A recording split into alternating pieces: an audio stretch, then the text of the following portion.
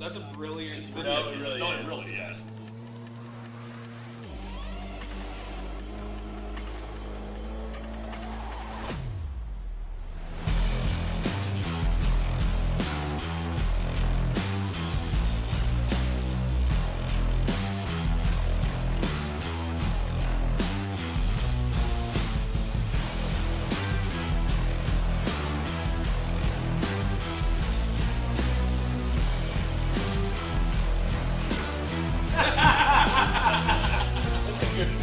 Yeah, you have to move it. I was wondering what the...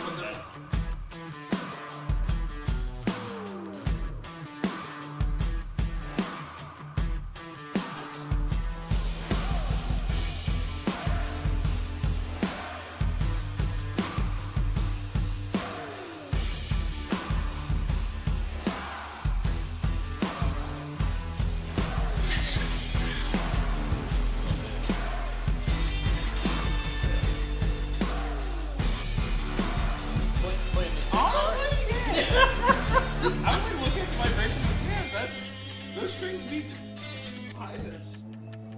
That was the first. I opened TikTok this morning. That was literally the first thing. Oh.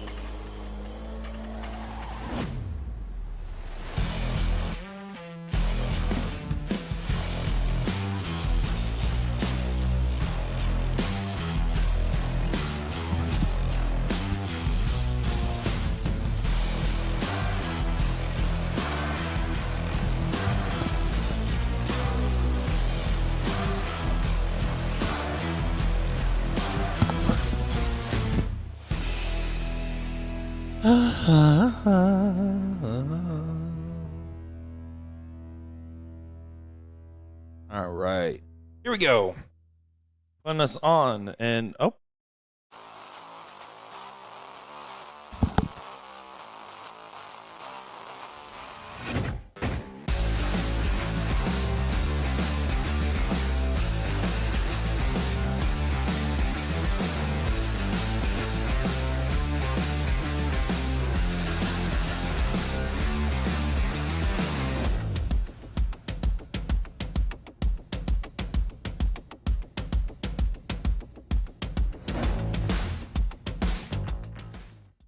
Well, here we are back and better than ever.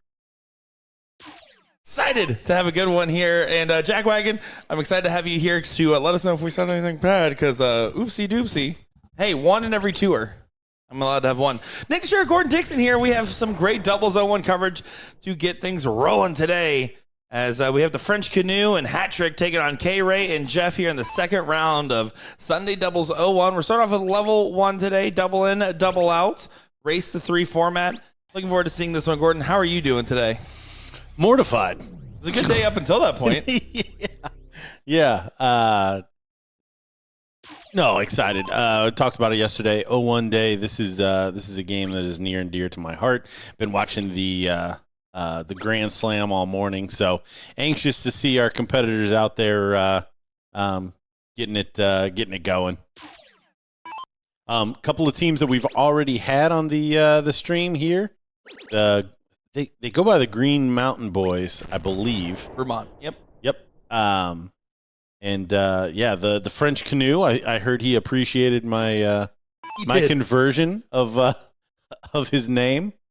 Our first look at K-Ray and Jeff, and then today, obviously, we're adding in the little twist to the freeze rule. Yeah, no, this should be a good day. I'm looking forward to seeing how this one will play out and having some fun with the format. And, Jack, thank you. Let us know that all you could hear was us laughing and not what the conversation was about. It's the first time I did you dirty with that. Yeah. Honestly, that's impressive. I mean, the number of times that I've hot mic'd myself, that's good. And that's why I was always anxious to have actual control over it. But, I'll let that one go. Of course, Jack could be lying and saving the recordings right now, knowing we're going to listen back to make sure. Yeah, exactly. No, for some reason, I trust the wagon. No, I mean, that's like been your guy since Houston. So I get it. No, it's always fun when we get to have a little bit of a laugh before getting things going. But I'm excited to be seeing how these will play out today. What we have learned from this weekend so far in South Carolina is there's some talented players, but no clear front runners. The only asterisk that was given was Shay in singles, but Shay and Kayla playing doubles in level 2. I'm excited to see how they will perform today too. Oh, well, that's fun. Mm-hmm. Yeah. Well, and I think the level play, I mean, it allows for some interesting teams, and got a potential. No, we do not. He's frozen. Sorry. Just catching up here. Yes, it allows for some setups that may or may not have happened, just because you'll know where you're going to land, and you can partner up with some people and maybe land in a lower bracket and still have a whack. Well, it's also, I mean, we saw it when the level play originally got announced before we changed some stuff around. You got the women's singles and the mixed events leveled as well. But, I mean, Alex Bellman said, I'm going to go out here and I'm going to partner with women for all the doubles and stuff like that. And that was originally what he was set up for out here before having to pull out, so he could go and give his best effort on stage. Of course, we are really proud to be able to watch our 2-time Invitational champion go over there and play against one of the best in the world. Is he now number 2, right? Luke Littler just passed. Is that right? No, he did not. He could have at the last one from. I knew it was close. Yep. But yeah, no. James Wade took out. You do not see that very often, where somebody's frozen and gets unfrozen. So yeah, definitely a little twist there. But no, he James Wade took out Littler early enough in the tournament that he wasn't able to overtake him.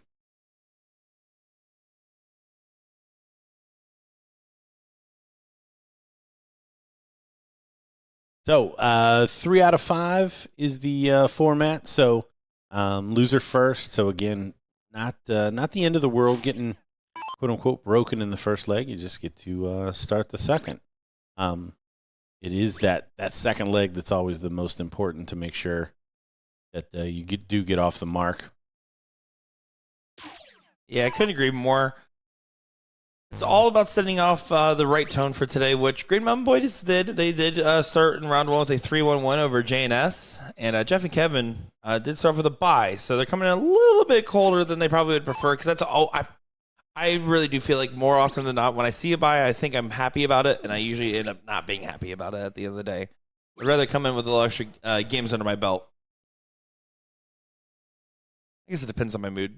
By day 3, it's not as big of a deal. Day 1, definitely don't want to start my very first match of the bye, in my opinion. I want to get in there and get going. Yeah, Sunday darts. Oh my goodness, another Tri-Fin user. I like that from K-Ray.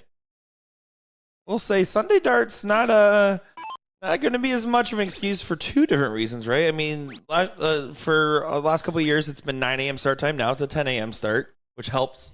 And then finishing both triples levels before 11 p.m., that's on you if you didn't get 8 hours. No, I like that. Yeah, shout out to I haven't talked to him in forever. It's on me, but Rodman from the Nashville area. He called them Sunday darts, and it used to drive me nuts. He would throw with, and I think it was like 1 or 2 grams lighter on Sunday to try to kind of counteract from the weekend. And I was like, "What are you doing?" That's just one more thing that would drive me nuts, knowing that it was just a little different from what I'd been doing the entire weekend. Yeah, insane behavior, in my opinion. Yeah. No, I always, but it was a great shot. Sometimes the most neurotic of us are the ones that do the best. It's not a given formula, but it's not always advisable either, right? Someone had a conversation with me out there. They were talking about like arm fatigue and if Ram Guevara has a benefit or a disadvantage because of the 9-gram darts. I said, honestly, while maybe it does play a factor for some, I don't think that that's enough of a factor for arm fatigue for him, you know? Yes, you have to throw a little bit harder, but no, not hard enough where it should be wearing out that much extra. I think I just saw a company come out with a range of titanium darts from like 6 grams to 9 grams. Whoa, really? Yeah, and it was all under it was all one piece. I think. I'm gonna have to look it back up, but that's just what reminded me, that low gram reminded me of that ad that I saw.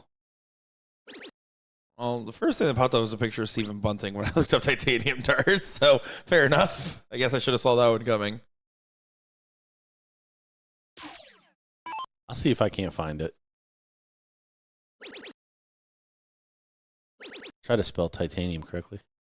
Google knew it corrected the search itself. I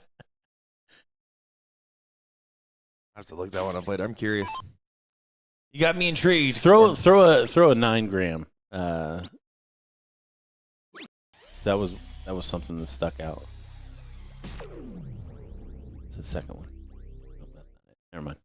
All right, back to the action. Back to the match. Jeff doing a good job here. His team going first.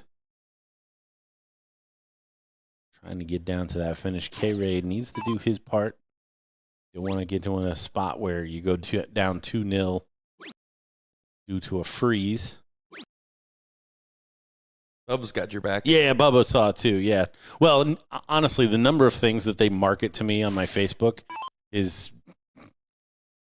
yeah, either like pirate dinners, because I went to one in when we were in Disney, and dart stuff. That's pretty much my my feed.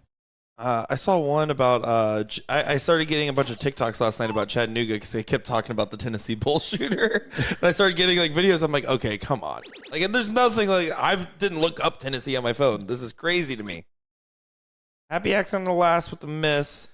Not going to be happy enough with 161 if Hatrick can go ahead and get in front. Been dragging in this match so far. Yeah, I like this board management though. Really like it now. Yeah, great shot.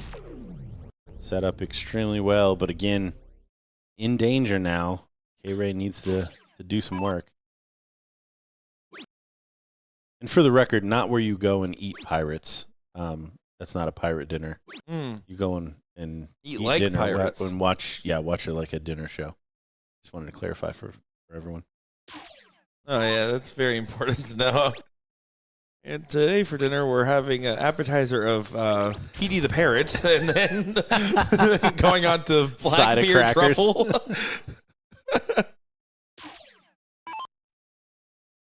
161 is eligible to go. Won't happen, so 150 gets an opportunity.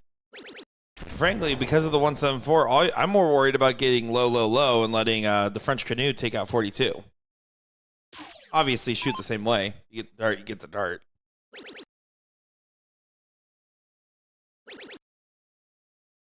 Good recovery again. Switch to the 20 has been prime. So,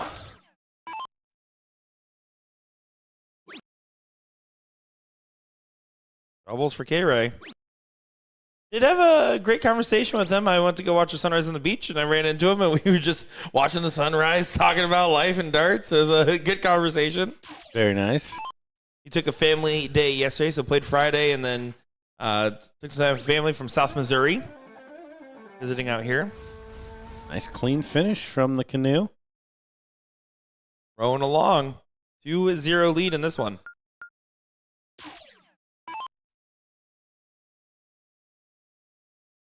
I will say it was one thing to watch the sunrise at the beach. It was another to see a bunch of people taking pictures from their hotel balconies asking, hey, is that you? That was a little surreal, I'm not going to lie. What's worse is I posted on my Facebook, I filmed a video sitting at the beach, and I was like talking and to post online.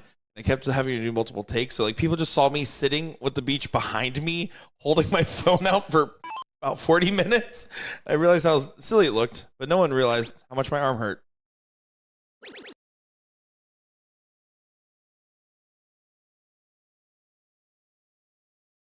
Good last there.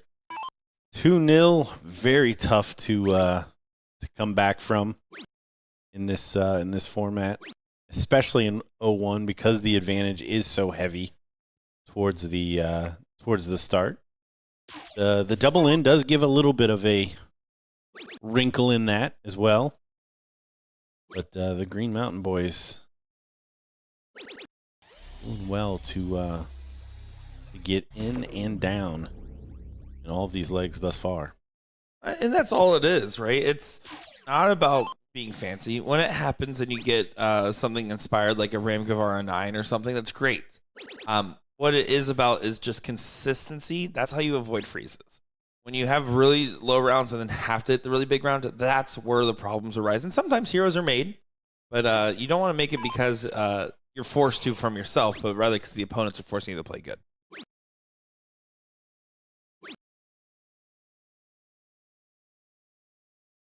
See what he thinks of that one.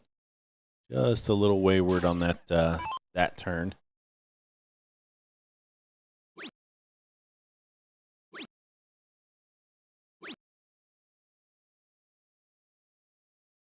You pull up the averages for this level 1.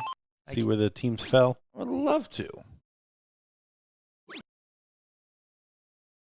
think the cutoff was right around a 28.5, just over 28.5 for that cutoff. For level 1 to level 2. Level 2 to level 3, right at 23.5.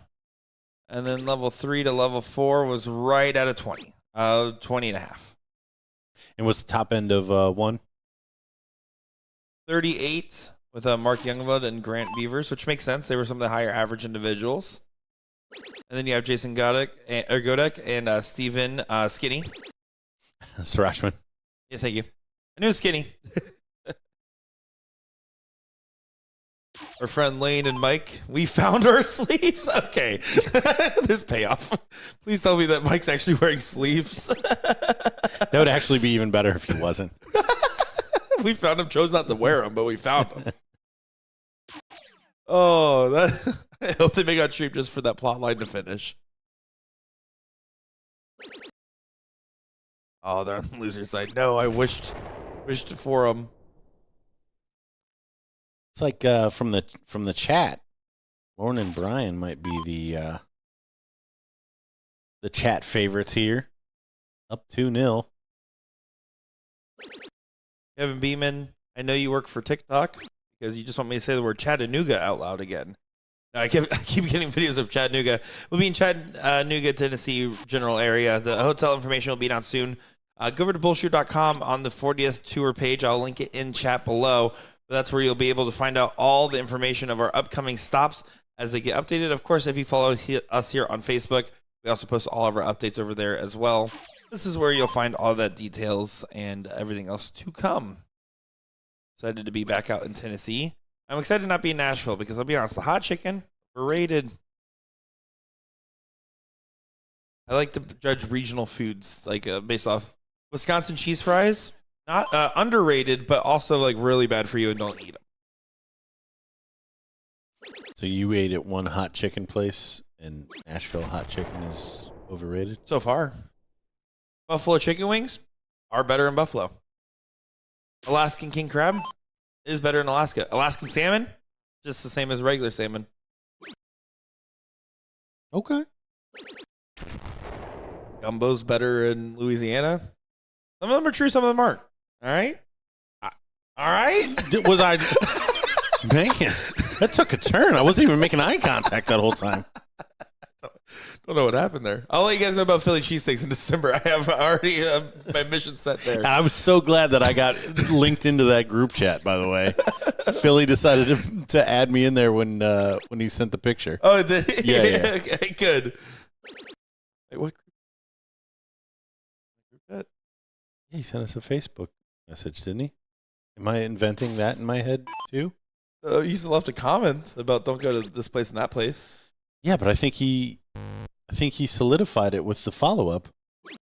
Oh, I haven't opened it. Oh, my gosh. If you're curious, guys, I just opened my phone, and it's unopened, unanswered, unopened. No. Community manager here. It's the weekend. Just managing the community. 9 to 5 only. I like trip 14 on this last start for freeze. Probably started that way. That's one of the biggest nuances that I always screw up. Oh, shot on. Not going to do it. Does stay there to bring it all the way down is Brilliant. Is making sure that you do bring it all the way down, or as far as you can. I still get stuck in the rut where you're trying to set up a good finish. That's not always the correct course. In this position, mathematically, at least it's fine. If that was the choice, you didn't have to go low. That's a good practice. For a 3-0 victory. 2-force. Oh, he comes inside. No real danger. As the 37 is frozen, should take it out for fun. Triple 11. That's up to 2. The French canoe for 12 for the 3-0 victory. That'll play. That will play, folks. As I believe right now we also have our next match just about ready over here. And yeah, getting right into the diddle. This is going to be for the top 8 on the winners side over here. This is B&B taking on Jim Squared in this matchup. I'm looking forward to seeing how this one will play out. The winner of this will get either the Green Mountain Boys, which we just saw, or the Trendy Marksman, which we saw yesterday as well. Looking forward to seeing how this one shapes up. And then on our other stream board, we get either Rich and Mark or Minnie and AJ taking on Milk Duds. So can't wait to see Elliot Milk on the live stream here. Forward to it.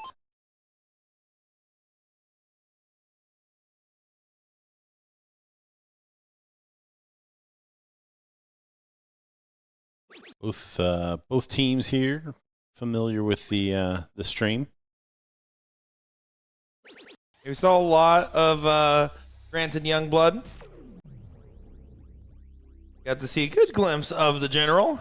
We got to have him do our Golden Bull challenge. Looking forward to seeing where he will fit in those rankings. Let me tell you, he definitely wanted more.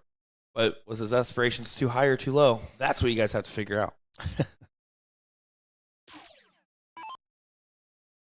What I love, though, is Sarah Sass also did a Golden Bowl challenge, and I asked her what her expectation was, and between her 2 scores, she perfectly averaged that expectation. Nice. I was like, brilliant. All right, good work. And then afterwards, Sarah Sass's friend comes up to me. Oh my gosh, she was terrified to be in the video. I said, all I did was go to her and say, hey, do you want to be in this video? And she said yes. It wasn't even like I twisted the arm. Nice. I have so much power here. It's in my head, Gordon. Now, is this our first look at Jim? Probably. Maybe. One of those weekends, you know? Fair enough. I was just trying to think, because I know we saw the General quite a bit, but that was Friday night in the singles. That is correct. We didn't see him yesterday in the double. So in my head, he's playing with somebody new, but honestly, he just has a partner now that I see him this time because we saw him Friday night. Now, and as you say that, that makes a lot more sense to me as well.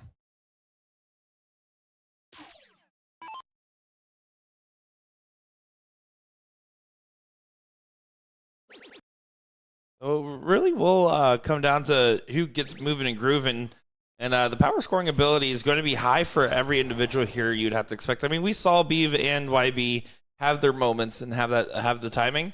We also saw some pretty steep and questionable falls at time too, including missed turns. So things can happen. And admittedly, Jimmy Jones not in the gear I would typically expect to find him at across the entirety of the weekend. He's had moments of absolute brilliance. I mean, it's a buttery smooth stroke, but hasn't been all the results he wanted. So curious to see how Jim will do.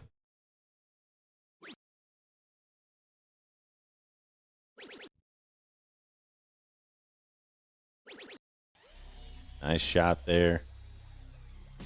140 to bring it down. The Beeve really running away with this one at this point. He's not going to be mad about it.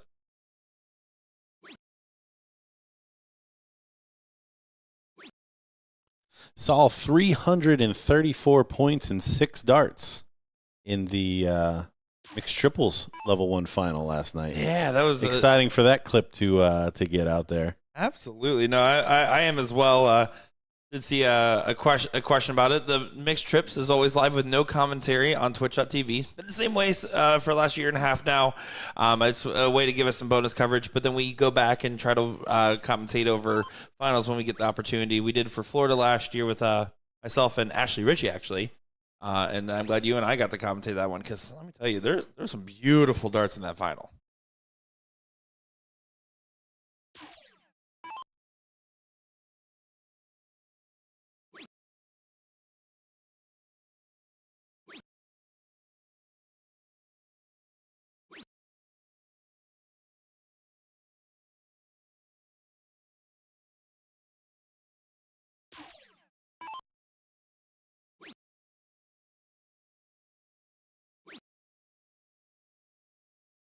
You're not going to be able to leave a finish, even with that last set reprieve. It's not going to be enough, especially here with YB coming up.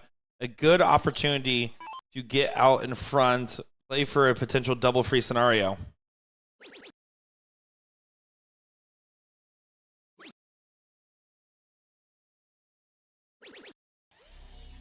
Good last there.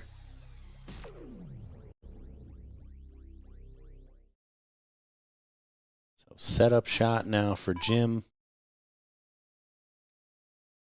Jim has to leave a finish. Yeah, wants to be aware of where he's at, and it's just not going to happen for him here. So the Beeve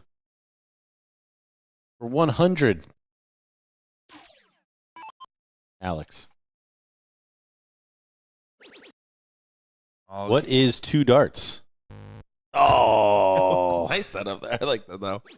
What is 3 darts? What is 3 darts? Unfortunately, you were wrong. That is the acceptable answer. B&B will absolutely take it. I assume B&B, Beavis and Butthead, right? I'm getting out of it.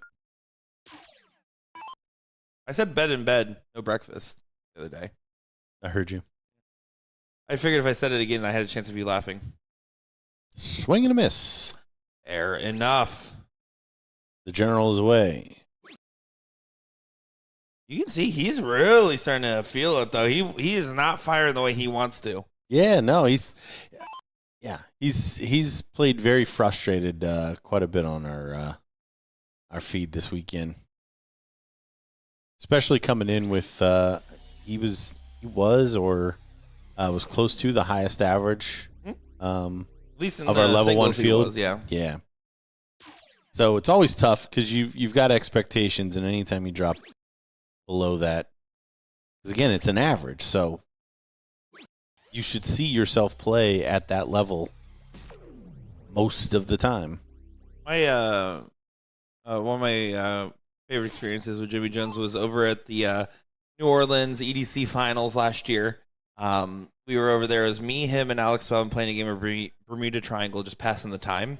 But like Alex Spellman was like, I'm going to throw this round with my eyes closed. And Jimmy Jones was like, well, I'm going to try that too then. And I'm obviously not as good as those guys. So it's like, shoot any double on the open. I went up there, and the first start happened to drill a double bowl. And then Jimmy's like, I didn't think you could do that. I was thinking he meant the game, but he might have meant my throw. So I'm not sure to this day.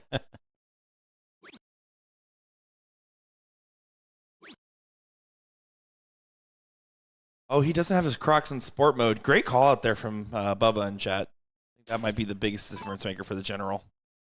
He's not in four-wheel drive. Well, if you're playing in the sport, you need to have sport mode on, right? That's fair. That's fair. Another good shot from the Beeve. Filling it up for a 180.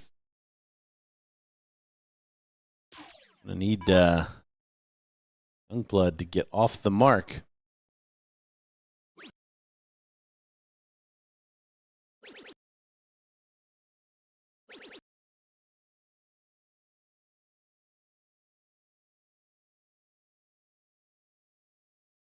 This is a big moment. You really got to get into the mix.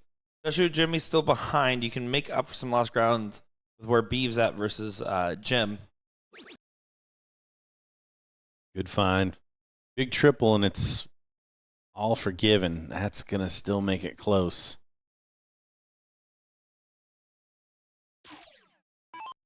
He just needs to dig deep. First one's good. This is more like it. Oh, here comes General, still getting a good shot. The pressure on this leg. The Beeve might not even get another 3, so he needs to bring this down as far as possible.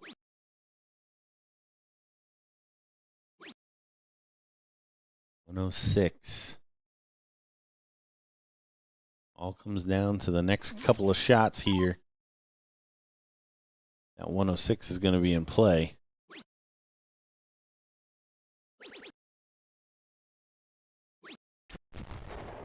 That definitely helps. You want a little bit more to put the pressure. But YB, if he collects a big 180 here, it's still in the cards potentially. Keyword is potentially. Yeah, you got to think 140 minimum. Oh, look at this. Look at the timing here. It does float into the 555, but 120. So 119 is where the General has to get to. so straightforward 20 shot, 140 for him does freeze the 106. And he's on it too.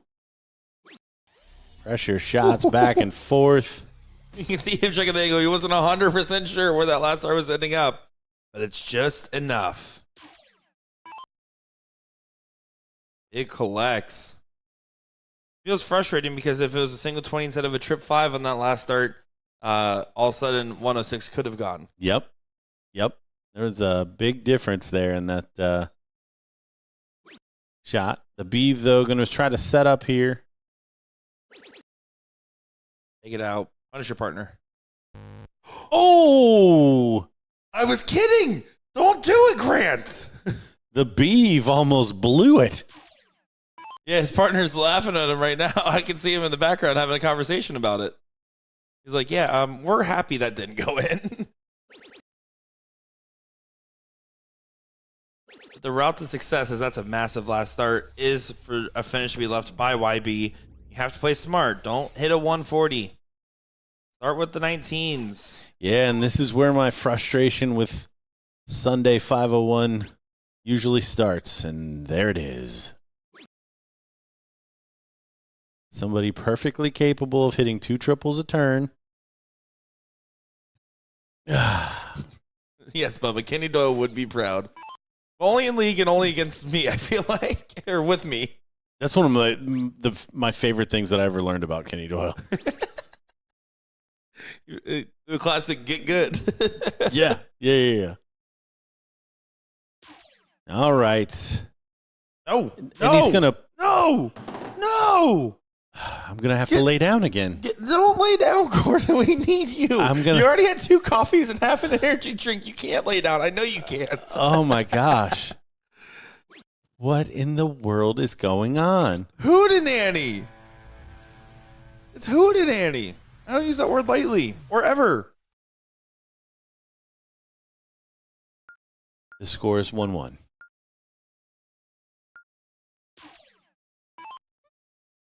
Beeve's going to get us started here. Throwing in a double. Smile wave. Smile and wave. I'll wave.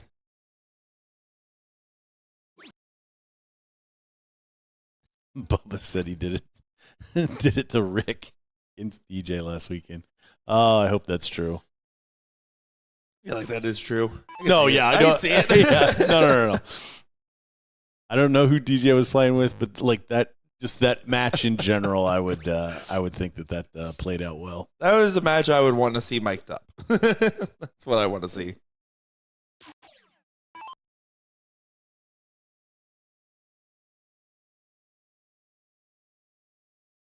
Bare minimum does get in, but it's not by much. No struggles from YB this go around.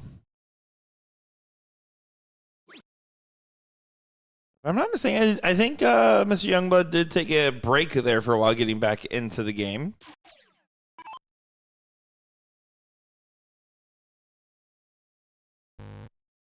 I'll be on the lookout.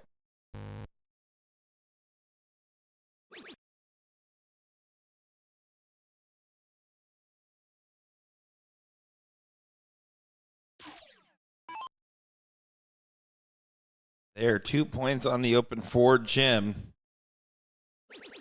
Jim squared. Also in a little bit of a pickle here. Try to break throw. Shaping up to be a very chalk matchup so far. Rich Turbans and Mark Laughlin taking on Ronnie Cole and Craig Elder on our other board over there. Craig, my blind draw partner from Magoo's. And Craig, sorry we ran out of gas there. We should have never let Geo beat us. That was a last league decider. We had our opportunities. 5th, 6th? That's where we finish, yeah. Yeah. I thought you showed me the bracket. Yeah, somewhere around there. We had the juice. We could have made it there. You literally just said you ran out of the juice. Oh, sorry. Let me rephrase. Maybe I should have ran out of the juice. If that helps. Yeah, I got you.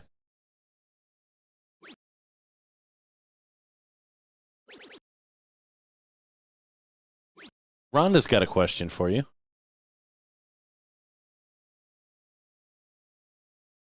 You're going to ignore both of us? Yes, correct. No, I wouldn't do that to Rhonda. I did it to you. Yeah, so our live stream was on Twitch.tv last night. For some reason, I did check earlier today, and it looks like there was some problems with the account, so it might have just temporarily gotten taken offline. We do have a full recording of everything, though, just in case as well. So hopefully it'll come back up and live there. But we were there. We did get a chance to see all the different people, and I know we had a couple people watching along last night for our no commentary coverage. Like I said, we just went back, watched, and commentated the finals of mixed trips, and it was an absolute banger for level 1. Level 2 had a good final as well.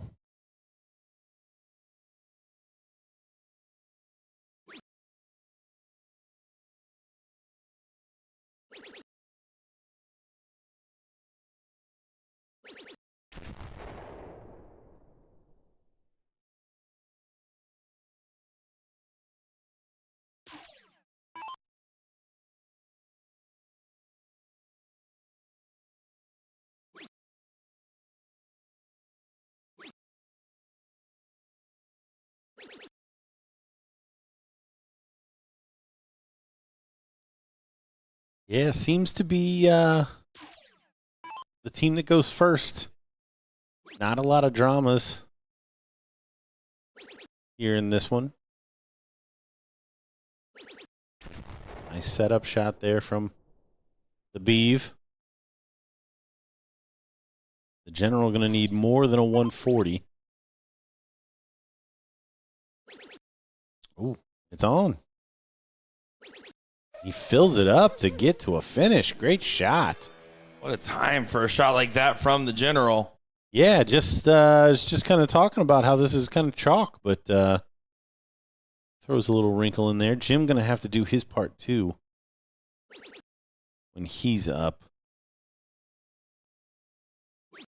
Doesn't look like even with a 180 he's going to be able to 180, 179. So can and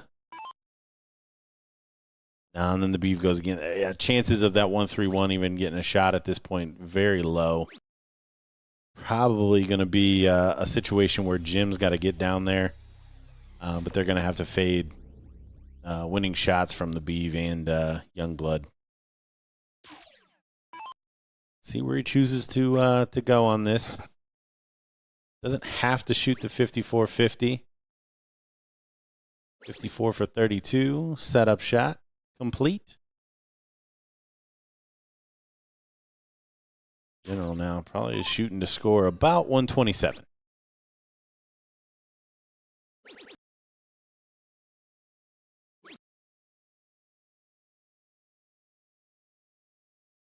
Still, YB should be able to get a dart at double 1. Good dart is all he'll need to make that a true statement for me. I've been lying a lot this weekend, though, so anything's still possible.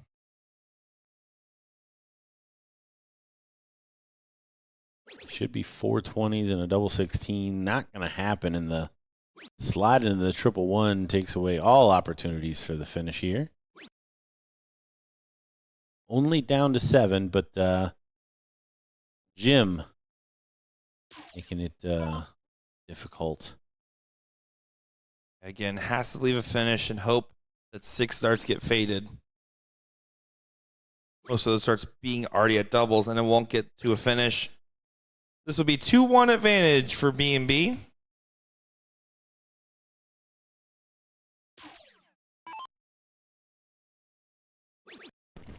There it is, straight away. Yeah, things progressing nicely.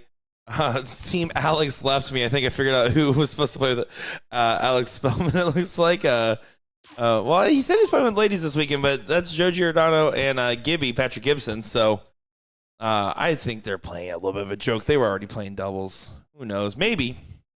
But they're going up against Chad Contry and Zachary Kennedy. And currently, CK Darts is up 2-1 there. Richard Mark currently up 1-0 against Milk Duds. And Green Mountain Boys currently up 2-0 against Trendy Marksman. Going to march on to the top 4 of the winner side of the bracket.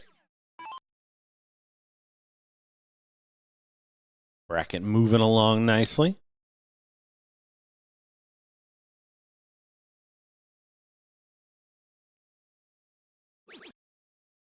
Which is on the last start, gets in. Job done, though, considering Jimmy did not.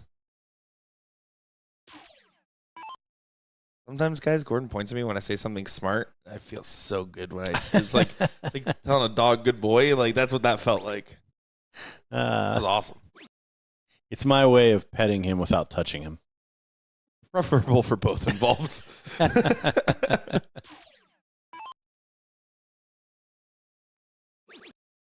Oh, Youngblood off and running straight away here. Not able to find a treble, but again, one of the gems not away with the start. It's a must-win leg for Jim Squared.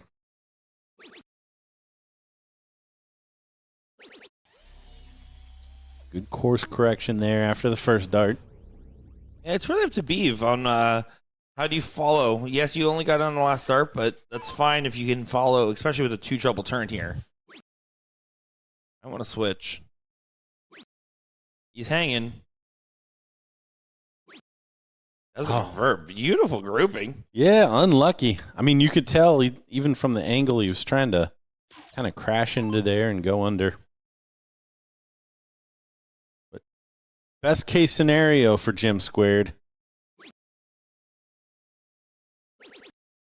Jim does find a treble.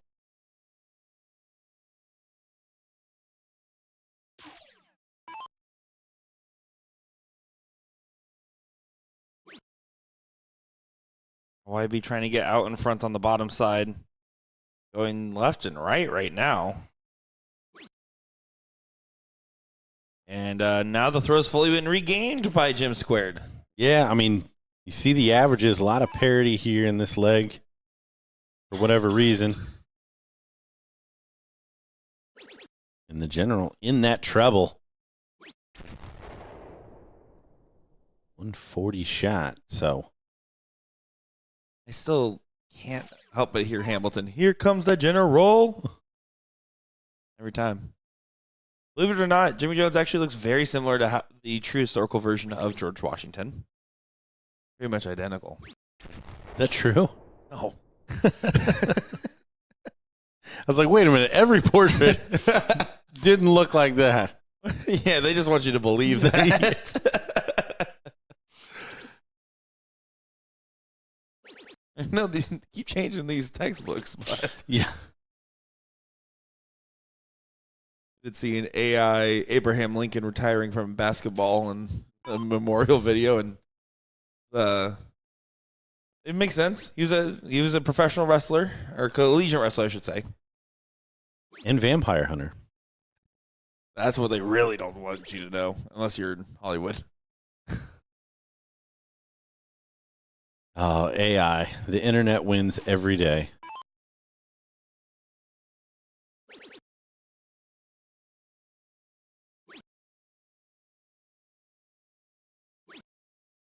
Oh, and 140 and then 55. Just not finding the consistency that he wants from himself or we expect to see from Jimmy. Yeah, but Grant's not going to be able to punch unless he finds 2 trip 20s, and those last 2 darts won't get there to leave the 170. So, Jim, opportunity to be the first one out of finish. If not, that opportunity will now go to YB. Important moments. It's about there's a break still absolutely on the table with how close the score lines are. One big round does it. That's a big dart there to leave the 141. Great play from Jim Squared. You saw what the general thought of that. Give it a 5-star salute.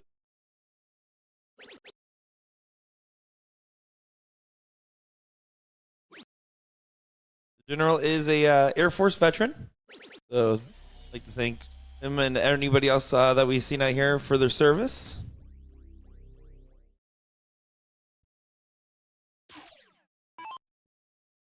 Do not believe that was actually his rank. You're pretty crazy.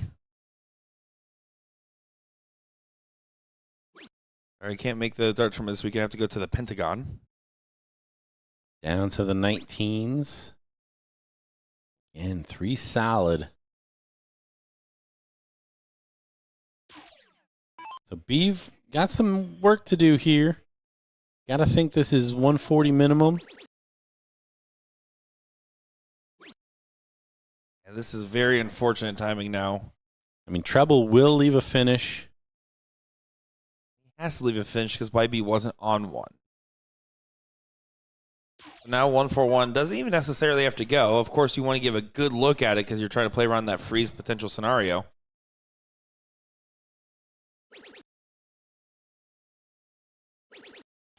Yeah, good setup. Gets down to the double 16. Good discipline to not just stay there for the freeze mindset. They'd leave 2. You don't want to leave 2. There's no mathematical advantage of leaving 2. 4 or less is the optimal.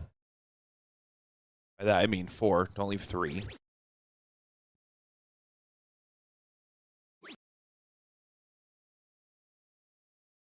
At 147, opportunity for Jimmy Jones. He called it. He's been struggling. It's been inconsistent. This could be a moment to recollect. 51. 36. Oh, right on it. Coming down the stretch again. Jim Squared utilizing that start to their advantage.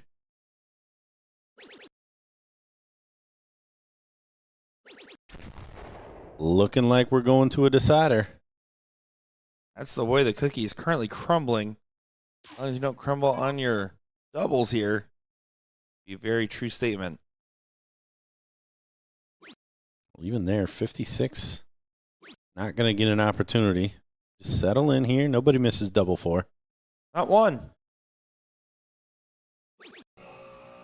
Wow, that's a little bit more unfortunate because this is massive. Yeah, that changes things here.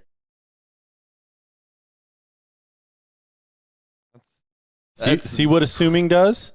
See what assuming does, people? I'm learning. I hope you guys are as well.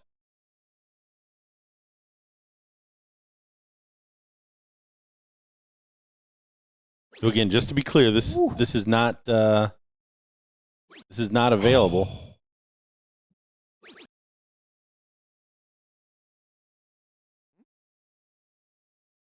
Available. Plus 60. Oh my gosh. Yes. 68. Oh man. No, that was absolutely eligible to go. Yeah, when he buried the first one, I was just like, oh no, he's going to shoot at it too. Because he should have.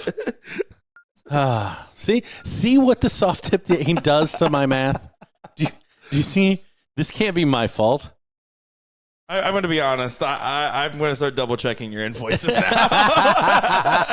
That's perfectly fair. You're like, no, have you guys heard him talk about math? Like, we need to. He says he does this in Excel, but what if he's just adding these numbers by himself? That's Will Stewart's math. I usually got to check.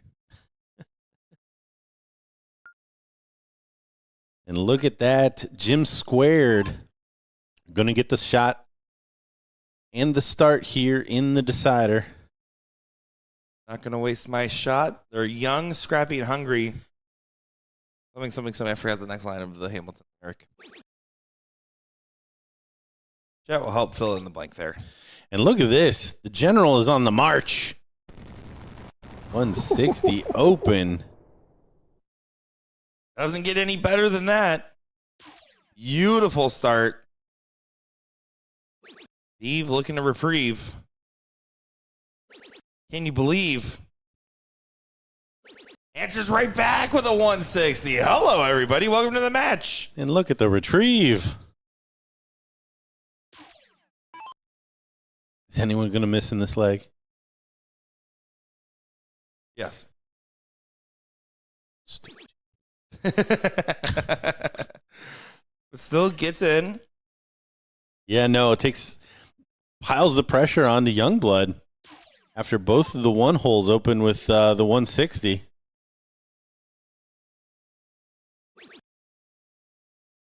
This is where it gets real interesting. You find a trip here.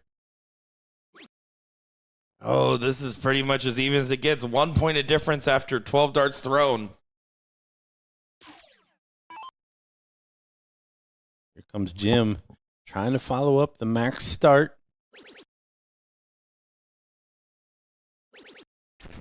It's a lot more like it. This is the general I'm more familiar with. Yeah, and what timing. Art so often comes down to timing. Being able to put together a big leg, a big shot, a big turn.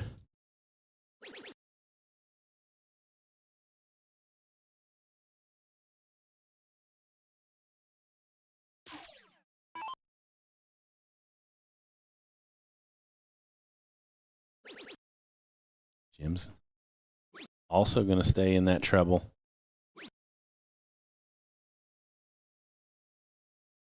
Keeps plugging along. All he needs to do here, he's playing second fiddle to the general here.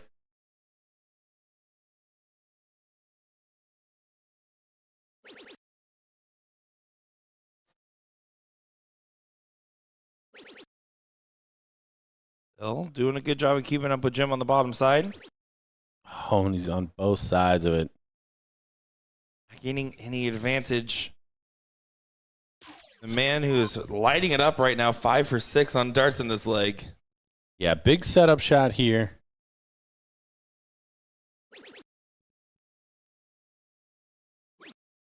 Oh, and he doesn't convert. So, opening for the Beeve. Couple of troubles from him. Can go one triple away. He's going to be wayward. Getting a little nervy down the stretch here. He follows up nicely. No real difference between 146 and 138.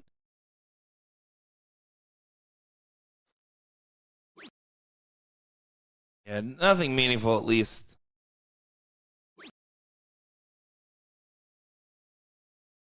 Only 60 from Jim. Maybe he hasn't taken advantage of any of these opportunities that Jim's given him, though. Going against the darts, when you get opportunities, that's already feels like you won the battle because you might not get any, let alone when you're not taking advantage of them. It's get really frustrating. But here, this is a little bit more like it. Another one of those does help with a big 140 there.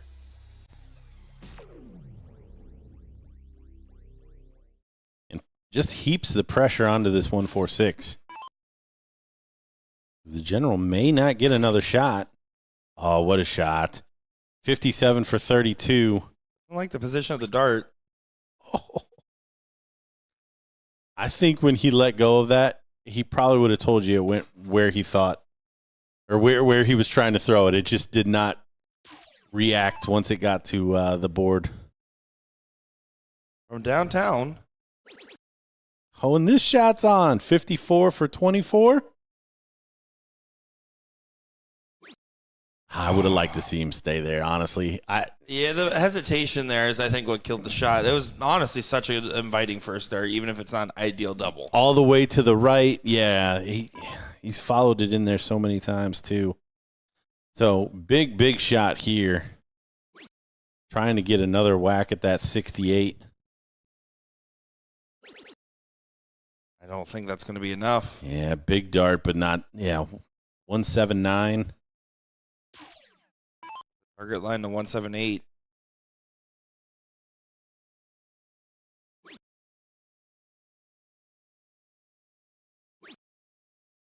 Gotta be careful.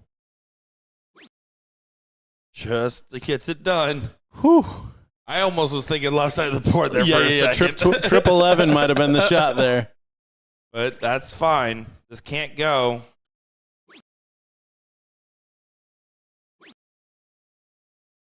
And don't love that either. Yeah, you got to bring it lower. There's no reason to go out of your way to leave it there. But might be a moot point. And there's the shot.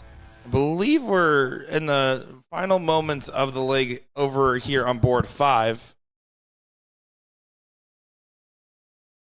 And take a look. Rich and Mark taking on Milk Duds. Rich and Mark currently up 2-1. See little Mark up here at the line right now, firing away. It's a 140 on the show, and this is the gentleman Craig I was talking about. Played with him in the blind draw and had a good time.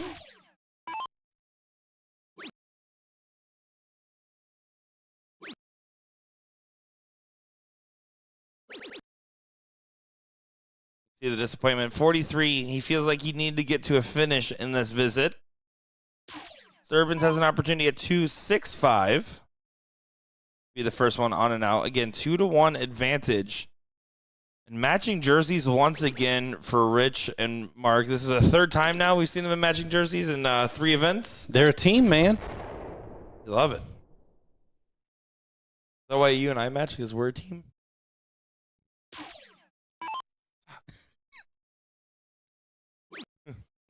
That's for me. I just pointed at him, guys. And then I'll do the other part. I'll pat my own head. Yeah, Ronnie's a little frustrated. Does not get to a finish either. So this is looking very disparaging now for the Milk Duds. Throwing a dud here in this leg where they need to break. Big last start for little Mark. Yeah, it was a good catch. And a catch if you're aiming at it. I was always told. Really? Yeah. I don't aim at a fish. I happen to catch one. How are you fishing? You see them? I go where the fish go. They come to me, personally. Chum in the waters. 140 for Sturbins. First start finds the 20.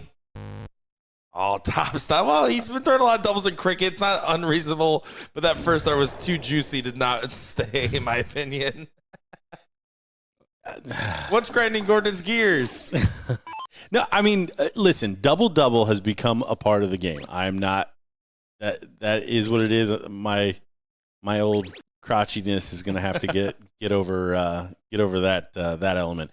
It's just situationally, like, again, I just feel like you're playing with fire when you don't really need to. Now, Ronnie, unfortunately, not really pressuring there.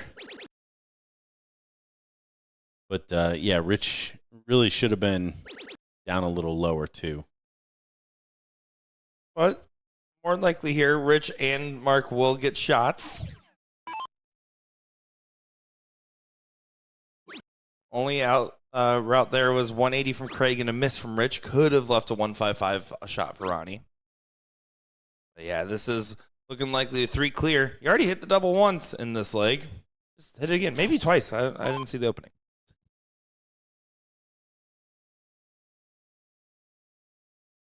Just a little reset.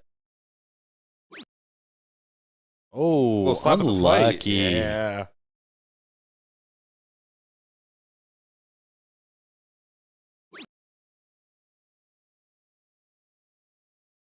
115 for double 10.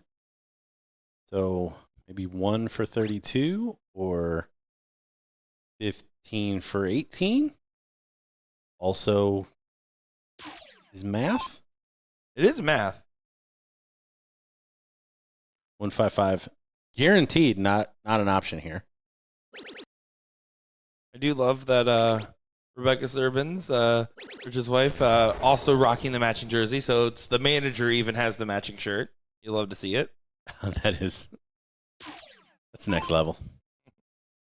Double 16 for the win. 3-1 for Rich and Mark. Another really good team name. The wins in Gordon's book. Uh-oh. Uh-oh. Hold on. This 159, though, I mean, you have to get it all the way. Now, this is one of the moments where you can just go up there, trip 20, and then, trip 12. I don't care what that last start is, but bring it all the way down. That's fine. That's fine. All right. Double 20 on the inside. Technically, 38 would be the optimal dart. Who likes double 19? Yeah, no. I mean, inside wire on the 20s, or the double 20, I'm sorry, is definitely a shot here. Yep. Good. Best case scenario there for Craig.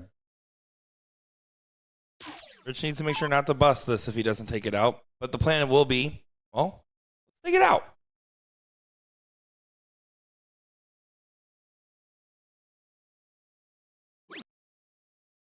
Do not bust this shot. Hit the double 2. There you go. No danger of busting down there. What are you talking about? It felt a little dangerous, I'm not going to lie. But coming up next here in just moments' time, top 4 matchup, Green Mountain Boys and B&B going to be taking on each other. And then after that, we will get Rich and Mark taking on CK Darts. I'm Nick Chair, joined by Gordon Dixon. Don't go far, folks.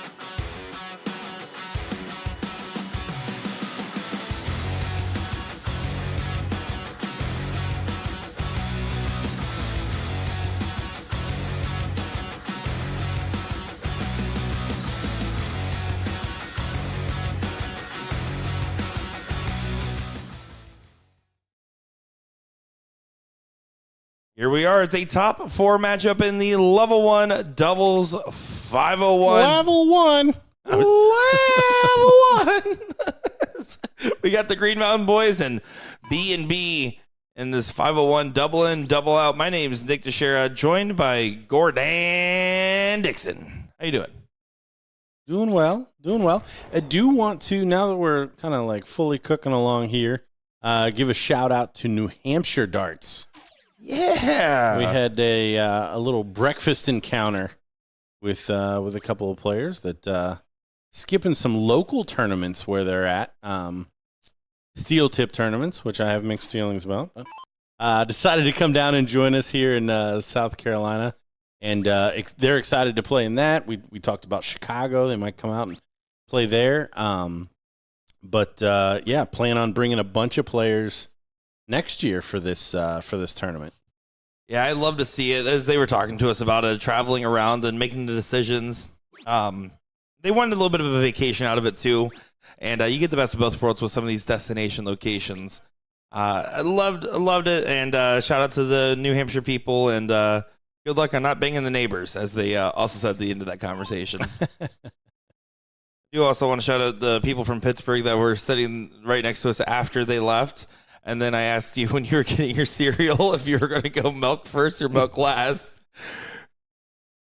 Yeah, you know my feelings on that. Yeah, I can't believe you put milk first. Oh my gosh, miscreant! What kind of psychopath would put the milk in first? Chat, let us know. Do you put the milk in first or last with your bowls of cereal, or as some would call them, your bowls of soup? Little off balance there for the French canoe. A canoe almost tipped is what you're trying to tell me. We almost rolled her. So both these teams coming through fairly unexciting. It does look like Youngblood from way we saw him yesterday. A little bit further off than maybe we'd seen previously. Yeah, it definitely seems to be the case. You can see the frustrations.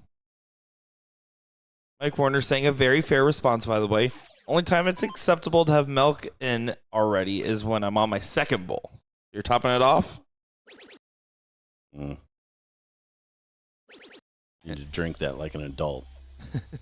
And start over? Start another full bowl. Yeah, enjoy the proper ratioed cereal milk. Got it. What, you're gonna deprive yourself of a full end of cereal milk? It's true. By just leaving it in there? It's not like it gets better. That's the thing about cereal milk. Like, if you put more Cinnamon Toast Crunch on already Cinnamon Toast Crunch milk, you don't get better Cinnamon Toast Crunch milk. Yeah, I guess so. You know what? That's reasonable enough. Thank you. We'll say I was at a Dunkin' Donuts the other day, and they had cereal milk as an option, and I thought it was a flavor, and I was like, oh, I'll get a cereal milk latte. Like, okay, do you want a flavor with that? And I was like, yeah, cereal milk. And they're like, no, that's the milk. And I was like, they just sell that now? Like, is there someone out there, like, eating all the cereal? Like, what do they do with the soggy bits? I don't know. The soggy bits. 70 here for B for leg number 1. Fair question if you ask me. Oh, I'd say 57. He agrees. Just the fat 16. Again, no danger in this particular scenario. Yeah, the French canoe. And then just have to continue to dig deep. Needed to set up if he could. Doesn't get to it. YB gets a swing now at 150.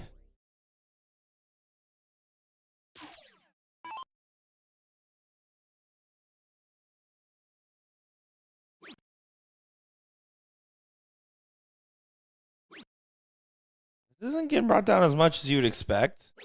Last one helps. Patrick here needs to leave himself a finish. Got to dig deep on a shot like this. Important. Stay alive and keep your hopes going.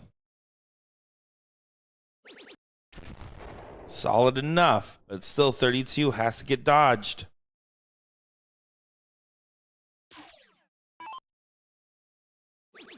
It will not. And B takes the first with throw. Again, I feel like the Green Mountain Boys certainly have enough experience. They know not the end of the world here. They get to start their own leg, but this is on the border of must win, and you see what Mr. Canoe thinks of that one. Yeah, Brian not happy with it at all. He has a pretty quick pace, but it still felt particularly rushed. Again, get creative on your double in. It doesn't matter. Just get in, right? If that first start isn't anything other than exceptional marker, don't be afraid to move. I'll go off the double 16 over to double 15 or up to the 14 or 13. Yeah, I like corners. I like angles. I typically miss low right, so I was always an 18 person, which I don't see many people use whatsoever. It's usually 16 or 20. But yeah, it's always a handy thing to kind of know about yourself is where you tend to miss. You can make adjustments from there. Exactly right. And doubling in is all about, that's a massive 160. Focus. That's really what it is. It's so easy to start getting caught in I need to hit this many points this turn, as you typically do at the start of 01 legs. Your only goal, and before extra credit, is just getting in. Oh, and a good recovery there. Goes from not getting into a 1-5-2 max for his chosen double. It is a great recovery.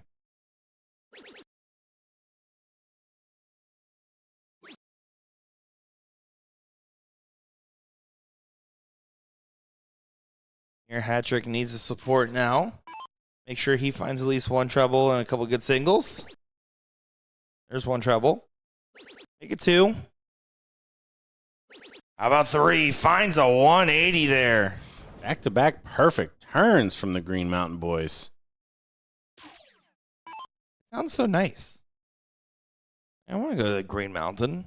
Yeah, no, I mean, listen, of all of the nonsense team names, like, put it on a shirt. Like that's a great team name.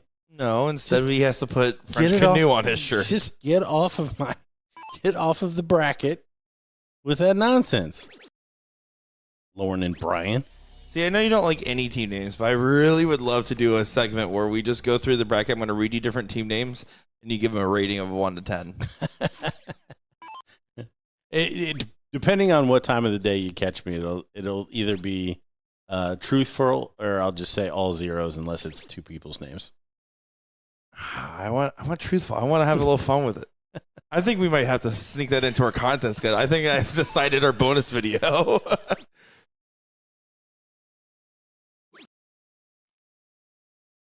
Yeah, just go back through the archives and like find a bracket that you think has like some that maybe I didn't even watch the entire tournament or commentated on. And yeah, maybe that can be there's something here. A segment or something. That and the blind 180 where you take off the glasses. I have decided those are the two videos we've got inspired from. Just a little wayward there from Youngblood on the third after a really good leg thus far.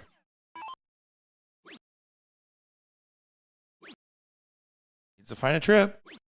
Doesn't get there, so now going to be leaning on Hat Trick to lead the pace. Grant can put some pressure on this, leaving a finish, saying, hey, if the 156 doesn't go, I'll be knocking on the door.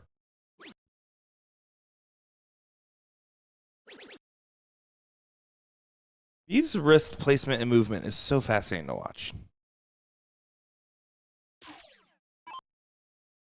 Like he does a little salt bay at the start of his throw.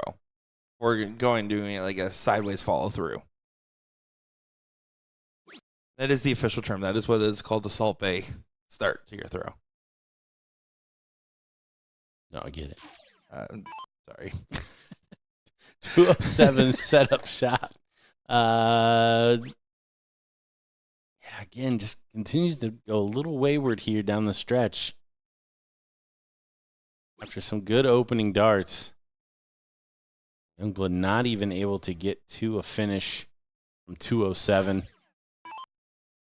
Looking like it may be going with the darts again.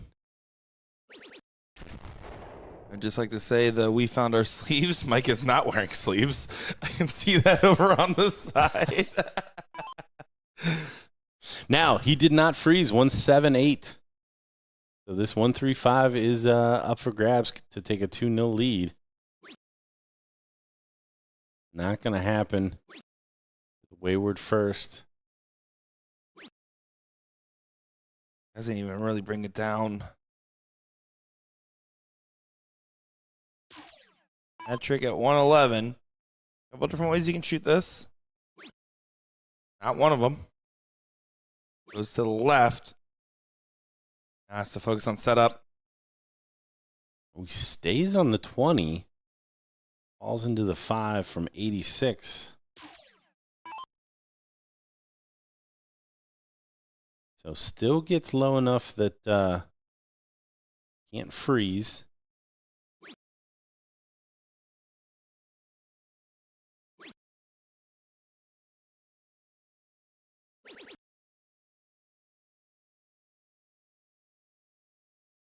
$67 to tie it up. One apiece. 6-7. Just joining us, we are in South Carolina in Myrtle Beach. Watching the level 1 doubles. And it's 1-1. After that errant first turn there from Brian, does recover quite well, starting and finishing on the double 16.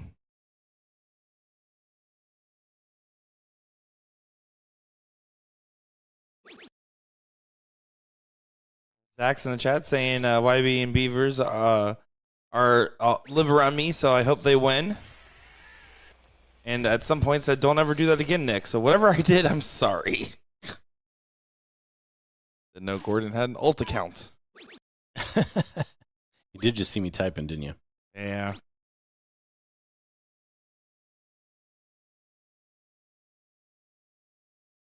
Big open from the Beeve. Not as big from the Canoe.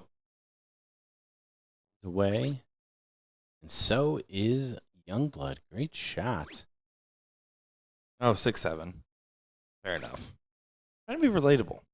See, I just glossed over it. I didn't even know you did it. I'm trying to be relevant to all generations of dart players.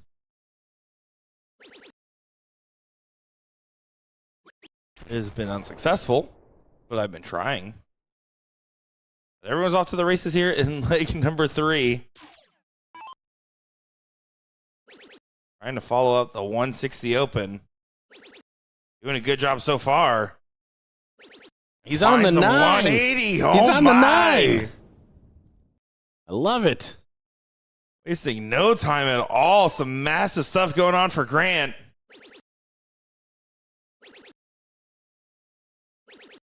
The 9 mark follow.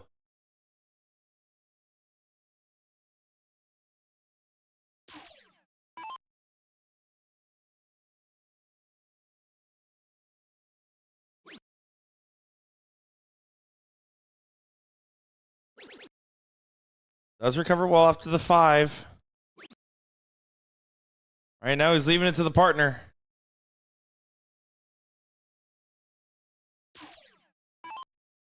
Here comes hat trick.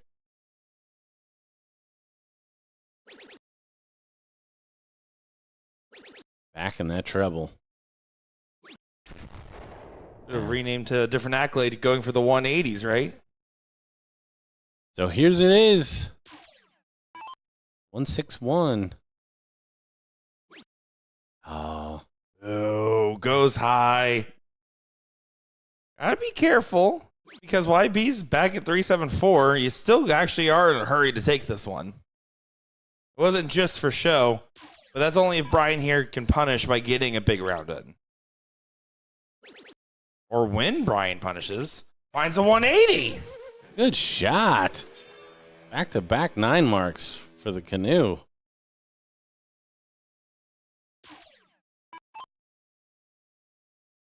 Was? Trip 5, trip 1, trip 1. Oh, Just being a little cheeky. yeah. That was full cheek. There was no little. Good find on the last. 256. So 180, 76.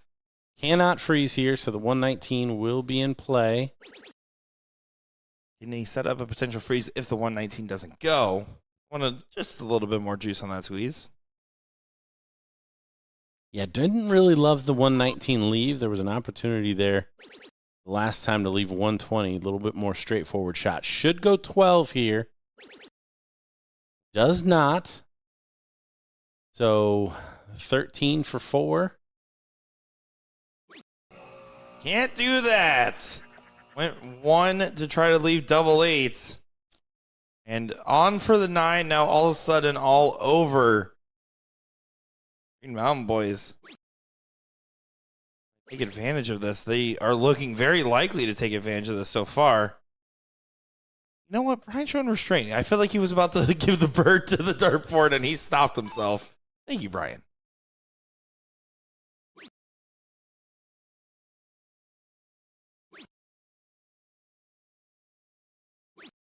On Youngblood, not able to find a treble. Still well outside the finishing range.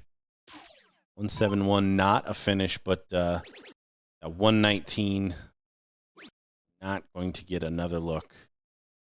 Slows himself down. Most likely. Oh, I guess he can't bust it from here. If he did, that would be impressive. I'm not sure why he didn't go 51 for 40 instead of he went 45. Gotta know your mass. If anything, this Sunday teaches us, it is that you do not have to know your math. What it does teach us is if you and I could do what we talked about, our math would get us there too. Right over the line.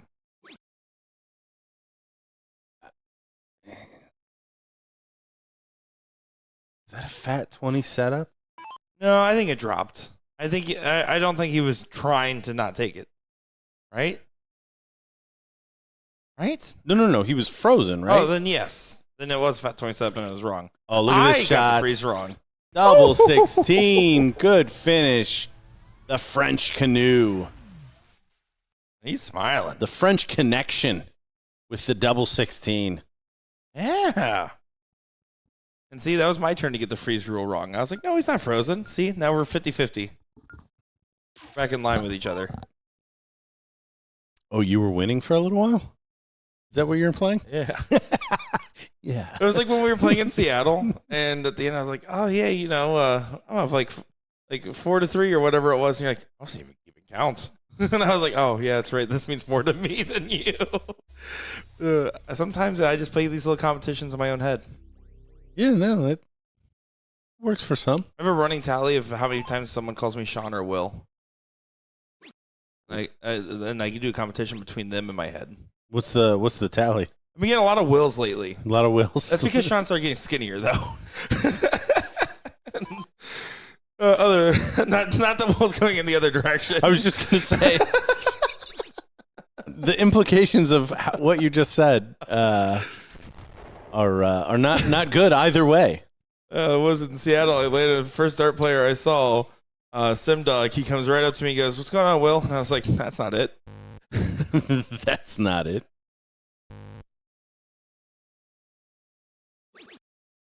Good last start there. Does get in after some struggles for hat trick.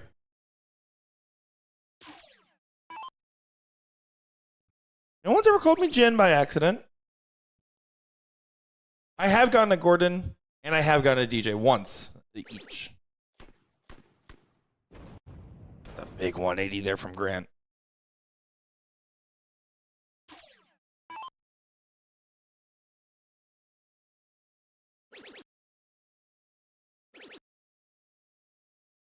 That's a big 180 right back. Oh, we're really starting to light up some maxes in this matchup, aren't we? Yes, the Green Mountain Boys, the timing. Again, I keep talking about it. Taking advantage of the openings that they're being given.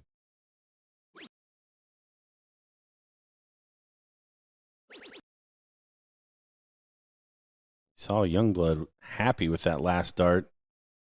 Finding the treble. Patrick, the one lingering behind this time. Doesn't want to cost his partner any shots at doubles here. Good find on the last, but again, still a dart behind. And the Beeve go out in 6.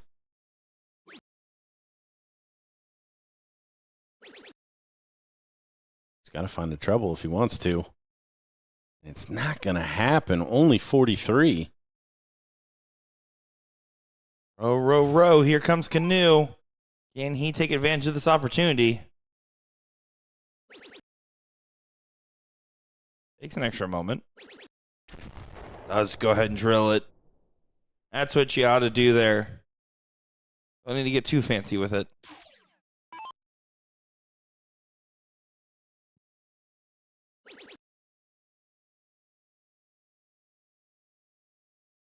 Every big dart miss here by YB is one less thing that Hattrick has to do to catch back up, although that was still a solid visit at 90.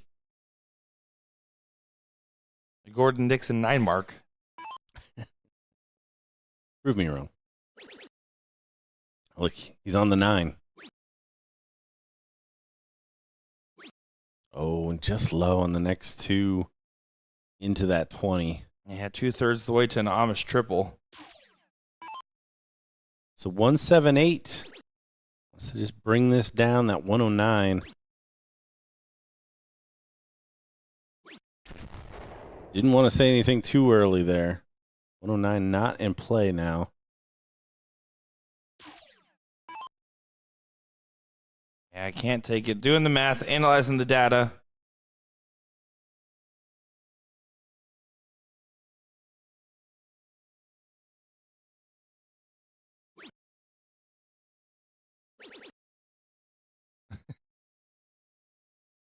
I don't know if that's when he asked his partner if he was frozen. I think that's exactly what just happened. Wait, frozen? Oh, okay. Would have probably checked before going into the shot. No. I'm pretty sure. Yep, no, they're absolutely having the conversation of, yep, we got the math wrong. Good thing you didn't hit the go sign.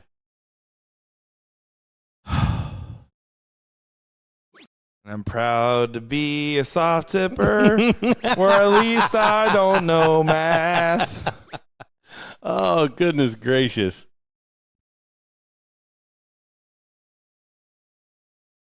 All right, now this is a big one. Honestly, 180. Not going to happen. Does find the 57, stays there.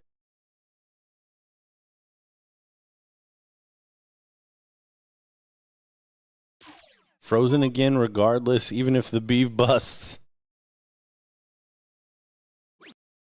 Almost. Almost. Oh, man. Had to have slipped. That dart should be nowhere near that low. What?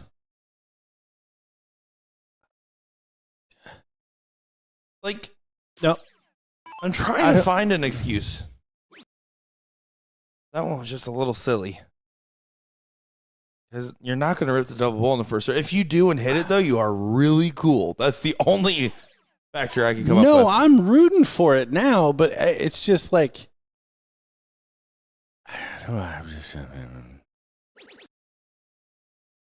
Not shooting the champagne shot.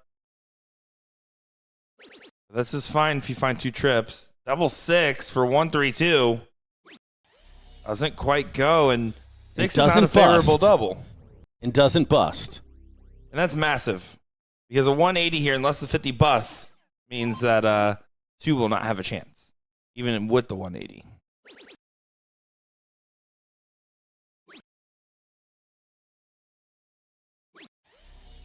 One, two, two, not a terrible lead by any means. 50, you just ripped the bowl. You went out of your way to leave it. Rip it. Do it now. Tie it up. 2 apiece. 10 for tops. There it is. There it is. So, deciding leg, we're going to see a cork. Then we're going to see some math. Who is going to come out on top of this one? Again, we are in the semifinals of the level 1 doubles. Winner side. You know what our Sunday commentaries always reminds me of, though, is that math can be fun, but for the wrong reason sometimes. But math can be fun.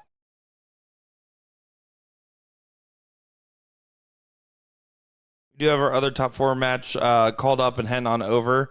Rich and Mark taking on CK Darts. Gonna keep things rolling.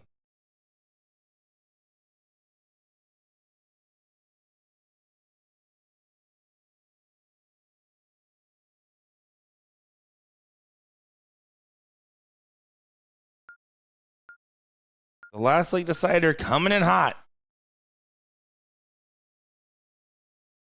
Anthony Small, I think the question is basically, is it posted like the average range for each stop, where it's broken down per level?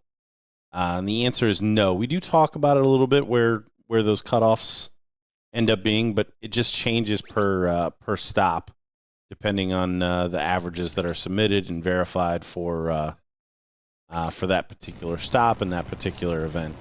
Well said.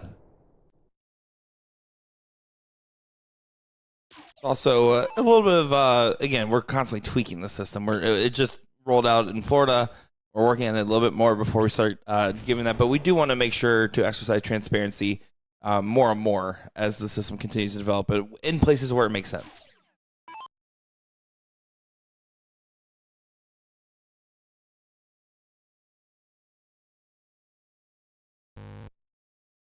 Oh, Youngblood needs to get away in this decider. Great last dart, and you see what it means to him. Yeah. I mean, that might feel like a sarcastic celebration, but it really, I bet it wasn't. I think it's a little column A, little column B. It starts off as a yes, I got it, and also like, come on, where was the other two? Yeah.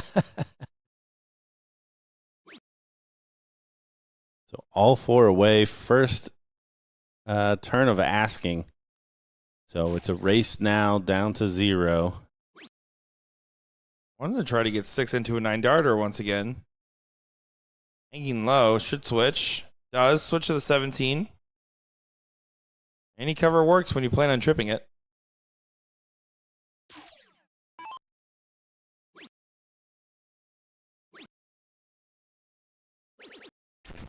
Actually, the trip 17 you see used quite a bit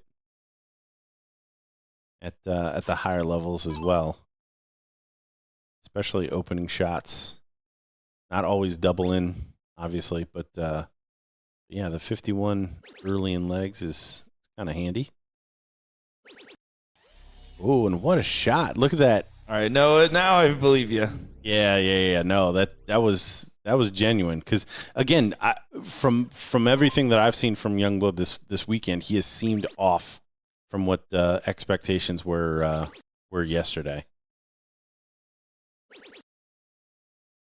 Shake of the head there. He does catch a treble on that last dart. So still within touching distance. A lot of parity between all 4 players here.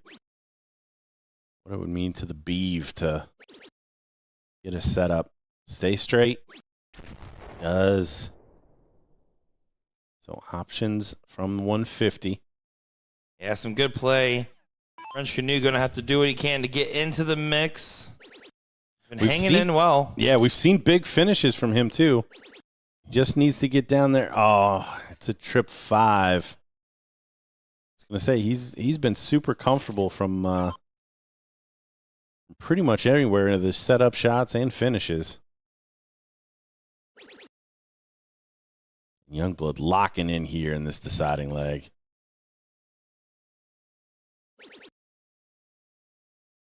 Talked him right out of it. Still enough, though. At the moment. Again, it really requires Hattrick here to really dig deep. And that first start doesn't instill any confidence. Finds the 12.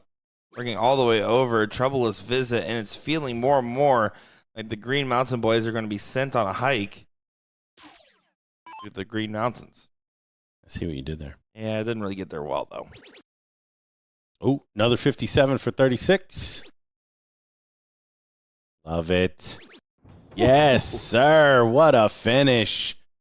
150 to take them to the king seat match here in level 1. We see our other competitors over on our other streaming board already in there, off and running.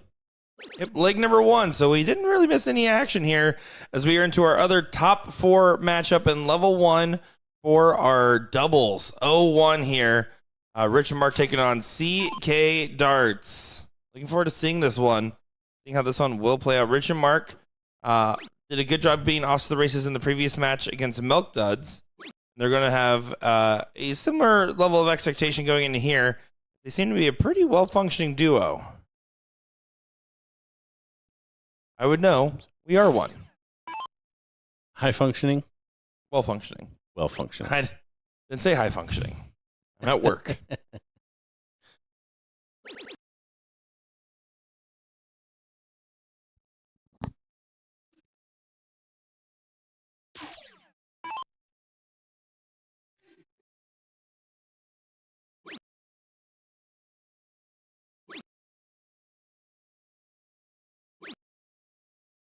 I can see frustrations there from Chad. Not happy with it. First look at ZK and Chad. Rich and Mark,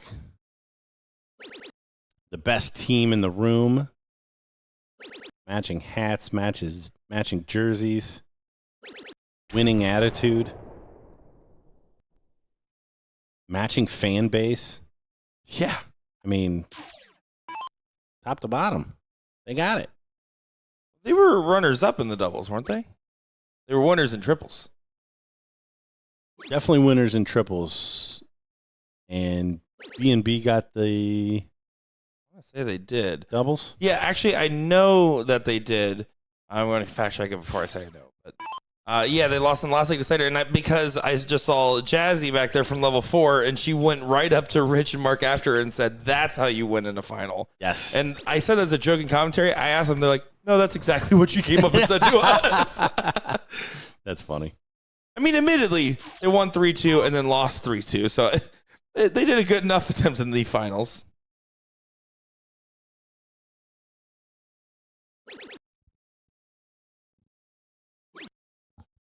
So far, looking likely to break throw in the very first here.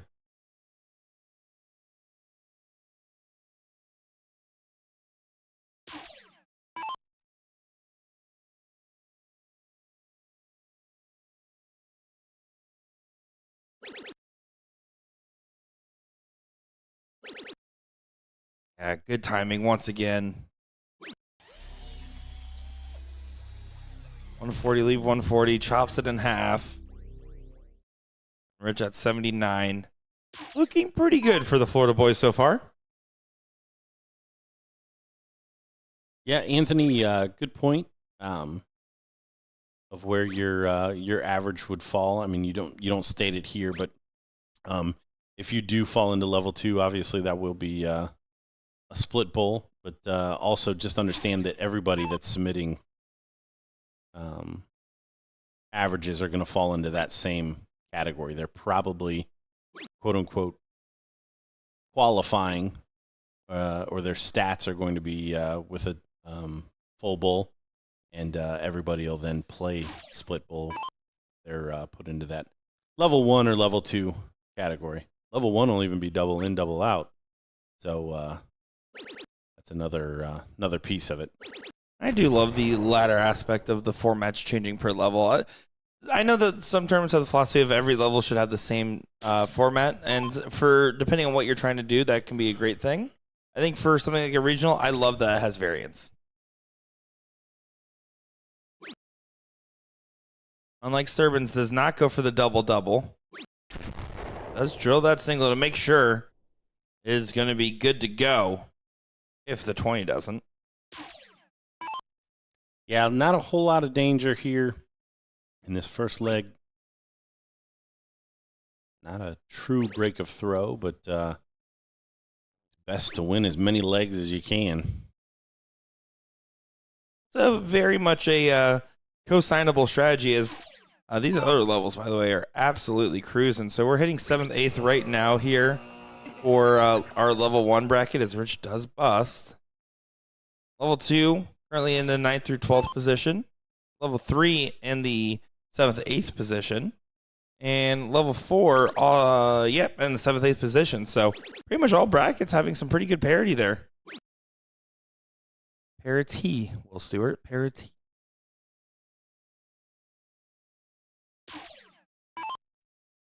Well, Mark to go ahead and convert. Not quite. That will do for a 1-0 advantage for the Florida duo of Rich and Mark.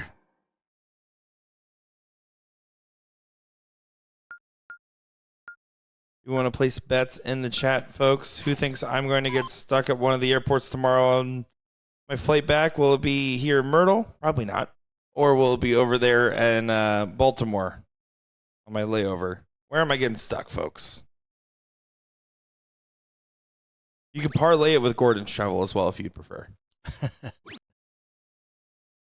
Yeah, I'm going directly to Chicago and then to Columbus. Oh, boy. Yeah. You're like just barely missing out. You could just like jump out of the plane at towards the end. I was telling the woman I was sitting next to Friday on the way out here, like, I will never great open there 152 from Rich. I'll never understand airplane math. Like, I could if they knew who was going where before the plane like leaves or whatever. Mm-hmm. But like when you're booking it, that's not how. That's not how that actually. So plays. Yeah, so I will never understand that. I had a flight one time formulation from Columbus to Pittsburgh, I think, because I think it was snowing too bad. I decided to take a flight over for probably a BullShooter stop of some kind, and I was there, and I got on my flight, flew to LaGuardia, and then from LaGuardia to Pittsburgh, and I'm like, we're directly over. We're not even like going somewhere else. Not even like a change of the angle. Yeah, and it came up because the guy that was sitting behind us talking about where all he was going, he went from Long Island to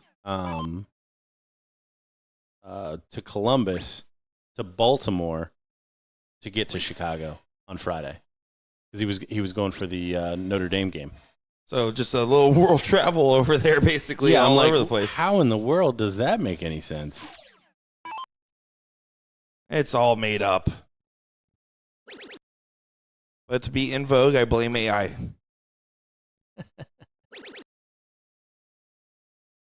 See the frustration continuing for Chad. Well, Mark needs to get back into the mix. A perfect end, and all of a sudden, the bottom score lines are realigned.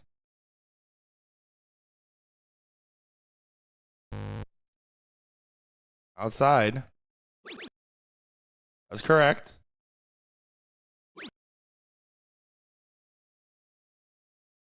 Doesn't cover the distance. But there is gains on the top side for Rich versus ZK. That's going to be a little bit of a saving grace here in a moment like this.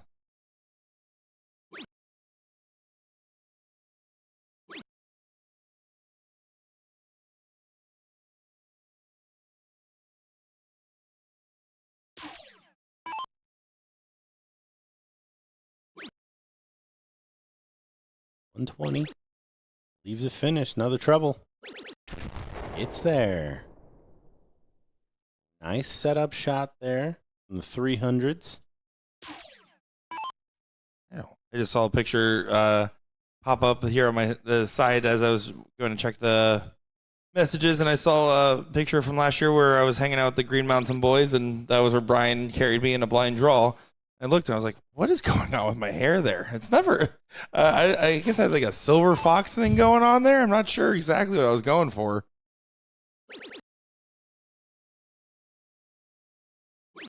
You guys want to see a good picture of Nick? Oh my gosh. There's a great one floating around this morning. Leave on your timeline. Everyone can go see that. Well, I got tagged in it. I didn't remove the tag. I did report it for bullying on Facebook, though. Oh, I love it. I love having good fun with it all. Shout out to my son, Will Stewart. Yeah, you raised them wrong. I can tell you that much. You didn't even put $1 million bounty on his on him for being a cutie pie. 164. Our second one today. Just outside. One hand, I wanted to see the out. On the other hand, I was afraid of having to clip that out while I was saying that statement.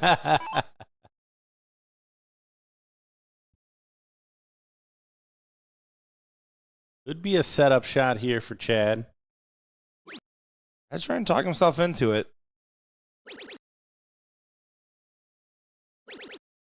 Oh, not going to get there. You see what he's frustrated. Come on. Well, Mark needs to dig deep. He can make sure 34 gets a swing here. Oh, what a great start.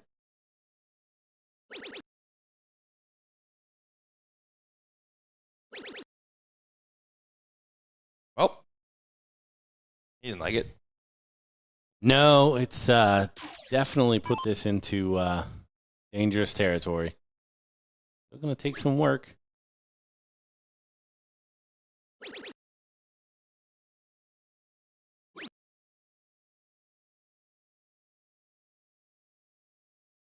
.34 does get a shot for a 2-0 lead.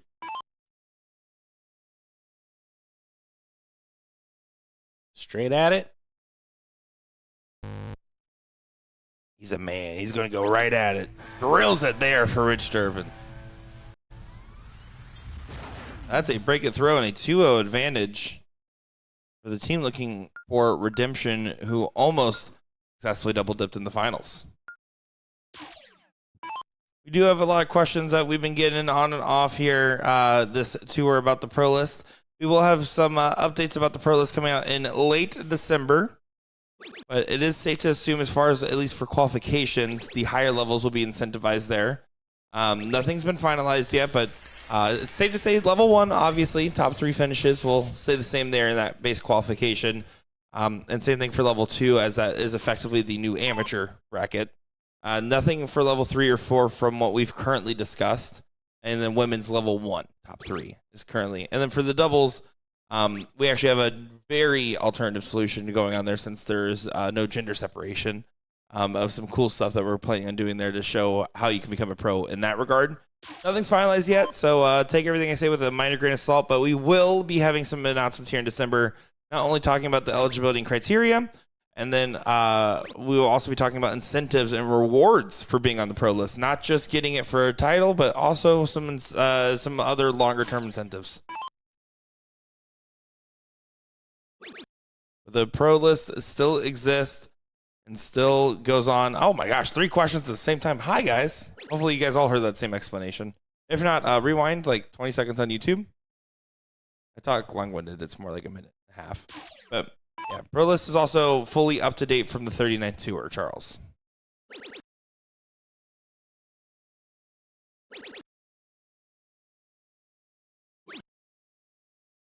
A 1-5-2 start followed by 9-5. Okay, having the best run so far on the stream.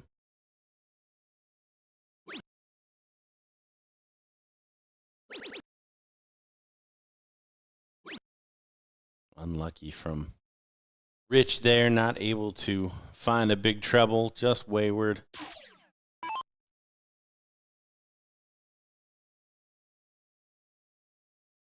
Chad with his pre-shot warm-up here.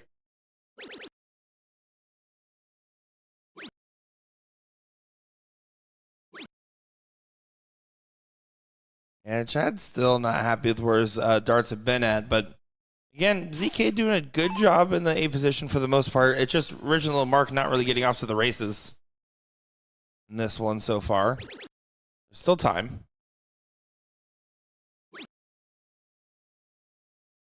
We'll take the 95.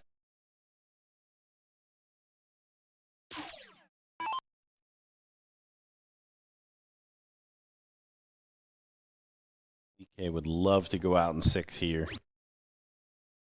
Self a little confidence here as they try to mount this comeback down 2-0. Again, just joining us, we are level 1 in the semifinals.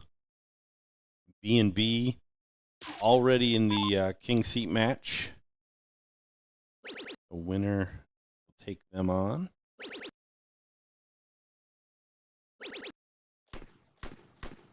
Good shot from the king just to get them back into the mix. This is where it all gets a little dicey. Does Chad hit a good round? Does Mark hit a good round? They both hit a good round or they both hit a bad round, then CK Dart's absolutely still in favor. If it's only Mark that hits a good round, it becomes interesting. Oh. Big shot needed. Not going to happen. Gotta dig deep here. Won't be able to freeze, but you can set up a freeze if the 114 doesn't go. It's still an important turn. Not going to really be the punishment in mind, even with a last start trip. And now CK Dart's looking likely to get that first leg on the board. But the Gordon-Dixon rule of losers start best of 5s. The 2-0 advantage is hard to surmount. Yeah, Rich and Mark going to get to start that next leg free of a cork. 54 for 40. Doesn't happen. Still a little work to do. Rich pressurize. Gonna turn up the heat on Chad on his scoring turn and ZK on his finishing.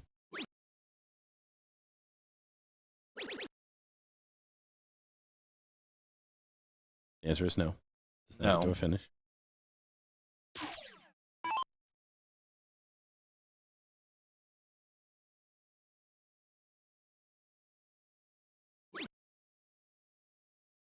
That struggle is still continuing.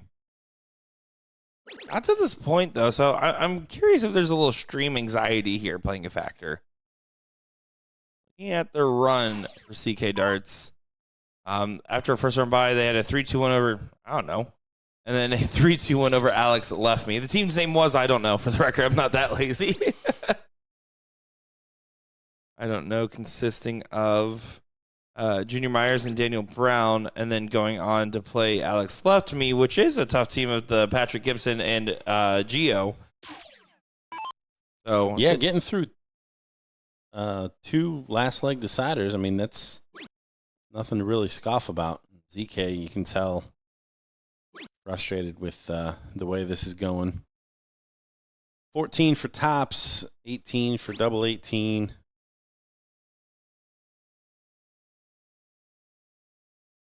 Serban's going to try to get real low. Now this is starting to get really sketchy towards freeze area.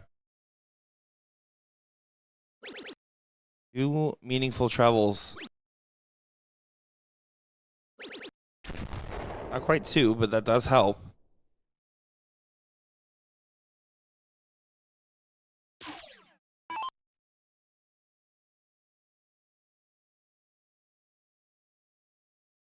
One time. Yeah, back-to-back lackluster shots for Chad. He's already on the path to redemption there. Yeah, it's a big find. 117 is now the market, I believe. Yep.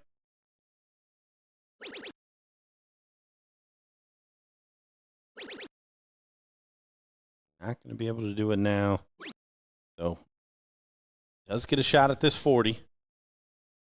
Mark did the minimum, though, to at least say if the 40 doesn't go, 79 gets a chance, but you expect 40 to go here for ZK.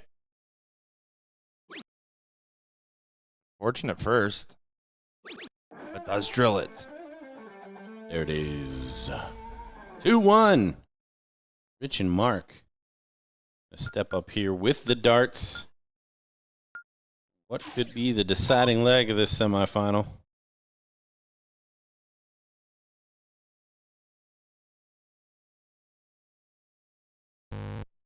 Because we're cruising. We're going to see who plays in that seat match. Forward to seeing how that one will play out. Does get in. Important. Chad's starting to find a little something there at the back end of that last leg. ZK struggling again to get away. You want to shout out Team The Tunas in level 3 winning the seat. Jim Diversa and Jen Dykes. Jen Dykes from our invitational shootout. Love to see that.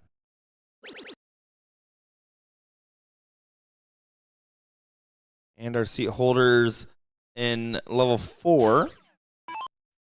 333. That's Ivan J. and Cameron Baker. Congratulations to those seat holders.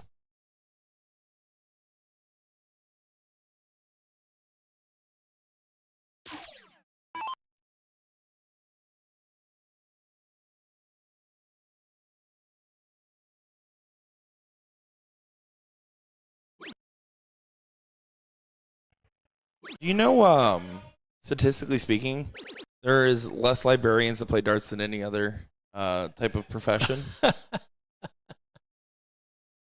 Is that a comment on the noise level? It might be.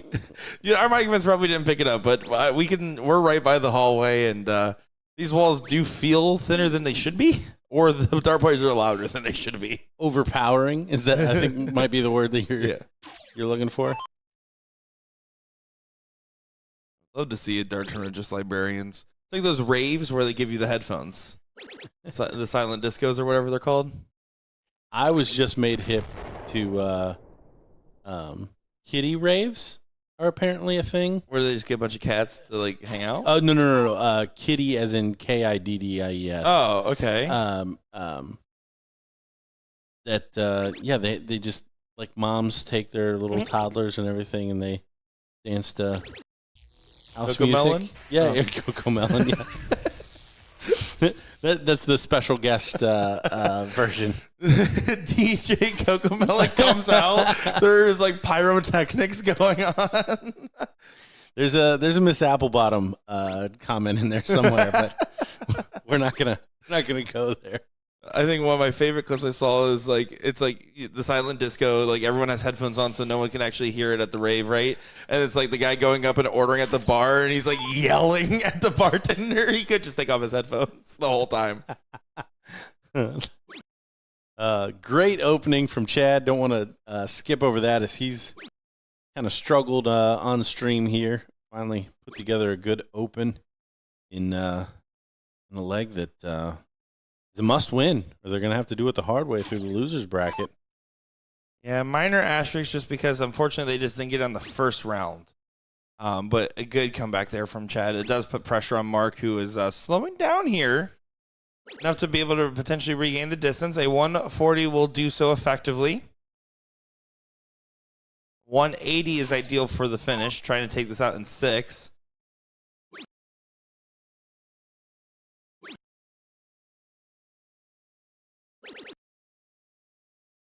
Chad definitely loosening up a little bit. This is probably closer to the standard. Still a little bit off, but closer to the standard he would expect to be at. Yeah, again, just looking at the pedigree to come through a couple of last leg deciders. Have to assume that ZK and Chad playing a little bit better than what we've been seeing here. Nice 140 from Rich. Up to ZK to bring himself back into this leg.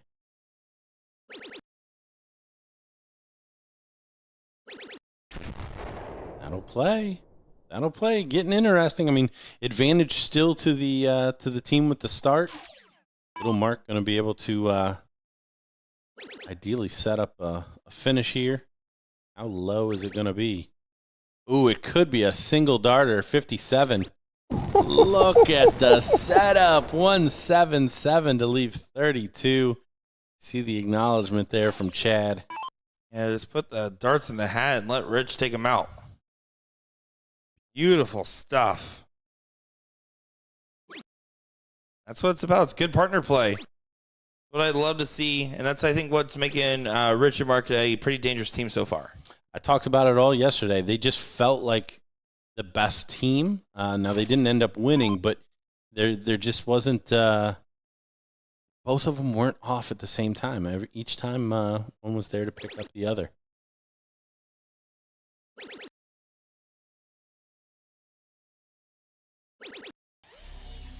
Rich does enough there. It's a nice 135, sits at 90. And this is looking all but over on the winner's side of the bracket for CK Darts for now. Unless they fight all the way back. Loser of this matchup will play either the Nobodies or Jim Squared. Which is not a reward either, in my opinion, on the loser side. That's a tough side to be on. Yeah, ZK leaving a bogey there. 265 really should be on the 19s. 5 leaves you the big fish as little Mark goes double. What a flex. Oh, just inside. Yeah, 265 should be on the 19s. 95 leaves you 170. 133 leaves you 132. It's all roads leading to better finishes there.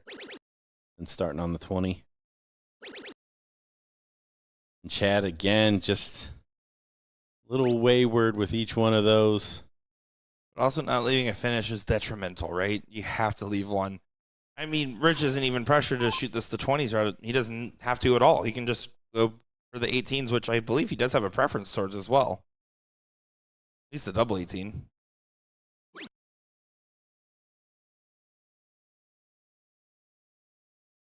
$636. Never trip 12 for the fans, but double 12 for the match. Will play. Good stuff there. They get it done. And we will be taking a quick break before getting in it to our seat match here in just a moment's time. I'm Nick Shura, joined by Gordon Dixon. We'll be right back.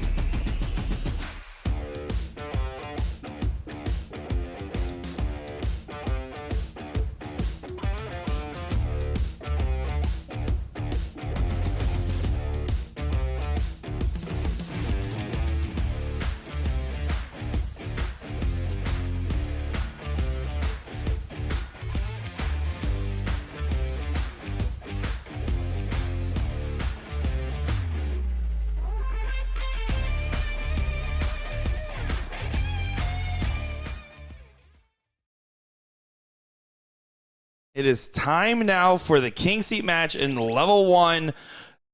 Myrtle Beach, South Carolina, BullShooter Regional Doubles 501. My name is Nick Teixeira, joined by Gordon Dixon. And Gordon, looking forward to seeing these two teams as they seem to be the best on the day so far, and familiar matchup for us here. Yeah, we've definitely seen these four players tangle. We've definitely seen them play quite a bit today.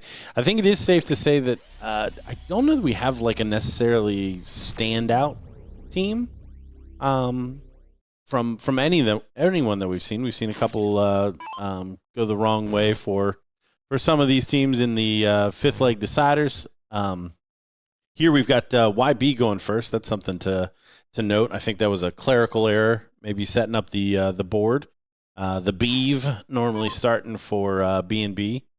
But, yeah, it'll be interesting to see. I think we may be surprised who may come back through the loser side to play the loser of this to come back here. So the run out here is kind of open, which is kind of fun. Yeah, I'm excited to see how this one will shape up and how timelines will finish. Of course, massive advantage in this format to be able to get the seat. Anytime you have to get double dipped is tough work. But in particular here, I do think in an 0-1 heavy, it's better to have that option. Cricket, I have more time. I'll figure it out in cricket. Well, and the other thing, 3 out of 5, and because the BullShooter format is to continue with 3 out of 5, if you got to win 3 out of 5 and then 2 out of 3, like that's one thing. If you got to win 3 out of 5, 3 out of 5. That's a tall order here to double dip in level 1. Here's a fun little look at other parts of the room. In level 3, Macy Lewis, Dawn Lewis, mother-daughter duo in the 4th place match of level 3 right now that we saw play against each other in mixed trips in the final. Level 2, Russ Bucket Lewis and Richard Henshaw, who were also a part of that matchup in the seat of level 2. How about that? Good job, Lewis Clan and Richard Henshaw and friend. So pretty cool to see. There's another mother-daughter duo, it seems, here with Robin and Nicole in level 4 playing in the 5th-6 match. I'd love to see the familial relations on the dartboard. I'm a big fan of it as someone that got into the darts because of my dad.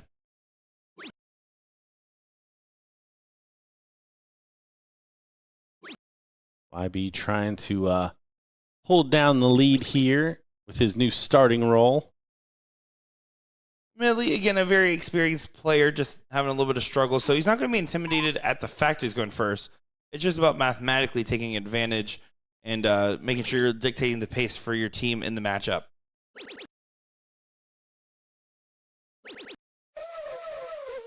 Big 180 there from Sturbins, though.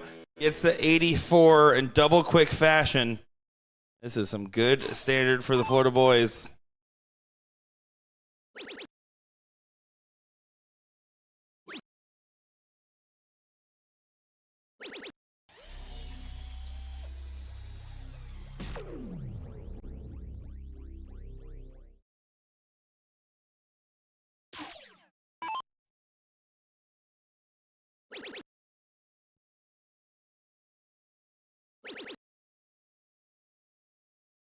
Couple misses into the 5.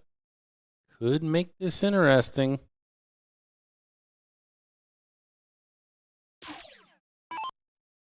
It'd be a big long distance comeback, though. You would have to hope that 84 doesn't go and that YB and Grant hit exactly what they're aiming for. Unfortunately, not the case here. Just hitting the big singles. 84 for the King. Seen him hit that double 12 a couple of times.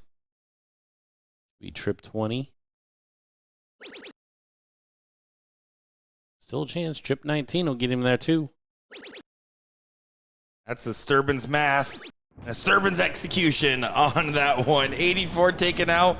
12 dart leg succeeded. And Gordon eye rolling over here. You know it's going to be a good C match when that's the case.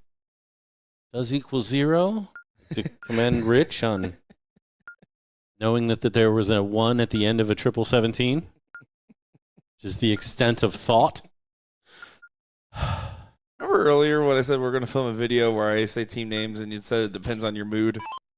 Rich Durbin, if you keep shooting routes like that, I'm not going to get Gordon in a good mood to be joking. Nope. No, it's a good execution of a shot, not the optimal way or advised way to do so. Solid open there from the Beeve. Ryan Blakeney pointing out that you got to go 19 on 265, 95 for 170. 100 does leave a 165, which is no good.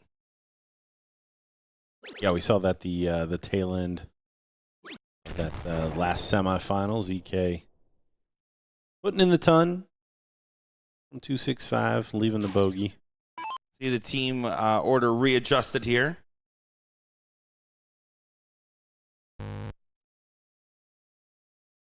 Based off how the match was positioned, I don't think it made the biggest of differences with the swap, with the way Rich was firing on that 12. The only thing that you could have argued is maybe if B was going first, there could have been a little bit more pressure applied, but that's more so superlative, if anything.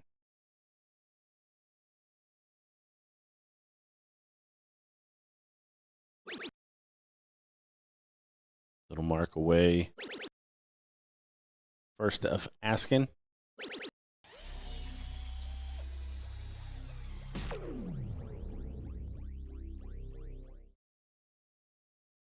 No, Chris, that's never been a rule that I've been aware of. No, not a rule here. Some tournaments do have that as a ruling, but that's also why they can disable team setup after the first leg. If it's enabled here, you're allowed to use the options available to you on the board. There you go. The Beeve with a 180. Trying to even this king seat matchup.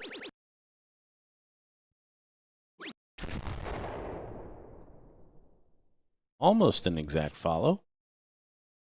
That's what we'll say. I think personally as a player, if I see my opponents having to swap order all the time, I'm thinking, man, they must be in their heads, you know. Or in this case, it was obviously just a clerical mistake, but like I wouldn't be stressing about it either way, rule or not. It's like the calling out the weight of someone's dart, you know. Like it's one of those rules that it just doesn't apply to me.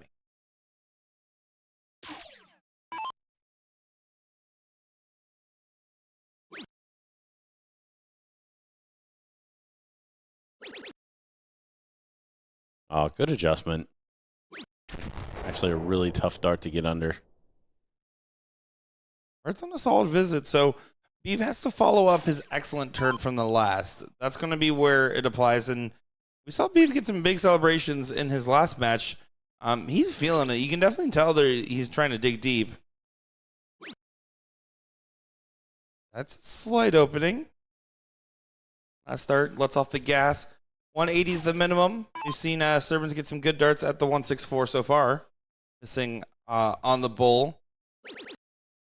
Yeah, just missed into the 5 on the last turn for a 180. He's on it again. This time a 140. 124, 118 is similar levels of difficulty. One treble finish.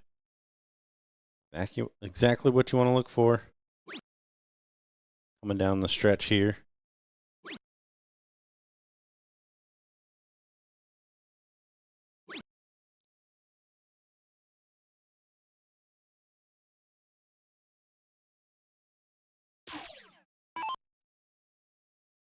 Little Mark.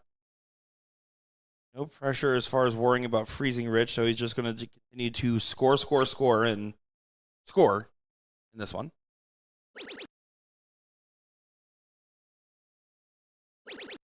That'll play just fine. 140, great shot. I will mention a 180 would have froze there. 118 in play, 18 for tops. Oh, and he misses into the 4. It's going to be detrimental if the 124 goes. It could be detrimental regardless of freezing scenarios as well. Yeah, would have loved to at least had a dart at it there. Same kind of setup. Rich with one treble gets to the bull. Treble 18 now. He is going to get a shot. Oh, he fades left. But clean living, missing into the 14. Leaves a good double when he comes back. What does he practice? Fallouts. Important shot here, though. Probably needs the next two triples. That ain't going to do it. Yeah, freeze is pretty much on. Don't bust it, little Mark. That's the only way.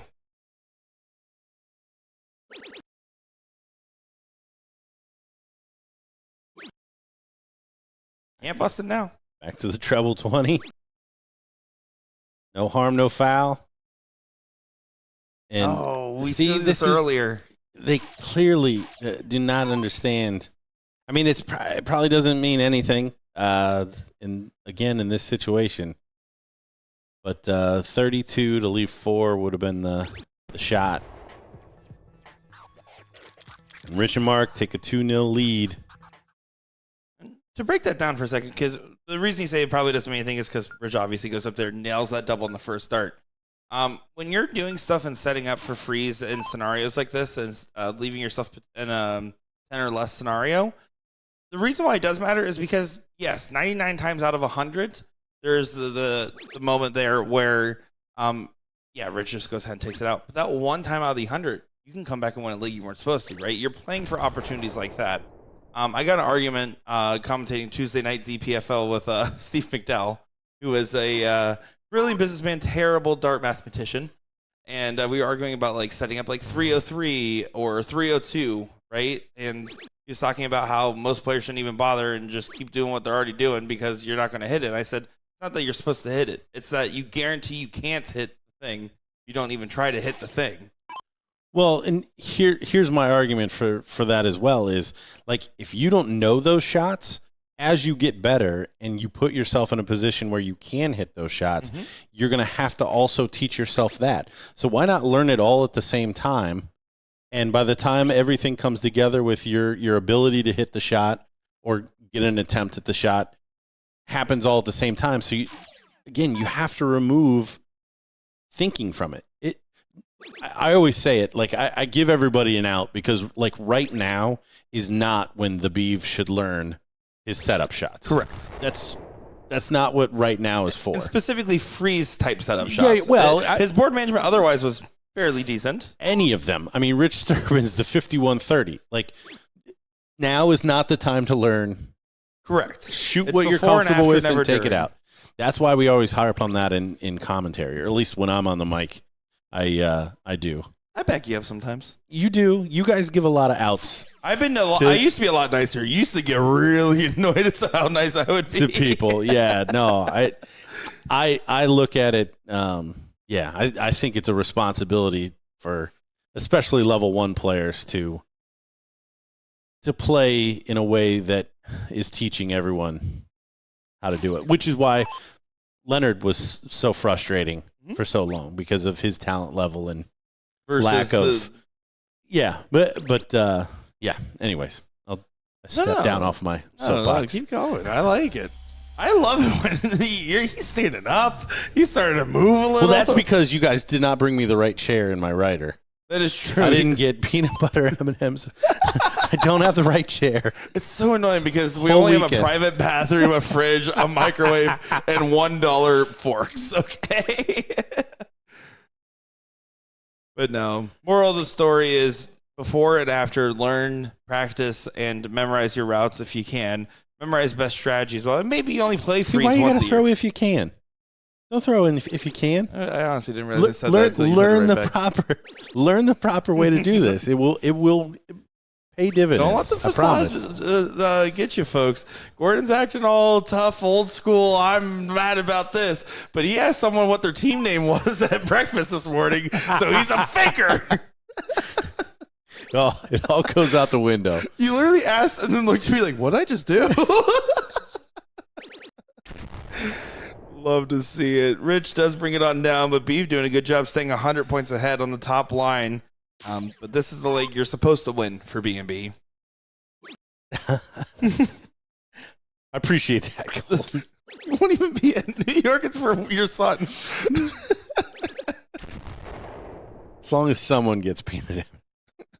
I don't eat chocolates, so don't bring it on my behalf. Will Stewart will eat them, though. That's funny. I will. Trick or treating with my son. Mhm. This is how big of a psychopath he is. Like at the end of it, like I kept telling him, I was like, "Hey, any peanut M&Ms? They're coming to Dad." And he's like, "I only grabbed one bag." And literally, out of the hour and a half that we were out trick or treating, I saw multiple times where that was an option. He literally did only grab one bag the entire but time. at least he grabbed kept the track. one. He kept track. I love He's that. 6. Yeah, that's your son. That's for sure. That's your kid. I will say that I always see these videos of like the parents having to like come up with like someone came in and stole the candy, blah blah blah, to their kids. For me, it wasn't a problem because I didn't eat chocolate. I would get some, and then my parents would get it, and they got their half. You knew exactly where it was going. There was no arguments about it. Hands off my Twizzlers. Back to the match here. The battle continues on. IB's starting to loosen up a little bit more. More of what we saw yesterday as he nails a big 180 and kind of gives a reaction of like, want to do that every time? Yeah, where's that been? Yeah.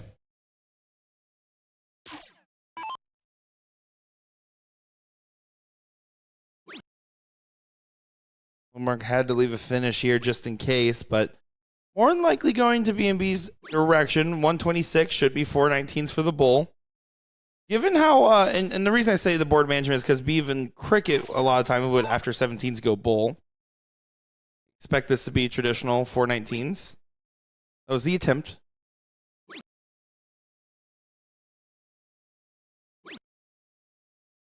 Rich not in a position to punish the errant round there.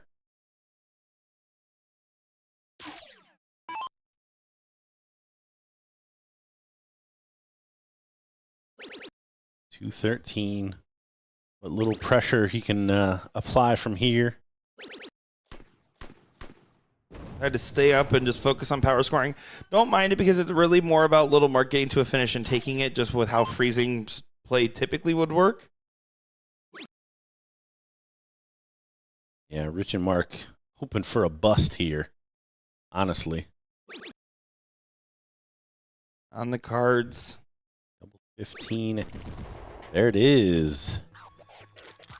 So, 2-1, Rich and Mark.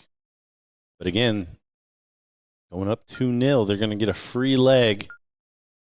Don't even have to win a cork. We beat our seat holders here in level 1, 501. You're just joining us. We are in Myrtle Beach, South Carolina. You're just joining us. Where you been? Welcome in. Oh, I wasn't going to harass them. That's what I'm here for. Just welcome them. You were just harassing them about their mathing abilities. No, not them. Not them. There was like a couple in there that were like, ooh, you might be talking about me. You know what? If the shoe fits out there.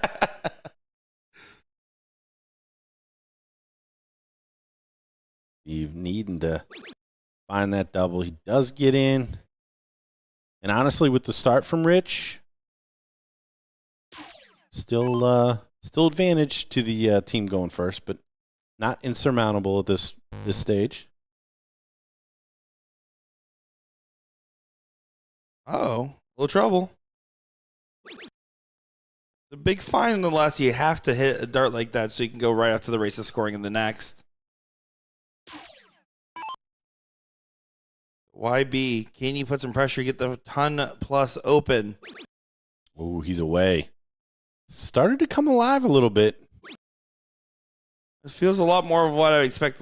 You can just tell by the way that darts leaving his hand. His last one, he kind of gives a little extra oomph on his follow through, but especially darts 1 and 2, they look a lot cleaner in the motion. Well, yeah, body language, everything seems to be on the trend upward for Youngblood. Big shot going first here for Rich.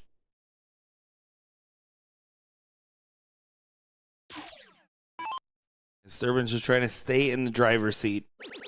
This is where consistency really does matter. How about this from Beeve? Another 180. You can hit a few of these now. It's great timing to do so. Keeps him right in there with Rich. Gets him in a better position to set up a finish as well. 319, a lot trickier. Yeah, pressure really mounting on Mark here. Find a couple of trebles and start to kind of keep up with the pack.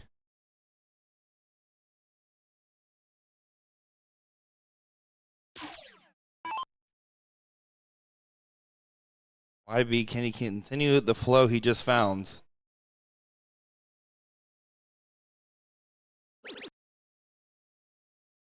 Nails one trip.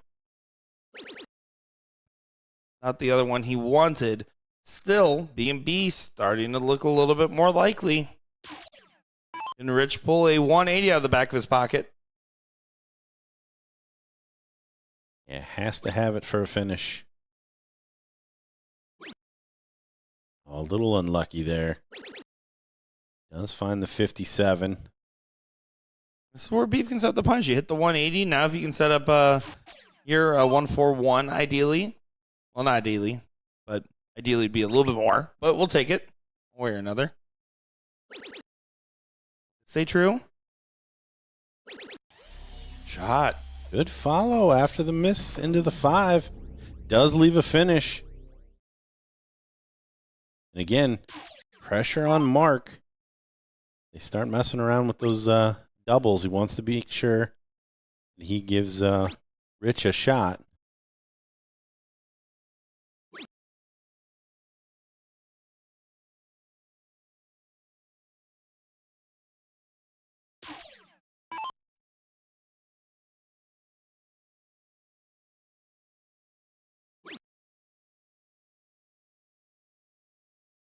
Like he's going up.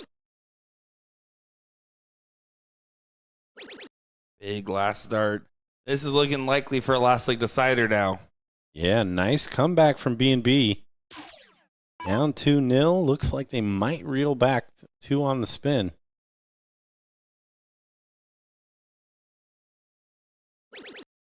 Things are getting tense up there. Things are getting a little bit tight now for Rich and Mark, who were pretty much dictating this early on. Good shot.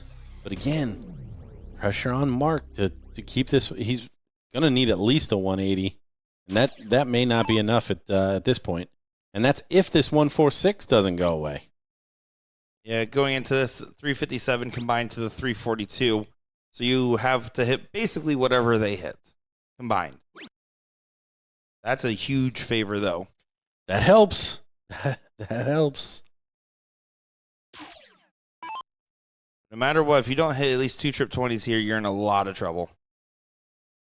Yeah, 87 not going to be in play. What a dart. Looks good to follow. Needs to find one more trouble. Doesn't get there.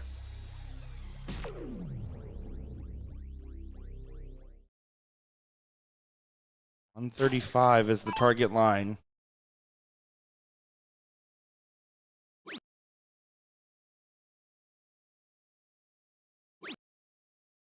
Needs this to be a trip 20. No, he doesn't get it.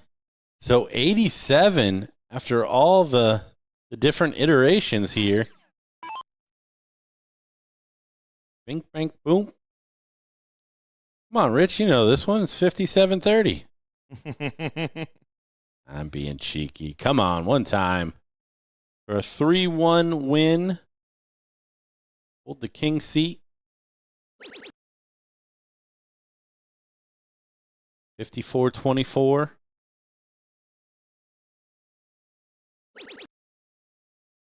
Double 9. Hold the king seat. Level 1. And there it is. Rich and Mark taking it. Coming down the stretch did not look likely, at least for that leg, but all the happenings and stars aligned, and away they go. Here is a 5th-6th match of Minnie and AJ taking on the Green Mountain Boys once again, making their, now, 3rd appearance on the live stream. And this is just going to be a race to 2 format, best of 3. Leg number 1, as they are just getting things going. Winner of this played Nobodies, then B&B, and then, of course, now Rich and Mark, who are inversely holding the seat this time around. They're going to be pretty happy about that position. Just a quick look around the other brackets in Division 2. We already mentioned Go Deep is that team holding in the seat. That's Rusty and Richard. Richard Henshaw, that is. You got a couple teams fighting on the loser side, including I believe Team Magneto. Yeah, that's Sarah Sass and Matt Sobecki. So we saw Sarah do quite the good run the other night. Level 3, Sea Holder, the Tunas. The mother-daughter duo does move to the 3rd place position. So good on them, taking on Team Baps. Team Baps consists of drumroll please. Jennifer Miller and Alicia Alexander. And then Team 4. Level 4. Currently Hot Cheetos taking on Dynamic Duo. Winner of that will take on Mary's Minions, and the seat holder is 333. That's your tour around the brackets as we are winding down. If you want to follow along with the brackets, download your BullShooter app. It is free on the Android and iOS stores. Make a free account. Once you log in there, go over to the tournament section and switch it from My Events to All Events, and you'll be able to follow along with every single bracket here we have in Myrtle Beach, South Carolina.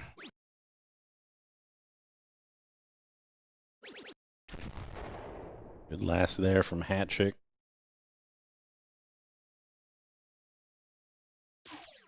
Trying to hold it down.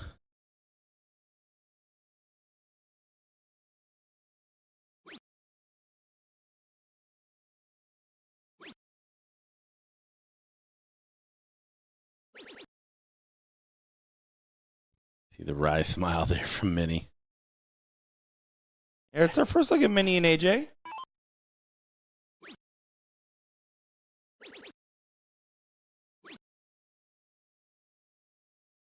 One triple turn there from the canoe.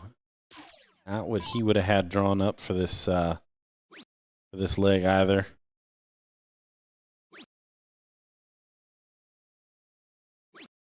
Hat trick now for the setup.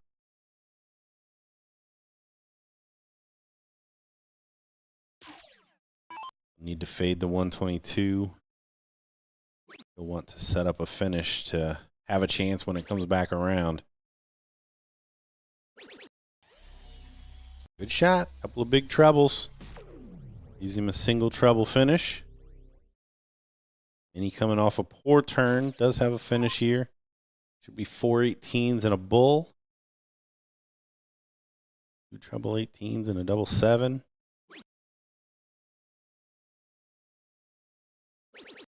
Oh, what a dart. Double bull for the first leg. Oh, slides into the 6. You've seen 3 or 4 attempts now where the last dart being on the bull and not a single one grabbing at least a single bull. I was just going to say, like, not only have we not seen anyone hit it, they didn't get the single. And look at that. The French connection. Finding the 180. Could put too much pressure on AJ here.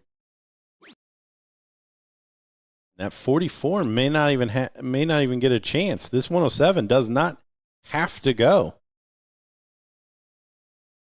I would like it to, though. Not going to go now. 14. 10-6 wire is also a traditional way to shoot that. Trip 14 is just a little bit more incentivized in a freeze format because single 14 for 32, trip 14 for double 4, or double 2, excuse me. Smooth strokes the double 20. Frenchman coming up.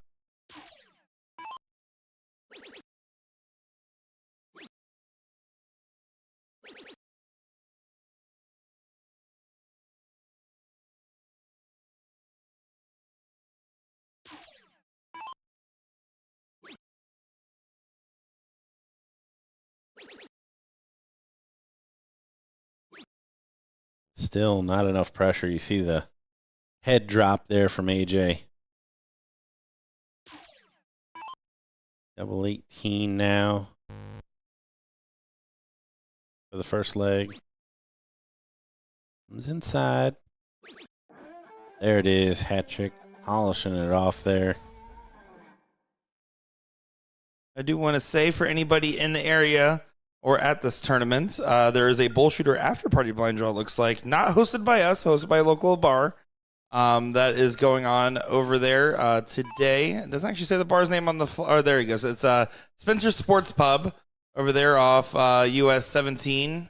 So starts at 7:30 p.m. Sign up start at 6:30. You want to go play a little blind draw tonight? Looks like there will be some bonus starts going on. Assuming you're not still playing in our mixed doubles, which will probably be wrapping up around start time there. So there you go. Shout out to local bar there for hosting a little blind draw for everyone leaving tonight. Like Magoo's did on Thursday for everyone coming in. If you haven't had enough dots. I'll say my favorite pre-game blind draw out of all of them there for the BullShooter stops has still probably been at Cushions over in Westerville. I'm a big fan. A little biased. That's because I can go to Grandma's house for cookies and then go over to the tournament. I'm in a better mood.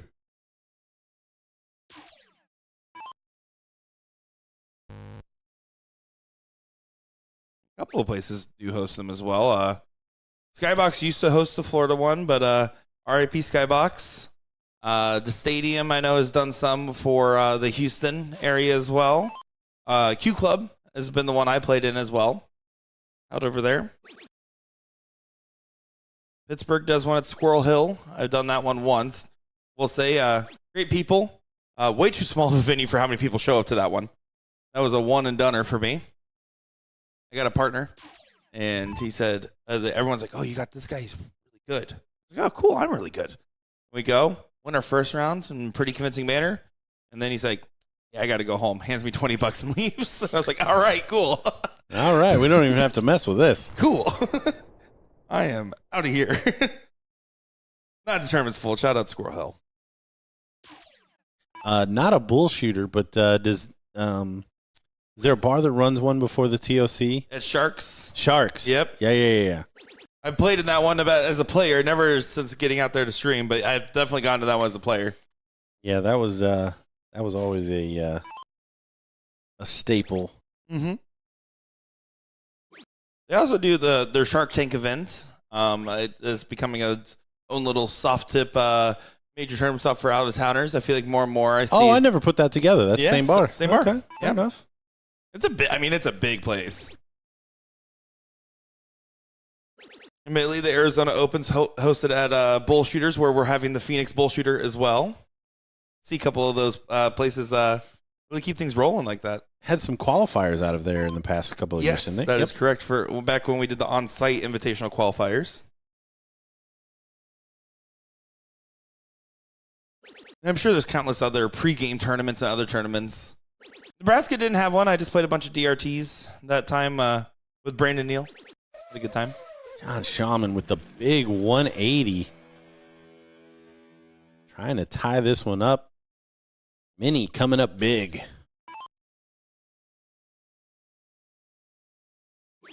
Mini hitting many. Any? Nope, didn't get there. All right.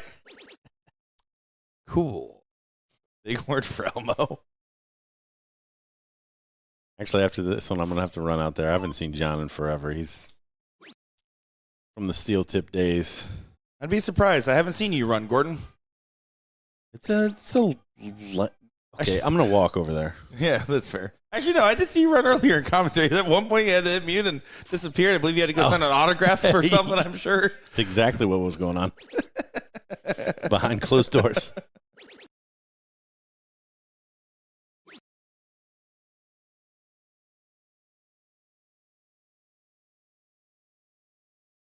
All right, 1-4-4 to tie it up at one apiece. This fifth, sixth. Go to the fourth place match against the Nobodies, which I have a feeling includes the singles champion of level 1 from Friday. That does. Chris Martin and Jason Kitts. Jason Kitts being that champion. And actually, that'll be a pretty big, if if Minnie and AJ are to get through here, I believe that'll be an all Chattanooga matchup. Explains my TikTok algorithm continuing to get more and more confused in my recommendations. AJ needs a big one here. Make sure that 56 is still clear.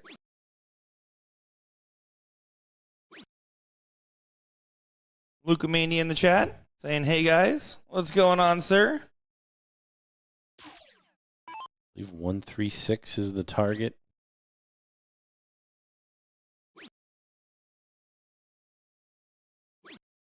Not going to be able to get there. So 56 is live. Take us to a decider. Level 1. Still feels like a must take with the 104. 2 darts at it. Double top. Let's go. 1-1. And shooters. Ba-bang. Bing, bang, boom.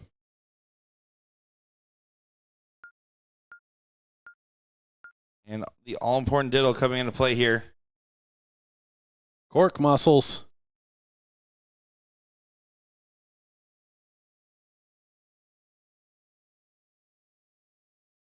BullShooter Invitational Champion. Kevin Luke enters the chat.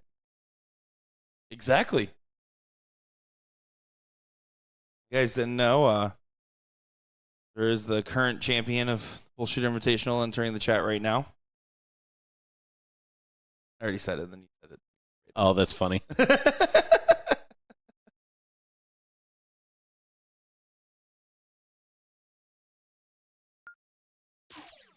Yeah, I love our growing cast of champions now.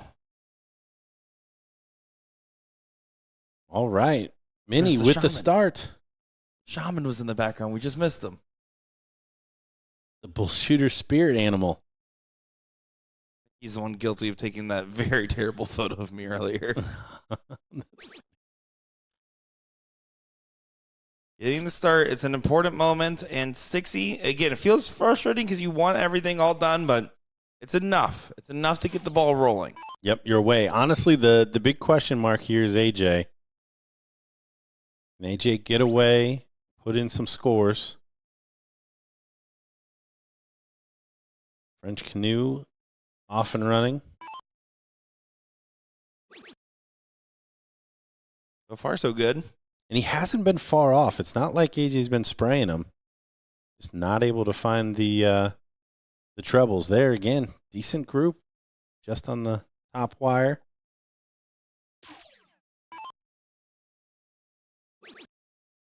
Everyone's joined the party. Now it's about seeing who's going to get the final dance in this one.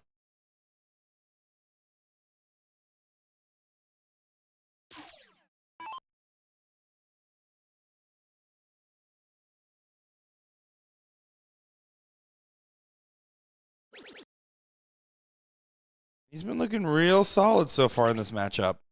With another real solid turn. Big 180. Back-to-back legs with the perfect turn.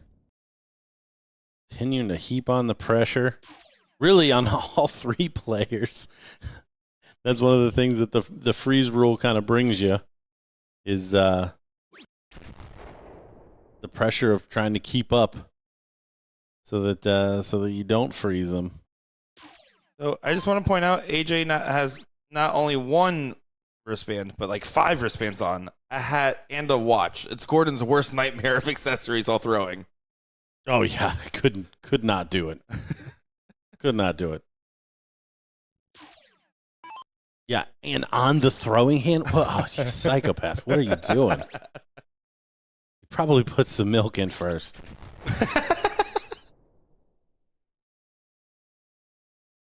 Cereal wise, for the record.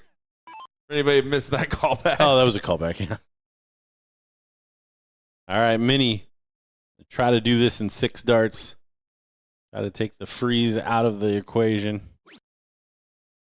Find a treble, though. Doesn't happen.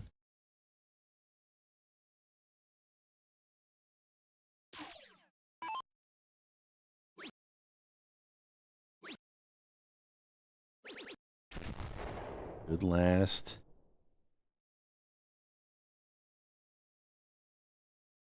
AJ just looking for a solid ton. Doesn't really have to do anything too crazy here. Staying in line with the French canoe.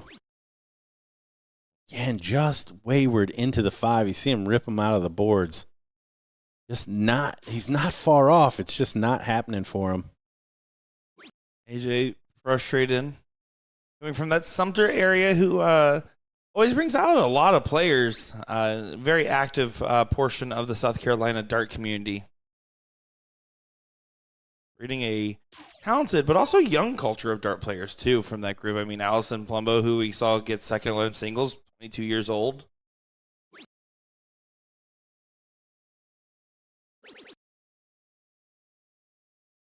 Ruh-roh.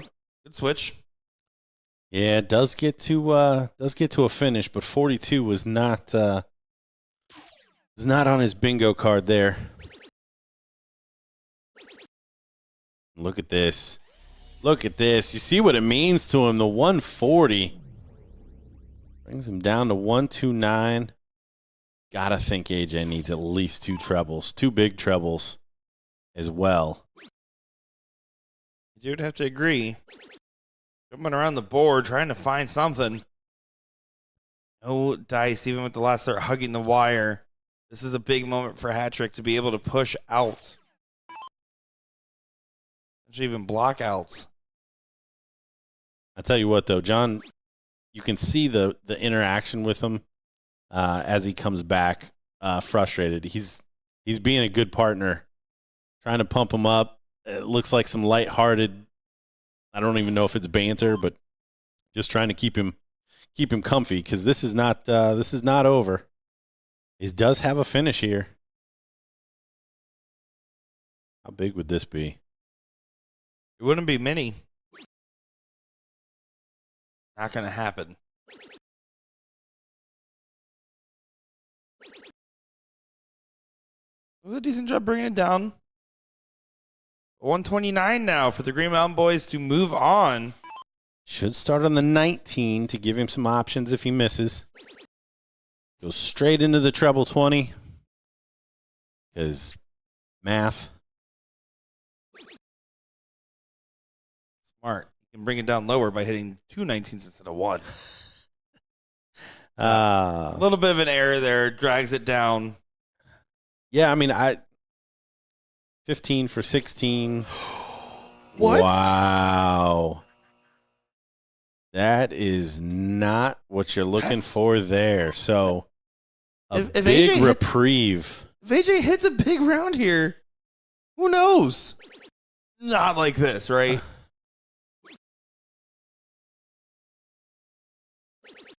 Oh, wow.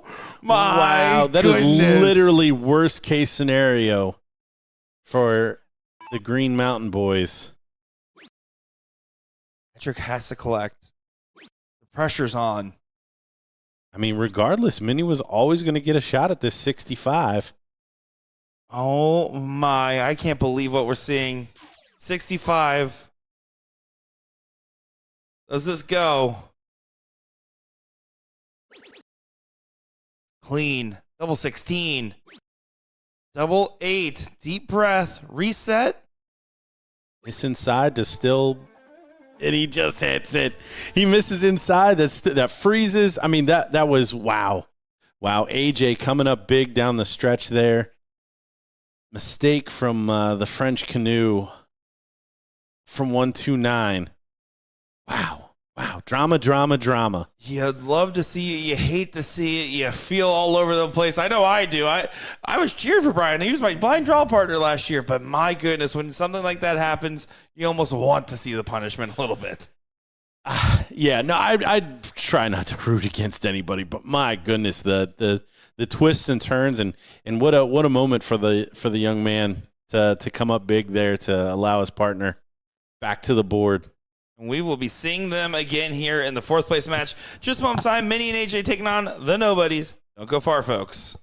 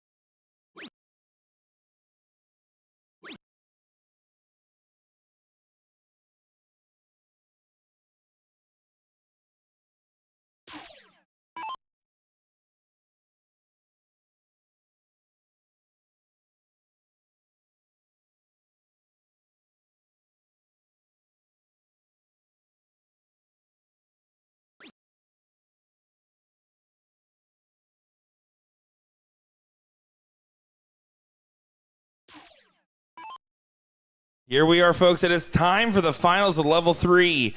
If you were watching that 4th place match, we will give you updates there. But because this is the final, we want to go ahead and show off our other levels of action here. The Tunas are taking on Baps. And my name's Nick Sure, joined by Gordon Dixon. Gordon, I'm excited to be seeing some of these different faces here. Yes, exciting. I mean, not too different. I believe we saw Alicia making a decent run in Fridays. Yep, Fridays events. Yeah, Alicia Alexander did play on our stream before, playing with Jennifer Miller today. And then Jen Dykes, again, we mentioned player in the invitational shootouts that we had over there in the women's bracket, taking on this with Jim as well as a partner. I'm looking forward to seeing how this one play out. It is going to be FAPL open for our format with freeze, and it's going to just be a race to 2. The Tunas won this 2-0. They're going to try to replicate that performance.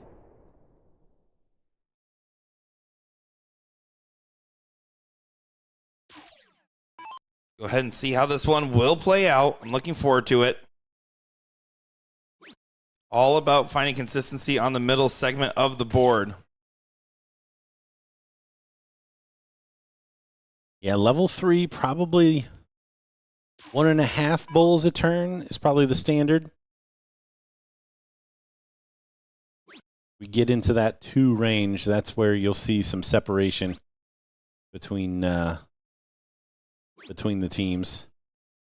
Got to keep it separated. Is that an Offspring reference? We all know I might not have ever seen a movie or TV show according to most, but I have a pretty decent level of understanding music. I just happen to listen to garbage now. You know the lead singer? No. I believe it's Dexter Holland. That's a fun fact brought to you by Gordon Dixon. Yep. You know, I will say if there's people that would bring to trivia night, you're like top 5 on that list. And that's a true compliment.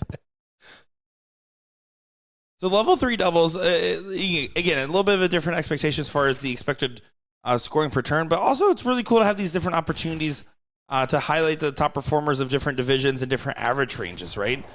We've seen Jen and Alicia both really perform well in a pool of the peers on the women's side in different events and different brackets. But I'm really curious to see how they play with and against each other in this doubles format. And another final where 3 of the 4 players are ladies, like we saw with the level 4 cricket final.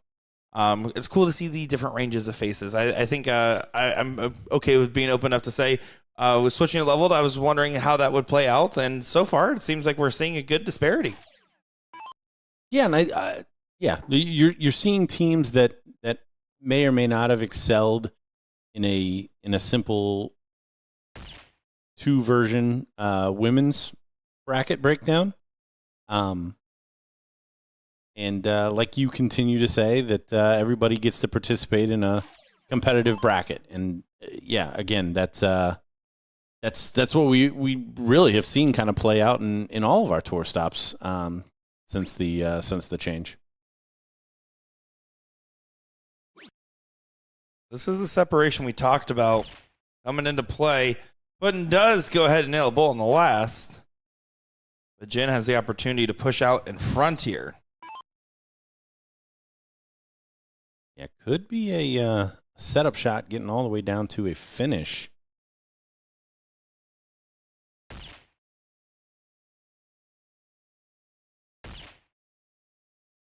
Currently, Minnie and AJ versus Nobody's 1-1. Last leg decider. And it's looking a little dangerous as Minnie sitting at 174. AJ back in the 400s. But Kits and Chris not on finishes yet. So it's still anybody's ball game. But AJ's going to need a clutch round. Come back and get things a little bit more recentered to reality. Saw a big shot from him at the end of that 5th-6th match. Doesn't look like he comes up big here.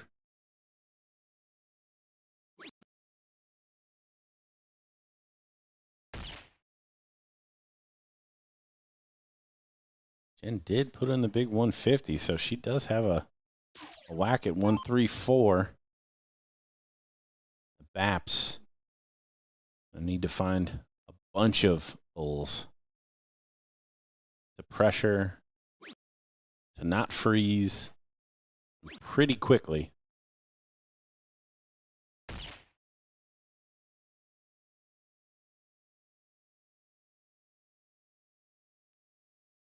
Tunas have only lost 2 legs on the day. They lost in the first round 1 leg to team 1 hole out, which comprises of the teammates John Babowitz and Brian Short, and then Macy and Don Lewis. They dropped a leg too as well. Babs on the other side here. Double 17 for 134.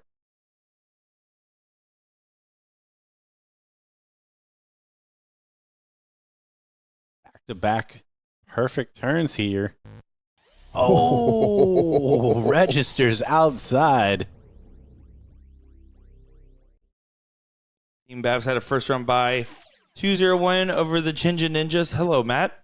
And then a 2-1 win over Smooth Jazz, 2-1 win over Queen Bees before taking that loss and then coming back to beat out the mother-daughter duo 2-0.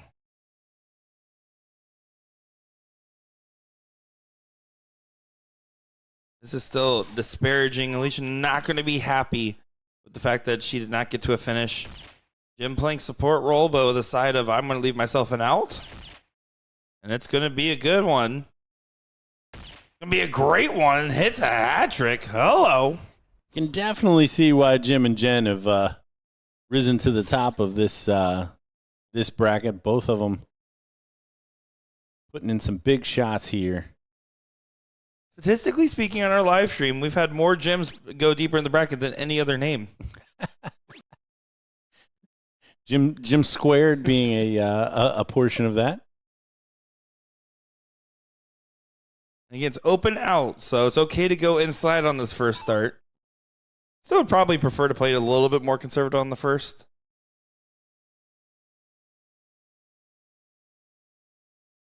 Phantom Dart marks it as a guide.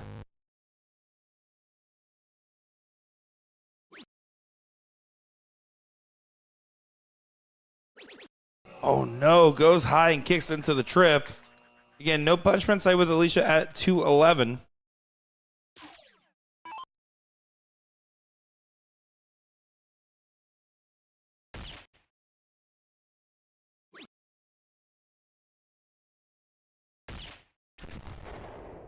But is doing a good job there of at least settling down and saying, okay, if it somehow comes back to me, I have an opportunity. And in level 3, outs or no gimme? No, you got to be ready for your chance. Be able to step in there. Oh, trip 18, still an option. Oh, just inside. Not a bad look at it either. 27 can't go, so you're just in setup range. 2 bulls and don't bust. 4th place match just now concluding. Does it look like the nobodies went out in that last leg decider 2-1 for Minnie and AJ, who snuck their way in there after a dramatic end to that 5th-6 match. The nobody's now taking on B&B. They're right to take on Rich and Little Mark at final. Can't afford to go outside twice. That's the risk of it. Now it's come back around. Fortunately, still not eligible to go. By 3 points, frozen at 100. Yeah, luckily inside on that last one.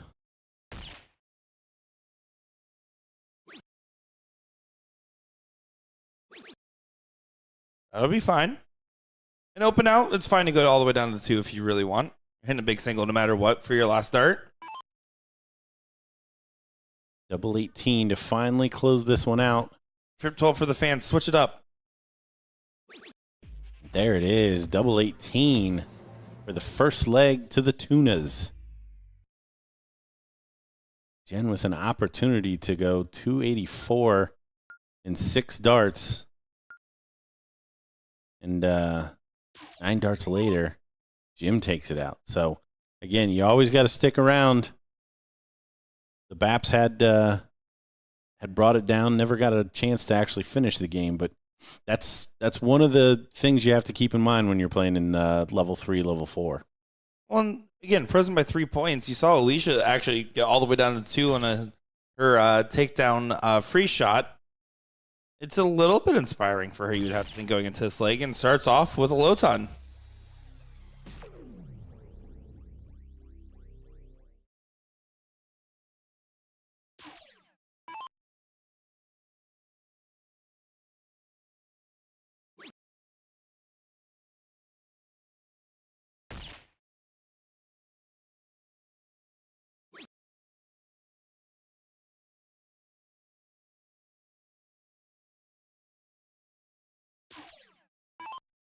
Does find the one bull. So advantage starting to get gained for Baps.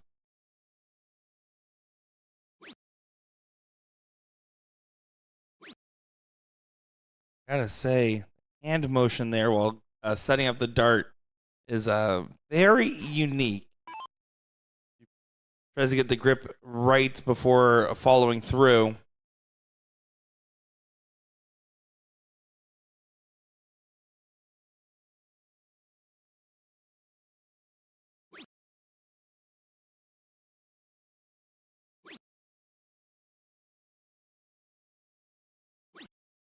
Jen not finding anything. Yeah, first time I think we've seen a dry scoring turn from Jen. I guarantee you that's true, at least in this league. Can't argue. Alicia coming off the low ton. Still finding friends with the bull. It's one. Kind of motions towards her hand there.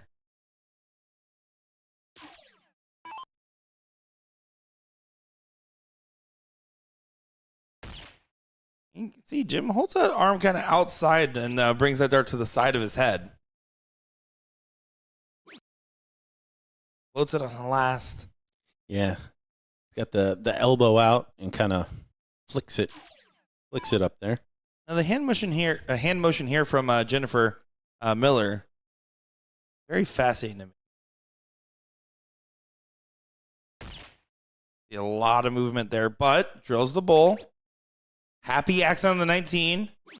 Almost hits a high ton.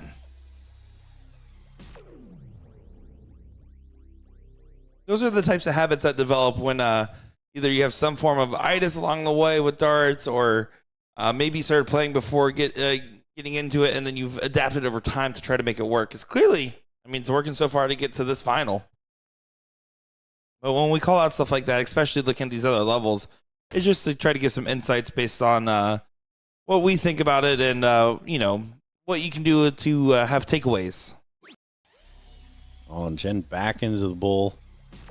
Low ton of herself. We're starting to get back to a little parity here.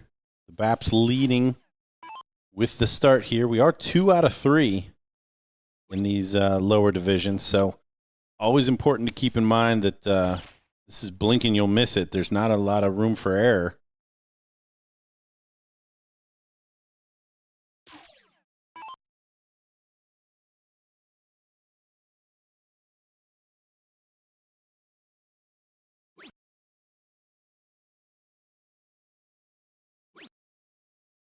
He's just still doing a good job of holding out in front.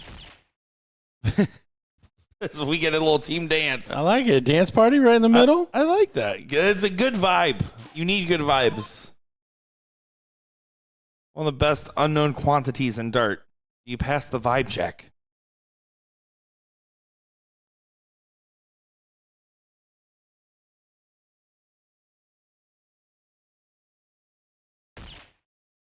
Yeah, there's a lot of finger switching.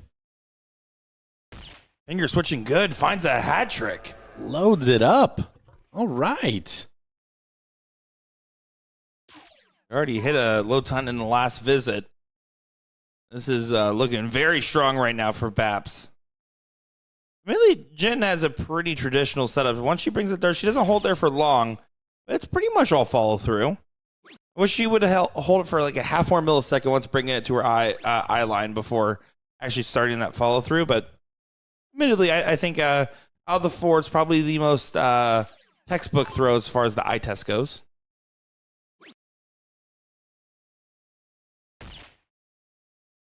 Another bull for a finish. Doesn't quite get there, so still a chance. Jim with a couple of bulls and a good fallout or a hat trick can get to a finish as well. It's a good start.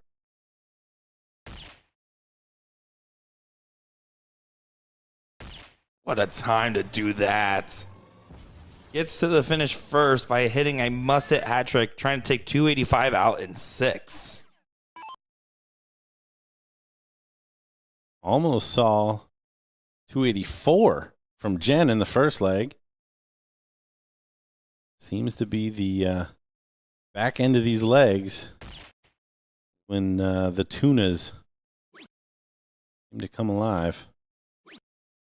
Those aren't bad misses at all. She is on one there, Miss Miller is. She's dialed, yeah.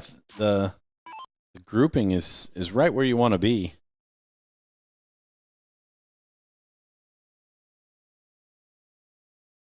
Jen's going to try to follow Jim's lead there. Wants to make sure he gets a swing at the 135.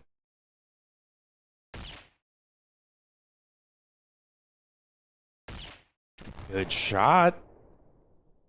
The fight continues on. Yep, kind of brings it back into focus.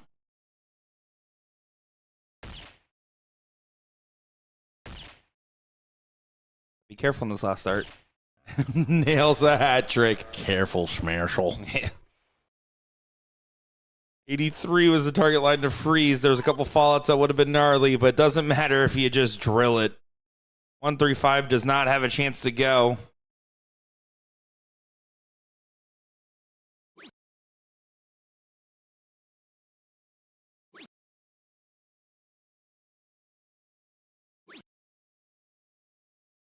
Off the gas altogether there, unfortunately for Jim. Ujin not on a finish. Change anything in this given moment. I wouldn't be surprised. Jennifer Miller takes this.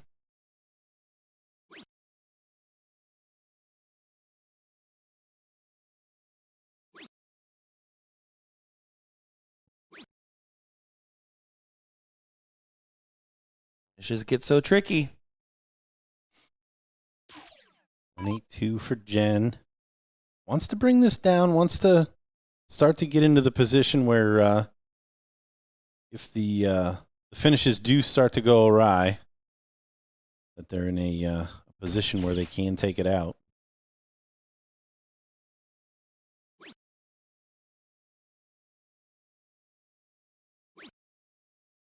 Oh, not quite yet.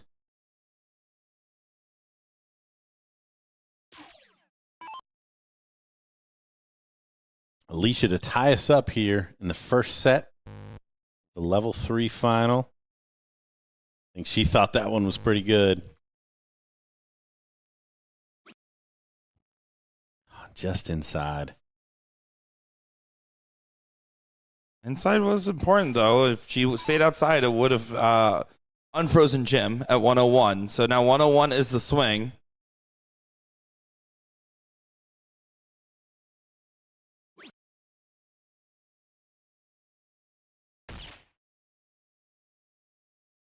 Don't shoot the 48. Jen's going up there and saying, don't shoot the 48. He saw her kind of walk up, and she's like, all right, he's got it. We're all right. He knows. All right. All right, 78 in play.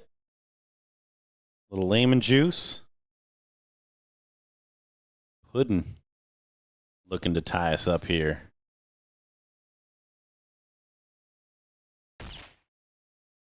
What a dart. Double 14. Clean as a whistle. Love it. That was a good game there altogether from Jennifer Miller. Every time I hear Puddin', I always think of Harley Quinn, by the way. Oh, yeah. I'm thinking Harley Quinn.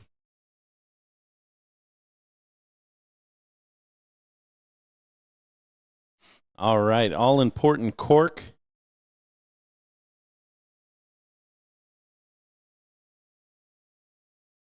Outside on the bull, but not by too much. And Alicia take advantage.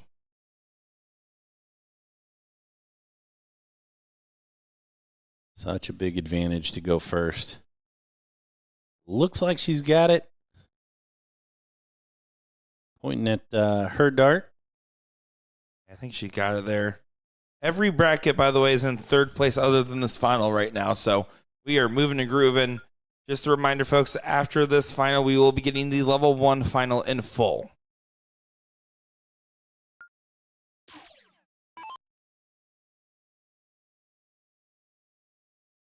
The BAP's doing the right stuff so far to try to set up some shenanigans.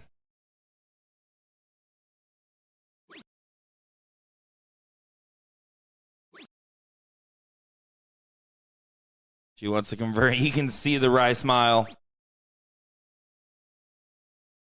Not quite the start we saw from Alicia the last time.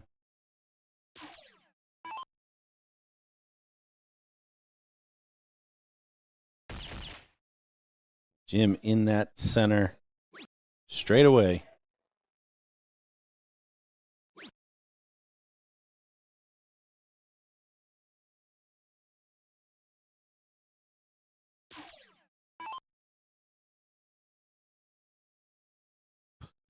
Puddin's turn to start her campaign. Coming off a good one. Nice 78 finish in that second leg. This is for their tournament life. Did win the cork. Tunas have the king seat. And only the second leg they've dropped today. Isn't that true? Yes. So already on their way to new heights here, the BAPs. I'll be honest. The more we talk about the tunas, the more I think about how I want some sashimi for dinner. We're on the beach. Illinois does not have good ocean fish, from what I've been learning. It's so weird. I don't know why. Florida boy's a little spoiled, I think. Good last start there from Jen. Gets them out in front early on. And think about it like this, when especially this is so true in level 3 and 4. It's so much about winning the battles when given, right? It's about saying, okay, each round I want a little bit off here, a little bit over there. Look at this, filling it up. Filling it up. Great shot. Pressure mounting on the tunas. Big shot all around. You can hear the gallery in the hallway. Excited. Lack of librarians is still not lost upon us. Jim does tie it up, so Job done in that regard. After the hat trick, parity in the one hole here. Put in channels what she did in leg number 1, though. This starts to get very dangerous very fast.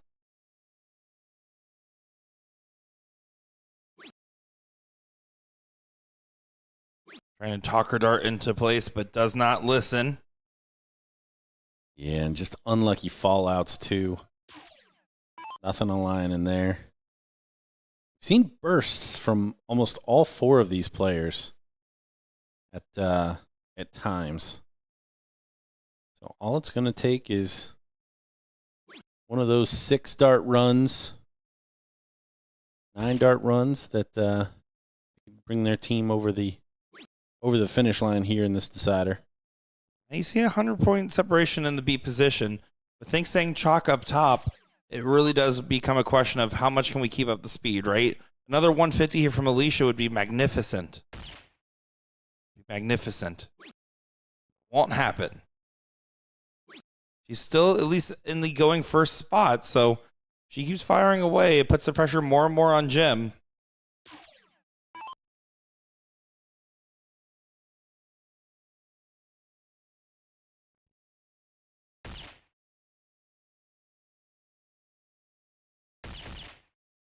What you can do, I can do better. Oh, and there it is. Says, watch this. I want to take it on 6. This 171 is about to be crazy. 171 is an option in this format. Absolutely. Would love to see it. But now it's a question of what happens here downstairs, right? It's a good recovery, finds a bull there for Miss Miller, but Jen, she goes up here and nails a big round. You don't have to swing the 171 at all. Freeze format, I wouldn't even advise it half the time. In a fat bull freeze format, especially.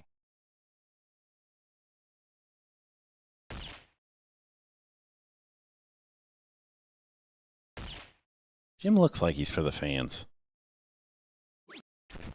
Those darts look like they were for the bulls. Finds 2.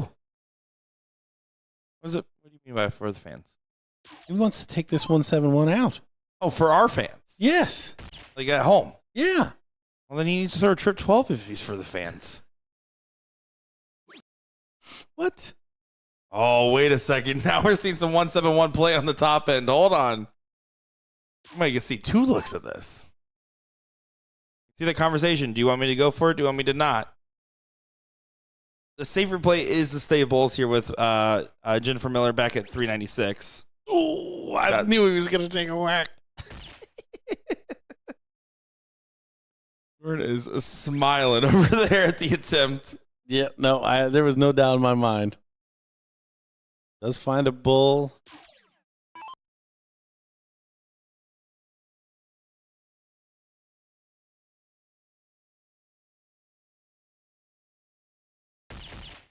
Oh, what a dart. Should be able to follow that one.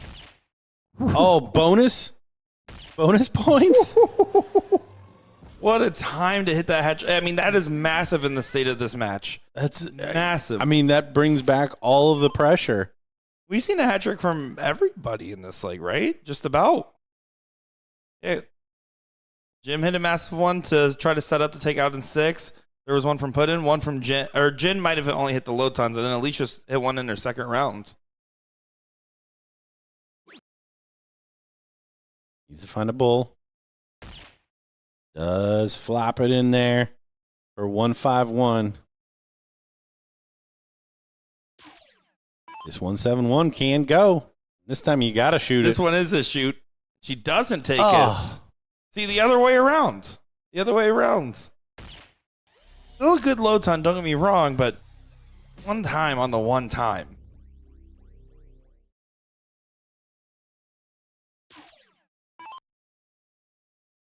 $105. Stay on the bull. Yep. 50 for 38. Did not stay on the bull. Hey, you stay on the bull and play for the fallout. That's what you have to do in a scenario like that, especially in open out, right? It's not like you're worried about the double 19 in particular going inside. Yeah, and still an important shot here. Doesn't want to make the freeze any easier than it may be. That's unfortunate. Does get away from her after the magnificent hat trick. Yeah, she just doesn't need to bust. Exactly. It's dead even. 206 plays a combined 206 there for Tunas. The Tunas, to be specific. The nice thing about the 151 is Jen can start on the bull and still be able to get a shot at it. Also near impossible to bust without doing something crazy.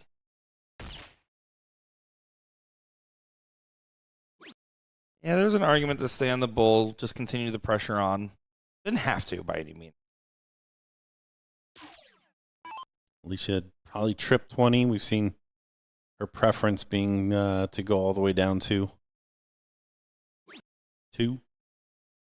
She was also okay with a bull button press there for 12. A little higher than normal, but just considering the match state.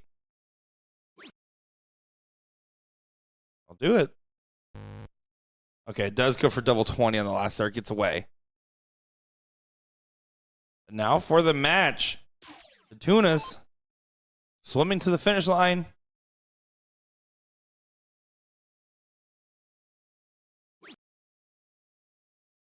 $5 for bull and the title. Oh, it doesn't happen. You see Jen back there ready to ring it up. 9 for 38. Wooden still outside the finishing range. Needs to bring it down. Try to open up an opportunity for the 50.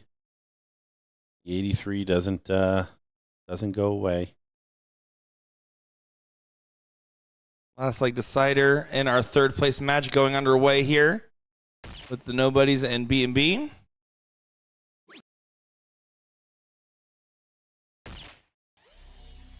Good 2-bull turn. Brings it back a little bit in focus. And it's a game of don't bust.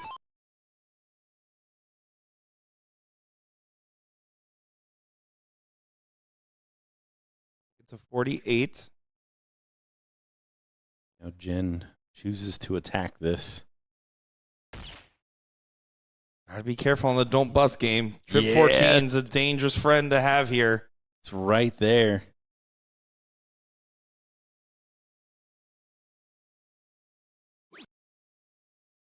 Gotta be careful on the don't bust game. Shoot low. Oh, does come inside, but job done. Job done. 50 still not in play. I think we're going to see a 48. Trip I'm calling double 20. trip 16. We both lost. But 8's fine. Okay. 8 less than 11. Double 19. This match starts. Oh my. Okay. Fat 17 for the win. And he Oh, falls no. outside. And here we go. Another chance now coming back for Babs, who didn't think they would have any in this league potentially.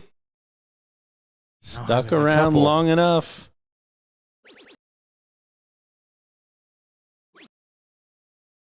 Not going to happen. But 57 freezes. How big? 57 freezes. Oh, 50. 50 did But not freeze. Yep. Yeah. That's where she was headed. Well, we just saw a couple 11s here. And one more needed for the match, for the title.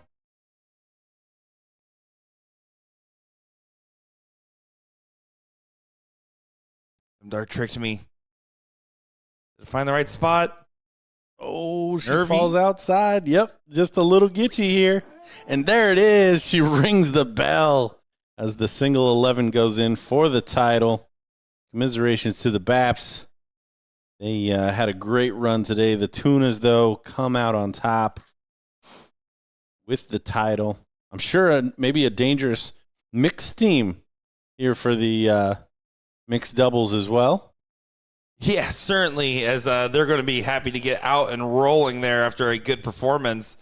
And here we are, last leg decider of the third place level 1 match. Beeve and YB taking on Jason Kitts and Chris Martin. I believe our first look at Jason Kitts and Chris Martin today. Here's to see how this one will play out because it's down to the wire.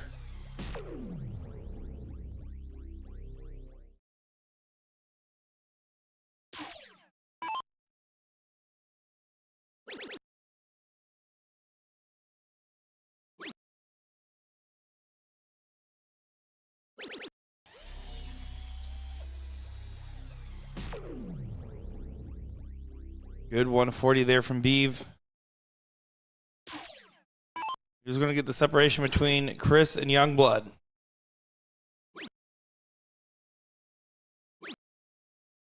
Ooh, loose one. There at the end.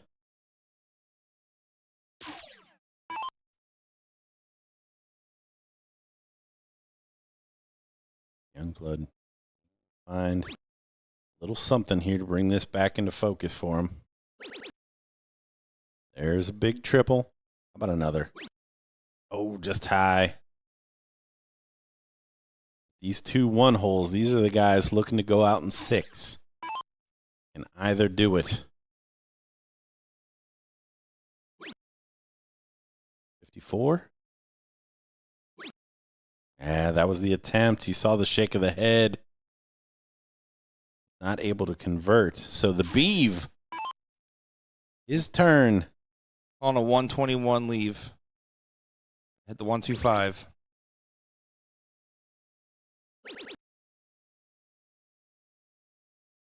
I'm at 131. But anyways, doesn't matter if you had a 180. Wow. Ignore my math. Look at his darts. What a big shot. Whew. Now Chris Martin can pressure YB. Oh, not with that kind of a miss. Right now facing some troubles for Chris, and as Justin put it, Jag Daddy.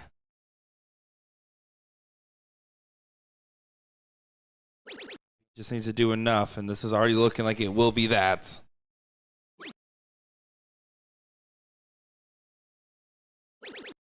You assume B will get at least one dart at a double, hoping to get two. 180 freezes. I think that's got to be the shot here.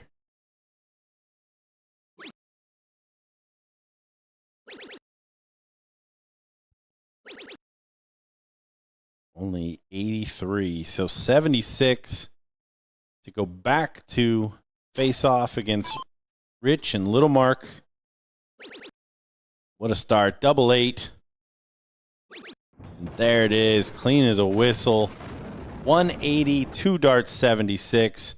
Great finish to that for the Beeve. And YB back in the finals of doubles. And another rematch for our doubles cricket final. But this time, Rich and Mark hoping for it to go a different direction. And B&B just saying, we don't mind if it goes to back-to-back double dips. We're going to see how this one plays out here. Level 1 final coming up next. Do you want to take a quick moment here to highlight the level 2 is currently 1-0 for the Chiefs up against Tate's Mag, the first Chiefs team this year to be doing good. Love to see it. That's going to be Charlie Surgis and Debbie Adams taking on Kayla Murray and Shay Cole, by the way, in that one. So Mag in a little bit of trouble. And then in level 4, the finals currently underway. That is 333 taking on Mary's Minions, a rematch of the seat. Mary's Minions, Sarah Townsley and Dylan Kinkle. And on the other side there, Cameron Baker and Ivan Yoggenlin. Looking forward to seeing how all these finals shape up. We'll be back in just a moment. I'm Nick Shredder, joined by Gordon Dixon.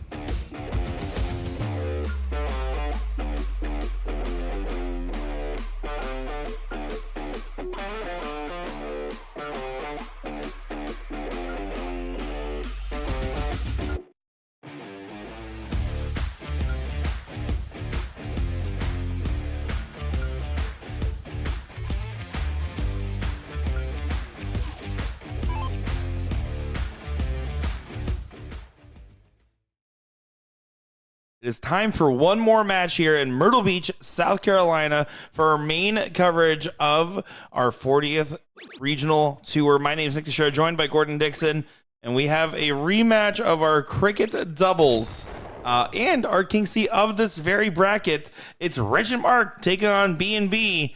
And with the field this size, it is quite the statement to say these teams are making both finals in level 1, aren't they? Yeah, how about that? I mean, it takes a team. And I've bragged multiple times over the weekend about Rich and Mark and how it doesn't seem that they're both off at any time. But I mean, it has to be said with B&B that the same thing applies. I mean, Youngblood has struggled at times, but has also put together some really good legs and scored big when he needed to open up the opportunity for the Beeve. Normally, there's a question of what do the seat holders do when they're sitting around. Clearly, they've been sitting by the practice board. Low Mark and Rich off to the races early in this one. Yeah, exactly what you want to do, especially knowing that you took it all the way down to the final leg of the final set yesterday, trying to double dip B&B. Here, you're the seat holders, and you're looking to do it in a less fancy fashion. Yeah, they don't want to be dramatic with 3-2, get dipped, and then win in the last leg decider of the final set. They want to be efficient. They want to be clinical. They want to be moving on to mixed doubles. It's not always about what you want. Sometimes it's about what you need. You try sometimes. You just might find. Said that in the wrong order, but right idea. Yeah. I was like, wait a minute, I can't say the next line because you already said the line. My bad. Would you have done it with me? Yeah, I knew where you were going. Okay, we'll try it again. That is 9 missed starts at a double, though, for B&B early on.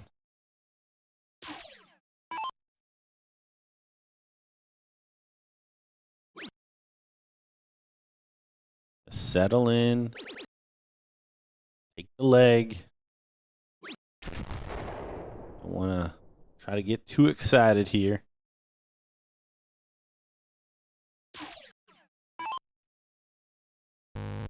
That is one thing I think about Rich and Mark. They don't really wear their heart on the sleeves when they play. That is one thing. They seem like they level the expectations as far as like not getting too excited or not getting too down. For me, I love playing with the adrenaline, and I just try to avoid having the big downward drops from the spike. I'm jumping up and down. I'm chit-chatting. I'm thinking about everything. I'm thinking about nothing while thinking about everything. Neurotic is the word they use for me. Once again, Rich says, whatever you do, Mark, I'll do the same. Yeah, Rich and Mark playing cart darts.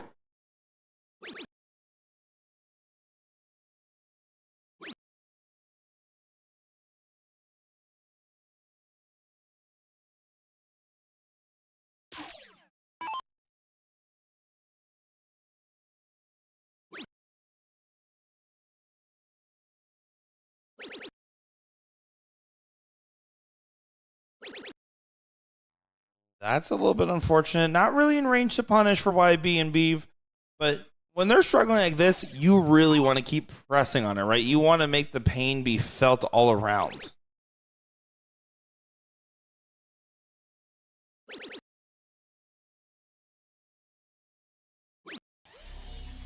Nice 140 there from YB to try to reel himself back into the leg.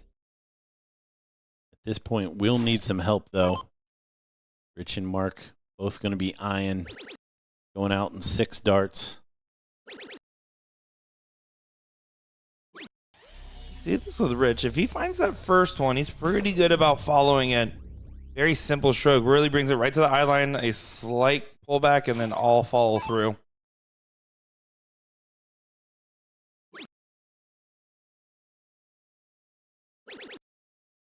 Eve trying to catch back up as well.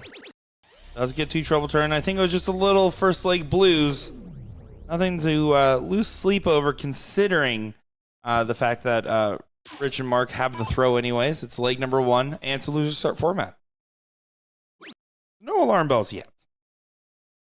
Yeah, no harm, no foul. I mean, obviously this isn't how you wanted the first leg to go, but if you're going to take a Tonkin, it might as well be going second in the first leg. Agreed.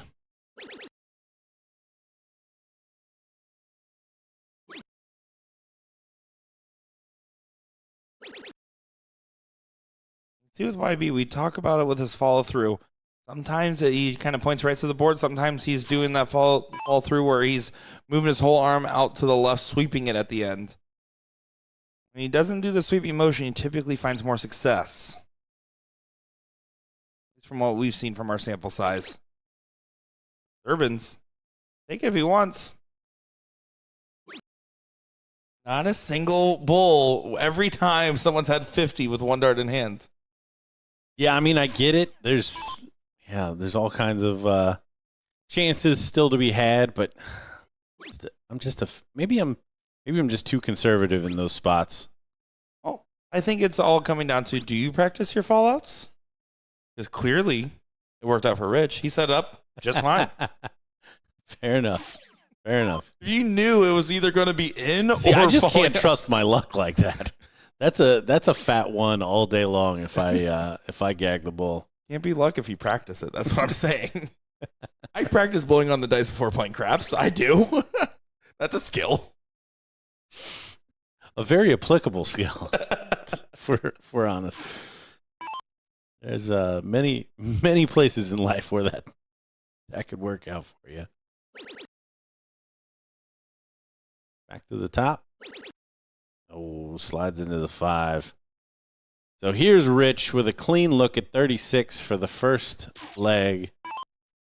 Go 2 away from winning it.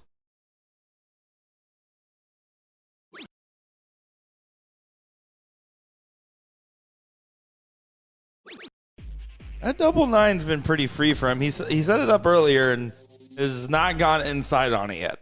Nope. Found it each time. It's at the end of his arm. I like that.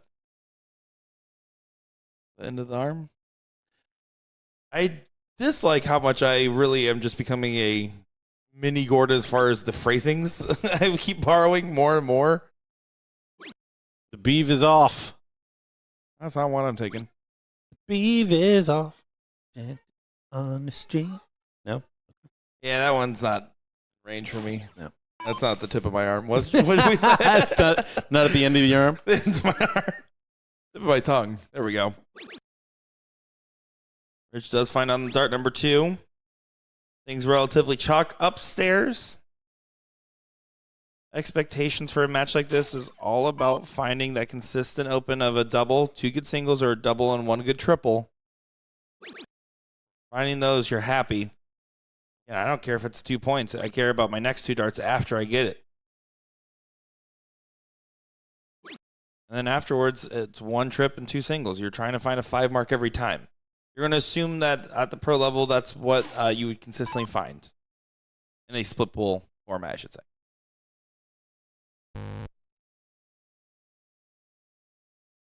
In less words, 33.33 points per dart. Start there.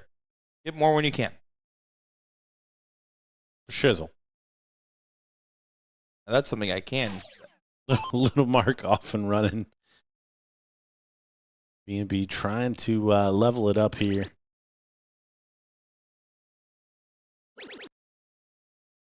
This is a good way to get a pretty good lead here. I'll say out of these 4, we've seen the most emotion out of Beeves. I feel like we've seen him hit some celebrations and some big reactions to shots.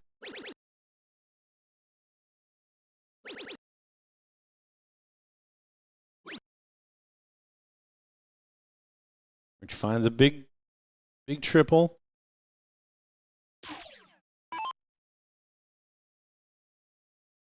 YB and Little Mark need to start scoring.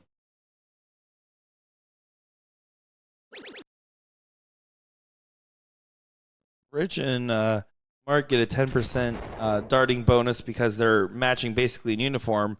5% bonus there for Beeve with the shoes matching the shirt.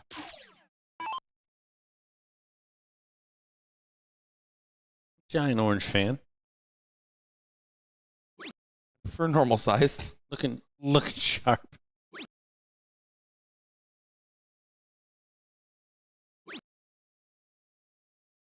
Only 60.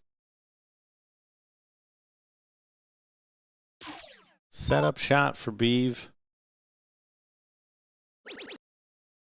What a start.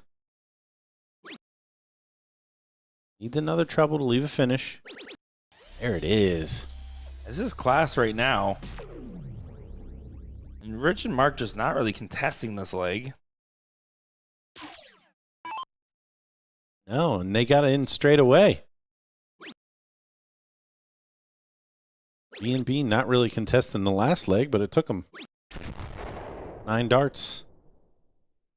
Really get rolling. So we'll see how this continues to play on out.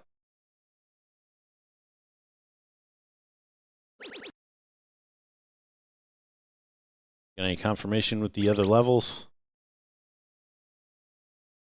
We're still waiting on one, right? Yeah. Level 3 did finish on the stream as we saw, but also level 4, great call out. 333 does beat out Mary's at Minions 2-1. Going on our other stream board, if it's still going on by the end of this, we will try to catch it. But we do have hashtag Go Deep taking on the Chiefs. So shout out to that. And we'll try to take a peek at that at the end of this if we can. 54 for 32. Back to the triple 20 for double 4. There it is. Some real good play coming out of Beeve right now. I think out of the 4 has probably shown the highest gear of today. More consistency from Rich and Mark. The highest gear for Beeve. One of the only misses you can have on that last start. That's all right.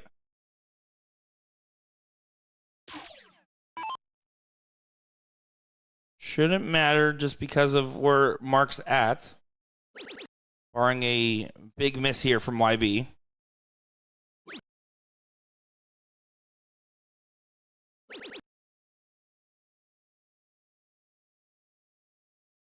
Trip 14 on that last start. I think he was just focused on getting some scoring in. Because now a 180 can't freeze. If there was a chance if he hit a 1 or a 5 there, it would have left a 182 freeze. Still, I think a bit intense for my taste, but I think a bull would have accomplished the same thing there. Hey, you know what? You're in a final. You already got one doubles title under your belt. You want that second one. You play smart. Stand up to say that. You did. That felt intense. Double. It just coincided. It really had nothing to do. Unrelated It's just, activities. yeah, it's just back to this trash chair you make me sit in. You act like I'm the hotel manager. I give my rider to you. You ask for a private bathroom. What do you get? You ask for a fridge, a full size, not even mini. You ask for a microwave.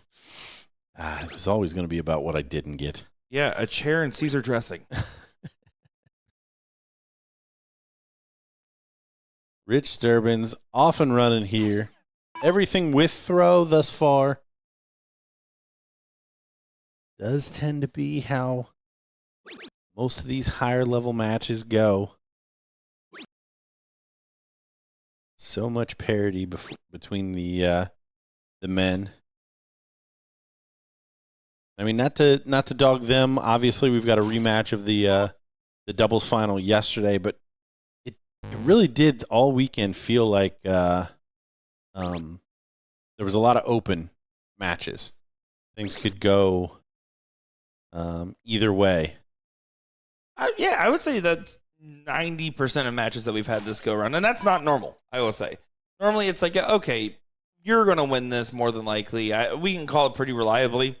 It's not been the case out here. I think that it's been a pretty well-balanced room. Not to toot our own horn, I guess, on that aspect, because level 1 should be having a range regardless of what happens.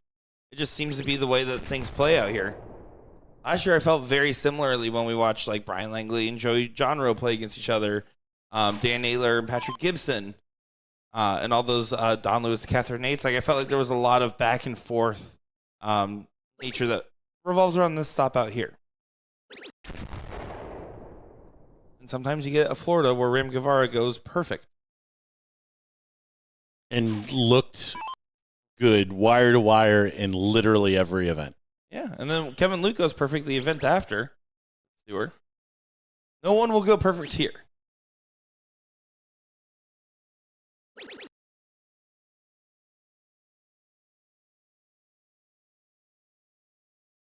I mean, right now, we do have a MVP race, which that makes more interesting Oh, yeah. to think about. I have to imagine Rich is probably up there. Jason Kitts with I don't know how he finished in the doubles yesterday. But with a singles title under his belt, that's got to be Has to help. Has to be some big points and kind of push him to the top of the list. But yeah, Rich in mixed triples with a W. Finals of doubles, second place. Yeah. I think he was in the top 5 at least of singles. I can see that. On the ladies' side, it gets a little bit more interesting, especially with mixed doubles still as a component, too, because like Macy doing well in third place finish today and the first place in the mixed trips, but did not get anywhere near in singles. Shay finishing out, I believe, at third place today in doubles and getting women's first place singles. Yeah, Shay's got to be near that top. Again, a lot of points to be had because you're not splitting the points when you win singles. That's the big catch there. They used to call me the big catch. Will Mark stepping up to try to get down in line after a 53-point separation on the bottom side.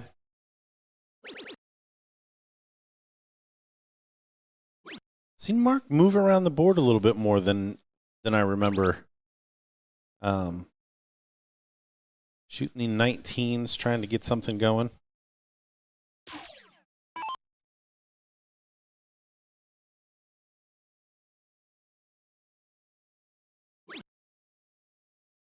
Big shot here from YB. Could put some pressure on Rich.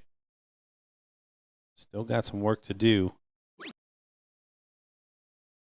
45 is not going to do it. Just comes in line with little Mark. So 6 darts. Rich Sturbins from 254. Needs to focus up here a little bit. I was going to say he's lost focus, but his darts need to focus up a little bit, I should say. Ruh-roh. Doesn't get there. Oh, my. So 238. The baton is passed to the Beeve. Can't Beeve reeve it.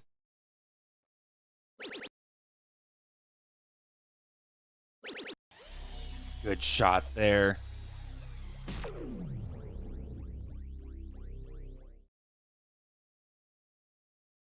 Well, Mark, gonna have to try to get to the first finish look for Rich and Mark in this leg. 140 for 136 should be the target line.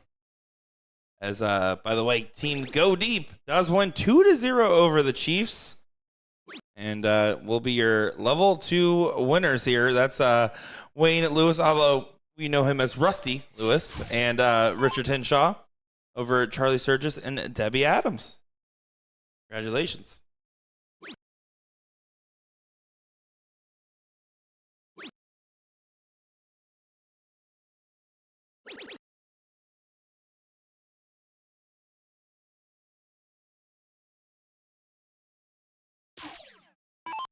Urbans to try to bring it on down. This is still, 104 will have a shot no matter what happens here, barring a max hit. Right? That was almost good math. This was a 209? Yep. Yeah, you're right. Yeah, 180 wouldn't have done it. But 104 to take a 2-1 lead. One away from the second set.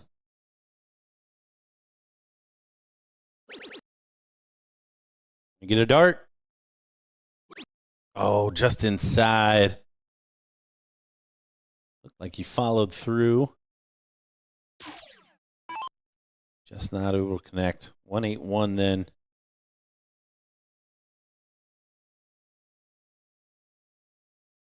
Mark really needs to find something big here. Try to put some pressure on YB. Maybe manufacture a freeze here somehow.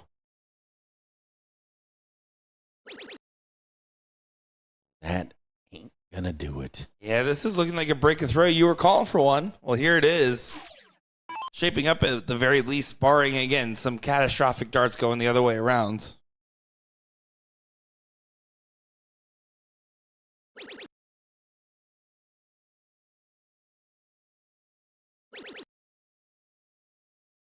There it is. No freeze chance. 1, 2, 4 is frozen. So 16 going to be live. Rich can do maybe a couple of trip 20s and go push the button. There it is. It's exactly what happens.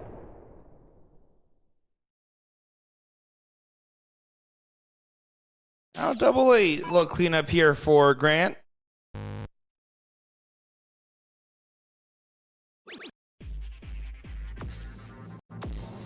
Now it's a 2-1 lead. So Rich and Mark will have to hold their throw in this next leg. Get themselves settled in place and convert on some results.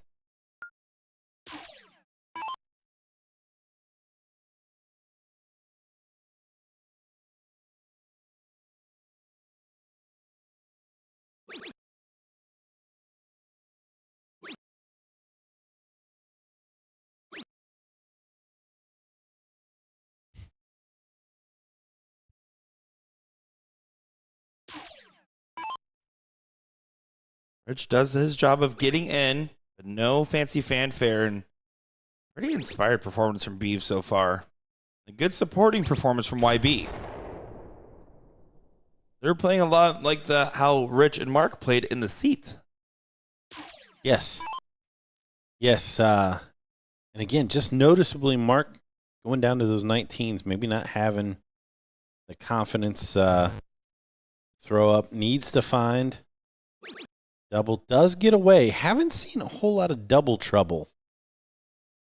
Aside from that very first leg with Beeve and YB, but after that they've won 2 on the spin, so can't say that they harped on it too much, but almost everybody we've seen on the stream in the double in format has gotten away pretty consistently. The heads up for our people curious, it's a 2.45 cutoff for the mixed doubles as far as combined team NPR average. With the team to look out for, of course, Shea Cole and Thomas Buttenberg, followed by Jimmy Jones and Leigh Riddle, and then Daniela DiGenova and Patrick Gibson as our top 3 average teams. Alex left her. So there you go. Alex left him. That means Gibson, and then her for Daniela. Now we know Alex Bowman abandoned just to get beat up by some Europeans. That sounded personal. Big 180 there from Beeve.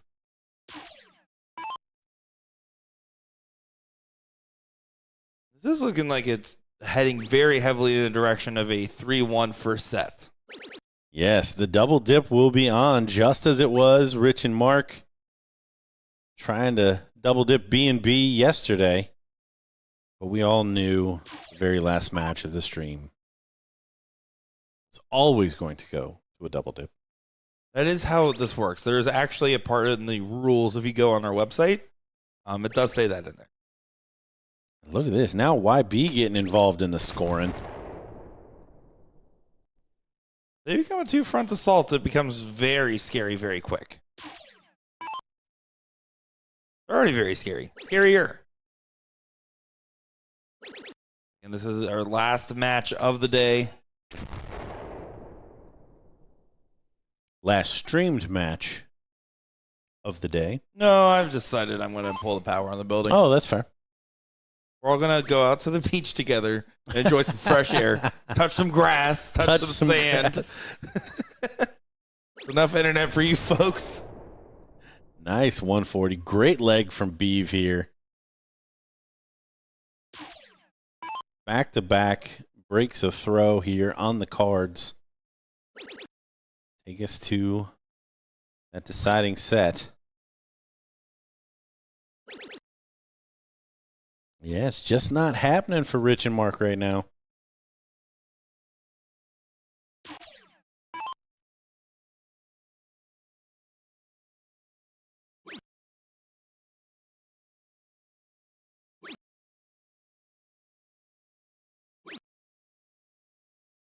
Yeah, they're not contesting this leg, and on top of that, they're getting some good darts thrown against them now. Potential 11 dart break of throw coming in for Beeve.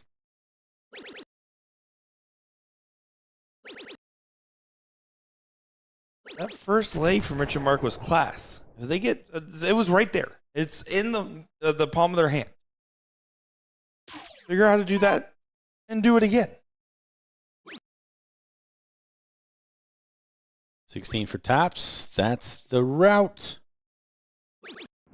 There it is. B&B taking the first set here in the level 1 final. Scores go back to 0.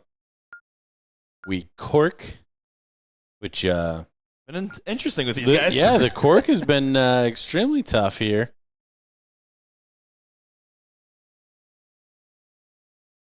And it looks like potty break for our players. We'll give them a quick second, folks, so we will be right back in just a moment's time here for the conclusion of the Level 1 Finals. Don't go far, folks. Take the share at Gordon Dixon. Be right back.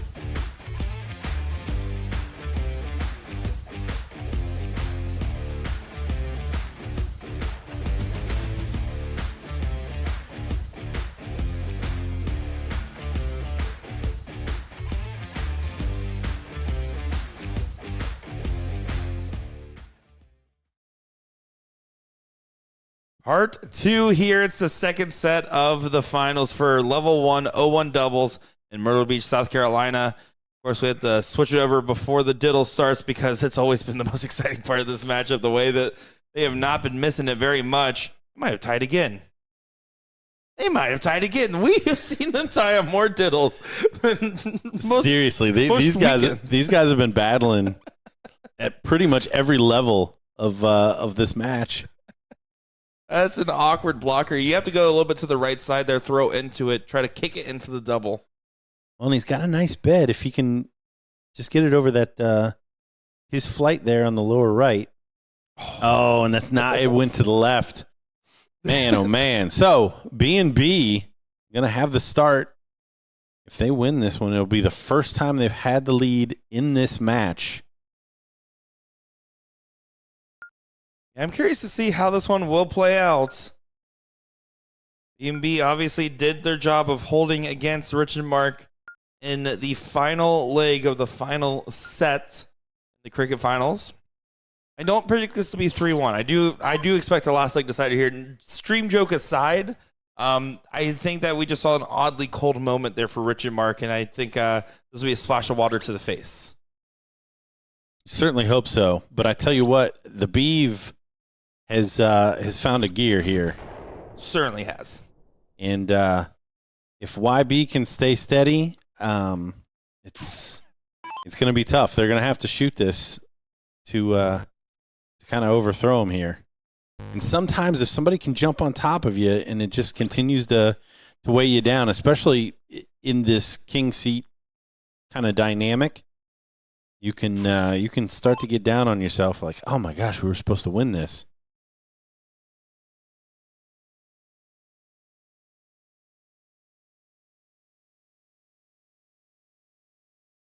A little bit of struggles. Doesn't convert on the open, but with the larger open from Beeve, it's going to be one of those, okay, get your one error. Unless Little Mark punishes real big, reset and drill it on the next.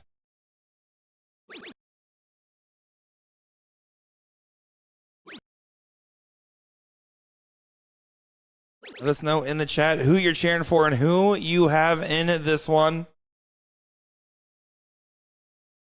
Gordon's been cheering pretty heavy for the Florida guys as a homer, so I want to go ahead and take B&B here. How dare you?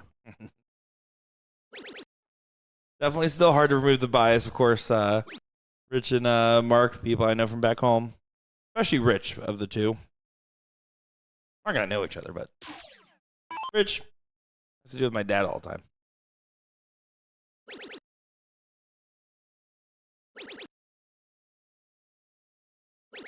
Yeah, this is better. It's 1-3-5. Here's the redemption shot from Youngblood. Needs to get in. Probably a big triple. There's the first part. A pretty double. Might switch. Does do so. Nothing fancy, but at least feels a little bit forgiven for the earlier error.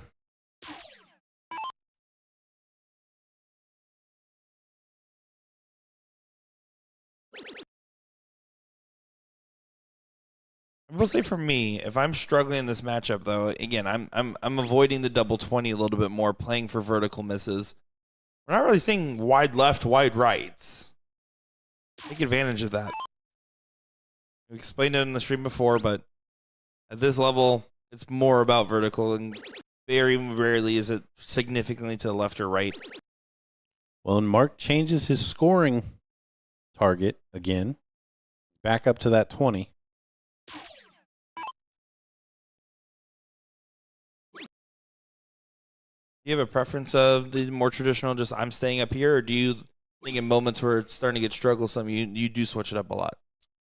Well, I think of an indicator of like steel versus soft, you see steel players move for cover a lot more often. I can't say that I would like I'm going to shoot 19s now, like if it wasn't mathematically in the cards. I would probably stay stubborn. And we see a big 180 there from Youngblood. So yeah, so I guess my preference would be you stay on the 20, and move when you're blocked. Yeah, I would go just a half step further. Stay on the 20, move when you're blocked. Occasionally, you can take a chip shot, just at another number if you're not feeling like you're fully clicking. But I would never fully switch. Be like, I'm going 19s at the start of this leg. But if I'm going 20s and that first start doesn't feel super groovy, I'm not afraid to move a little bit earlier on. In a match where I feel like I'm struggling or starting to get into the rat race of it all, as this is a potential big follow. It still is a really good follow to the 180 from YB. This is a very dangerous team right now of B&B. Energy's been sapped from Rich and Mark at the moment. Yeah, they just don't have the firepower right now to put any pressure on these legs. I mean, this is the first leg of the second set, and B&B's got the start. But you have to imagine if they play like this going second, they're still going to be the ones that are getting darts to finish.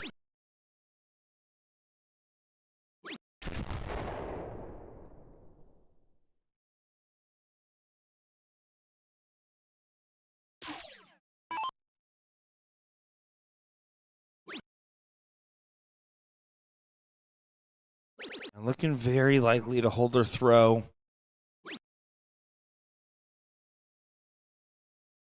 I'm saying 757 machine, let's go, B&B.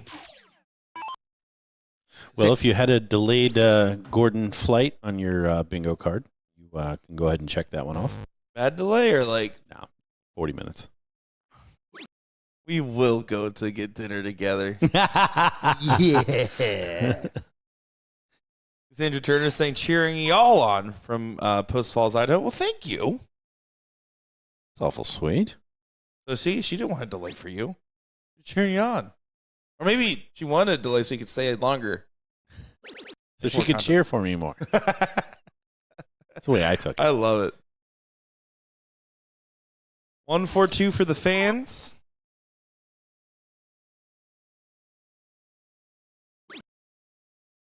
Not going to happen.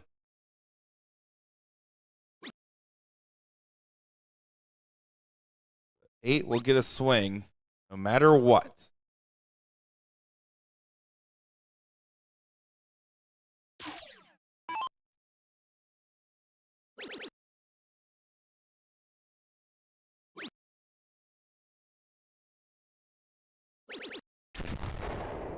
All right. Would love to kill this off here. Doesn't want a whole lot of dramas. Luckily, it's double four, and nobody misses double four. Some people miss double four, Gordon.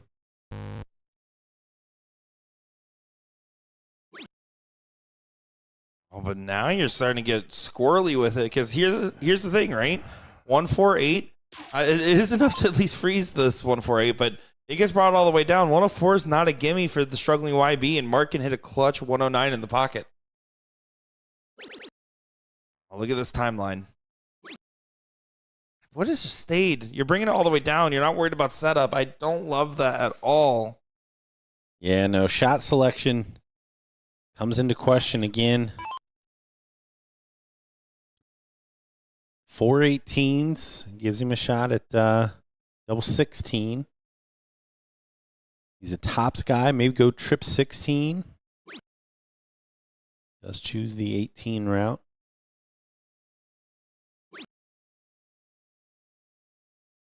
For the last dart. He's there for the lineup, I think. You know what? I don't hate that. If you thought he had a line on it, he had 2 darts on it. Does bring it down. And with the Madhouse, though, for Beeve, you have to bring this down. You have to hit 2 really good darts. That's one of them. Double 20, 38, something. Oh, what a last dart. Big shot there from Little Mark. Makes this a little bit sketchier. Yeah, this first one should be almost off the board. No, Correct. you can't do that. And now 72 gets a chance. How Rich and Mark have gone back into this leg is beyond me, but here they are. Yeah, I said you did not want to mess with... Yeah, you wanted to take the easy win here. They played so well and have just completely gummed up this this finish. And 14. should please 14. shoot the 14. 14. Please 14. shoot the 14. 14. Please Rich. shoot the 14. 14. Oh my my gosh. gosh. Double 8. The number of times that he has done that. I think it's at least 3. Rich Turbans, I love your face, but you hurt my brain. Oh my goodness. He even had a whole conversation with Mark about the shot before going into it.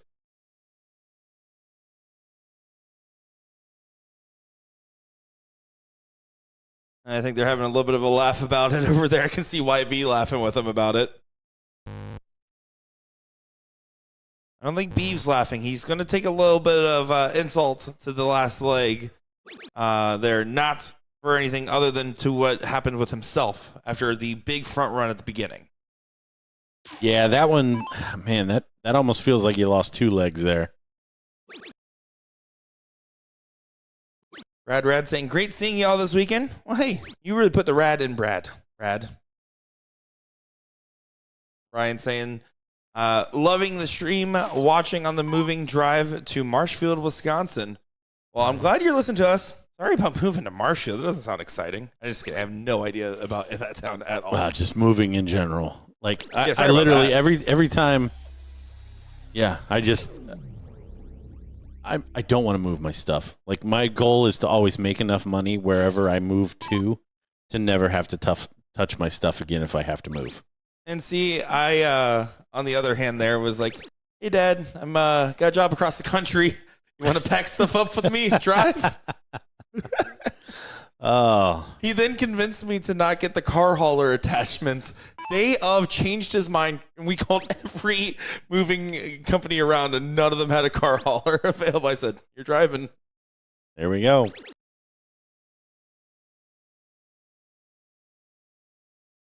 I also didn't tell him I lived on the second story of the apartment.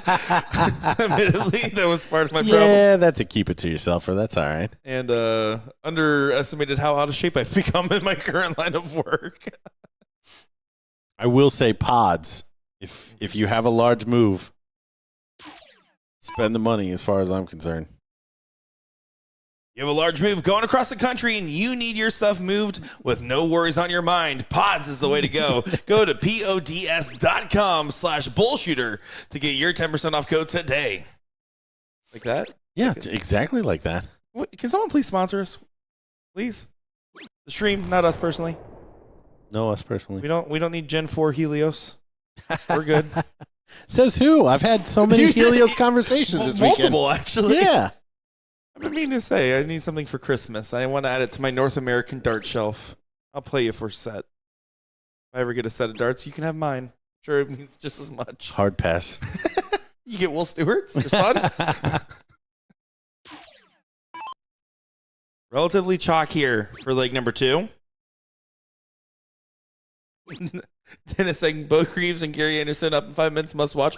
Honestly, not disagreeing, but that's why you have 2 screens, folks. Don't go anywhere. We have 1, 2, 3, 4, 5, 6, 7, 8, 9 screens open right now that are running. 11 if you count the ones turned off. You're very screenful.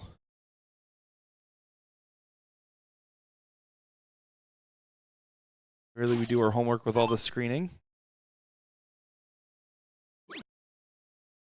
And Diane saying, this was such a great weekend and a huge inspiration for me to keep practicing darts so I can someday be in the tournament. Thanks, guys. Thanks for coming to Myrtle Beach, where I live. Come on out here. You're coming next time. No excuses. 41st tour. Diane's coming in and taking a title. I like it.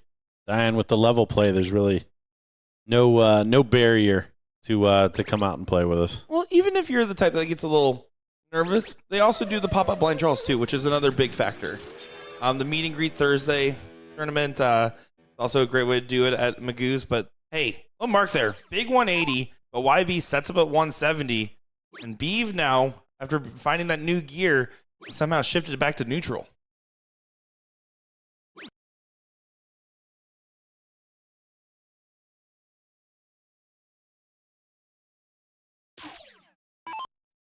So set up shop for Rich.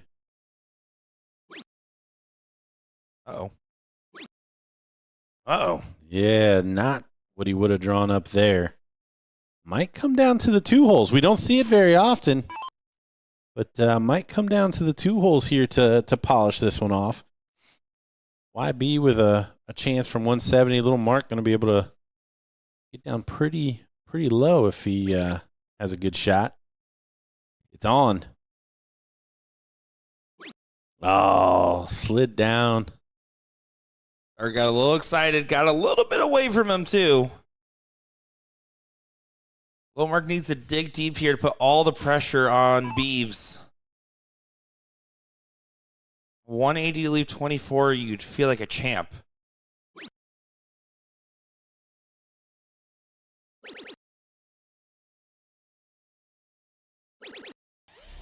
That's still a great correction. 125 is a happy grab.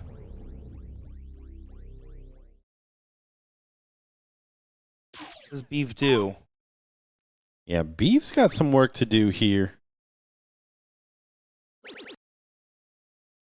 It's a good dart. May not be enough. Not in? That looks really good. So 179, 2 treble 20s. 2 big trebles. Doesn't happen. So the 90 in play. Tie it up at 1 apiece. Youngblood.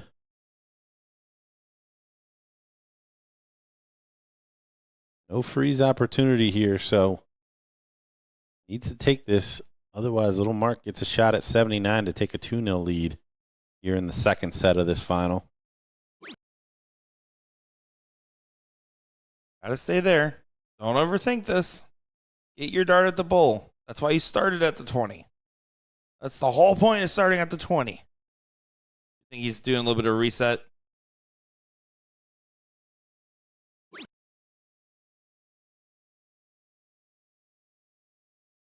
Yeah, this is all just about controlling the beating heart. Yep. The hero. Double bull. Every single time. We have not seen a single bull on a double bull finish. And it's all left other doubles. Yeah. We've seen 34. We've seen 36. There we see 32. Little Mark should be 57-22. Maybe 39-40. 57-22. I like it in this format. Be careful. Give yourself 2 darts at it. Reset. That was a gnarly deflection. That caught your eyes. They fluttered. Reset. Yep. Because you probably felt good about that one when it left the hand. Ooh. Oh, back to back. Good job resetting himself. They looked good, but man, that's brutal. If you hit something like a 177 here, all of a sudden things feel so different. I mean, 120 will still get a shot, but you have to collect a big round right here, right now. One more of those. Great shot. 17. So if Rich Durbins does not take the 120, it has to be 17. We really want to say he needs to find that first start trip. What he's fishing for. Yeah, to really give yourself the best chance to take this out. Yeah, straight away. And you know what I almost said is maybe double 20 on the second dart. Yeah, go extra high. Yep. So that you can actually freeze. You can actually get to the freeze. So double 16 should even this match up at 1 apiece. Save the skin.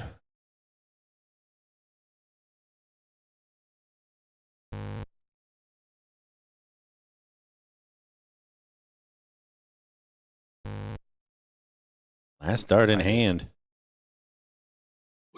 Oh, no, not like that. That's something that hurts. Hurts the heart, hurts the soul. Little Mark gets redemption now in 22. Wow. He has to hit this too.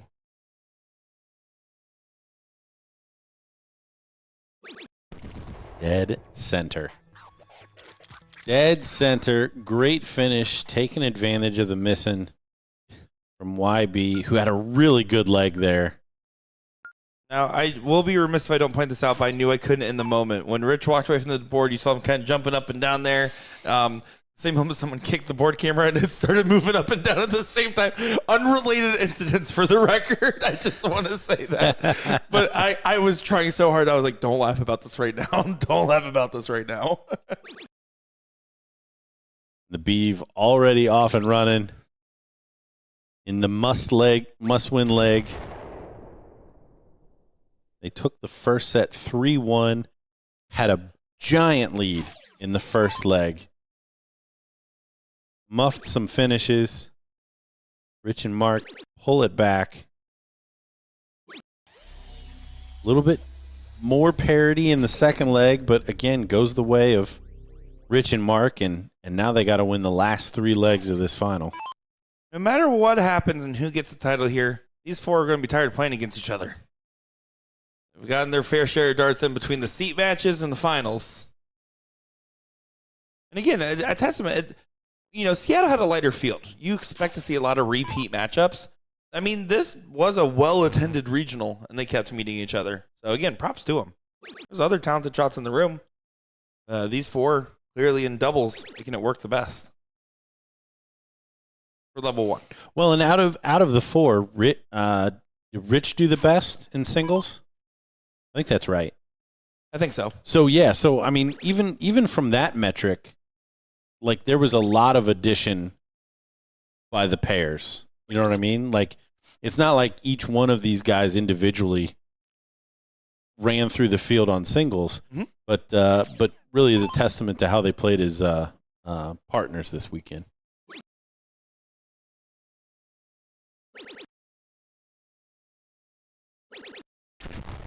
My room key. For me? Is a gift? An invitation? Or just a statement? Throwing it away. At me? I'm calling garbage? Oh, it's always a pleasure hanging out with you.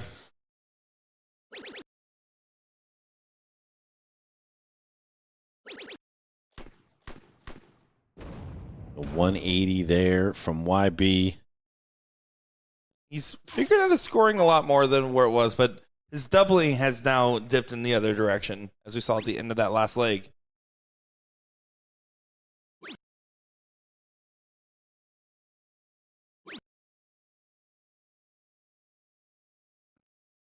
The Beeve on 303 should be 19s. I don't think there's any chance that's going to happen. Still could get there with 2 more triples.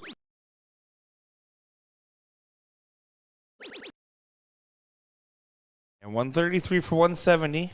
The kids pulling out their calculators on their phone. 271 should be the 19s. Don't think there's any chance of that.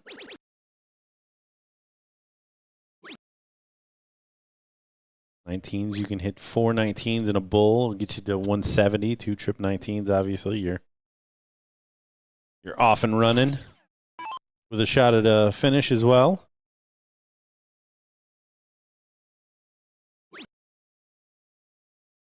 All important things that, again, when you're at the board at home and you're practicing and you're working on your game, these are the types of things that matter to try to instill into you. Again, you don't have to hit every time. It doesn't even have to be something you necessarily shoot 100% time. Some things are situational based.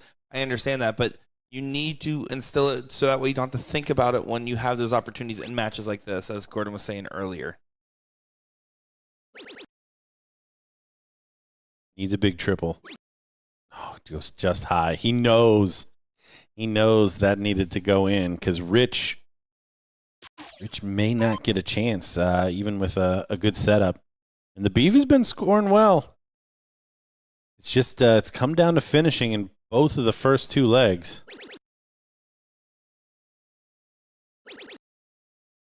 Look at this. Trip 18 leaves tops. Doesn't quite collect all of the Pokemon there. 76 is a pretty good leave from there. Rich is still going to go ahead and get himself to a finish. That's the route he has to play for at the given moment. 136 wanted a little bit more, but now it's up to YB. YB hits a good collect and doesn't matter what Lil Mark does here. Takes all the pressure off his partner Grant as well.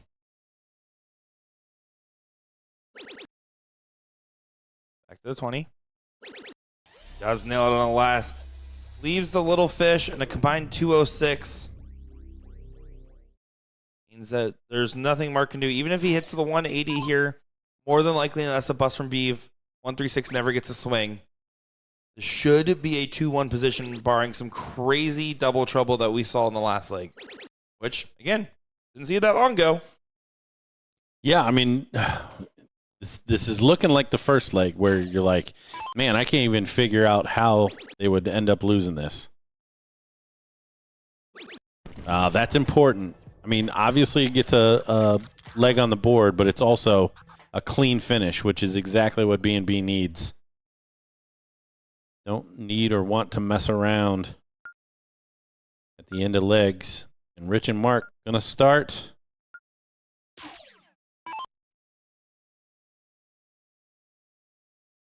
This is their best chance to take it. Otherwise, it's going to come down to another battle on the cork. Shout out to Team The Hut, currently in the seat match on level 2 doubles. That is the team of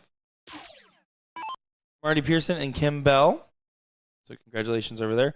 Level 1, just a smidge further behind because some of these finals were causing some holdups there. But level 2, rolling. There's more players in mixed doubles this year than there were last year. That's a statement, too, because things have been getting really, really moving with the smaller total bracket sizes, I think, make that big difference.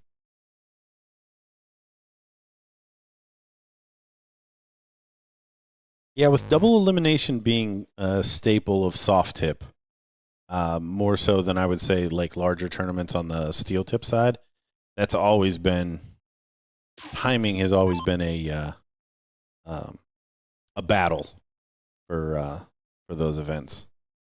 If you are running a double elimination bracket in North America, or anywhere in the world, I guess this is true, it's not just North America, let me tell you, the biggest falsehood in all darts is some form of balanced progression. Let the matches play as soon as they're called up, call a match up, and guess what? Your tournament will run so much faster. The only time balanced progression makes sense is if you are a bar running a blind draw, keeping there to have people stay as long as possible. And then at that point, it's not for the players, that's for the bar. Back to the match. Don't play God with the bracket. Unless you're the streamers and you want certain matches. Asterisks. Yeah. Good 171 there from Rich. Lil Mark has to play in the support role. Rich has done his part of really taking advantage of the throw. They didn't get down the first visit. Needs to get in now. And get in and then some.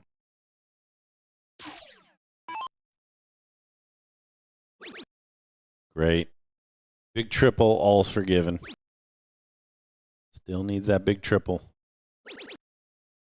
Doesn't come, so leaves something to be desired here. Instead of a big triple, he had a little mark. Is that what you're saying? He had little marks.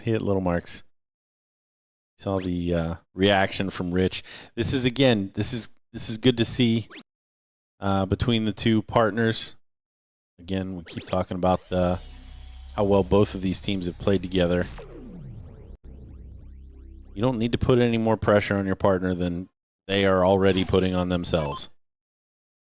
Rich and Beeve are doing a great battle on the top side as well. So Rich, once again, trying to find the 19s. He just hit the 171. This time, though, slows it down with an 83. Beeve to get a little sneaky. Should start 19s.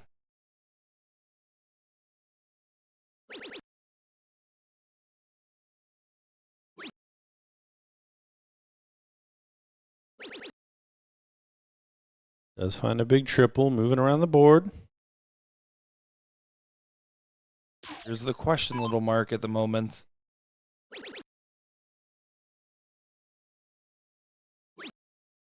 starting to get sketchy. Oh my gosh. Look at this. Big shot from YB, and it almost seals the fate. I don't think Rich is going to get a shot, even in 6 darts. And if it's not a big shot, even if it's a good shot, it still puts all that pressure on. And this is shaping to be a big shot. More in the 20 bed. Oh, goes wide there, 78. Set yourself up, Rich, just in case.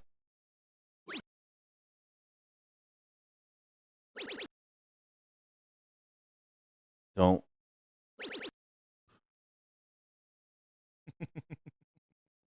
You want to talk about it? No. Okay. No, I gotta go. You know, I gotta get out of here. You gotta go lay down. I gotta go. You gotta go lay down. I gotta go lay down. Your new catchphrase and commentary. Great shot there from Beeve. This is definitely set up for a break now. Going to a last leg decider. Too many points for Mark to overcome. You have to play for a 180. Hope YB misses. But you're asking for too much right now.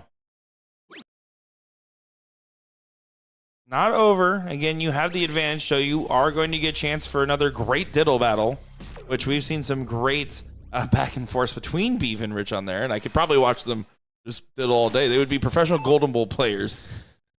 If, that was the case.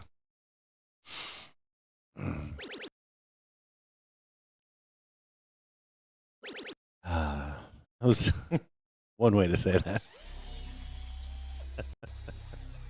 Oh, nice 140 there from Youngblood. Brings him down to 108. Again, little Mark all the way back on 311. This 123. No chance. Should be shooting for 119. Get it down to 4. Hope that little Mark puts in a big shot. Fade the 92. What Gordon said. Just trying to come up with all the different computations that may work out. But honestly, trip 20. Oh, I thought he was going to trip 20 double 16 game time. Trip 12 for the fans. Double 18. Oh, he's setting up double 16. Come on, he knows he's got time. He wants his double. I just got trip 12 for the fans. That's all I wanted. I got my one this weekend. Life is good. You might ask yourself, why does that matter so much to Nick? Nick said it once as a bit and has not let it go since.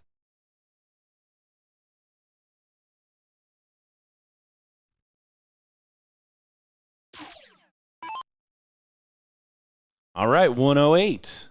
So it could be 4 18s and a double 18. Not going to happen. Setup shot here. Little Mark not at a finish, so 71, no chance. 32. Going to be in play regardless. Yeah. Again, pretty much set in stone. Too many darts to have to dodge from Beeve and YB. Kenny Doyle says, take it out. Make your partner feel the pain. Don't listen to Kenny. In that position, I would have. Just go up there. It would honestly might mess with your opponent's head in the diddle. I'm just saying. Like, wait, you meant to do that? As there we go. Last Especially if you knew it was your option. Mm-hmm. Oh, you whack the double and go show me one. That's actually, wait, hold on. We're cooking here, but no, Beeve does go ahead and nail it. It's the final set. It's the last leg decider. It's a set streaming prophecy. Of course, it was going to come down to this all day long. Beeve and Rich have tied on more diddles than not. I wouldn't be surprised if that was the case here.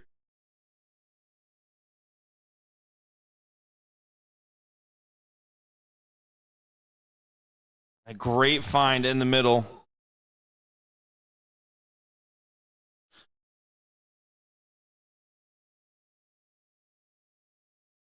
Oh, and Beeve not able to contest that one.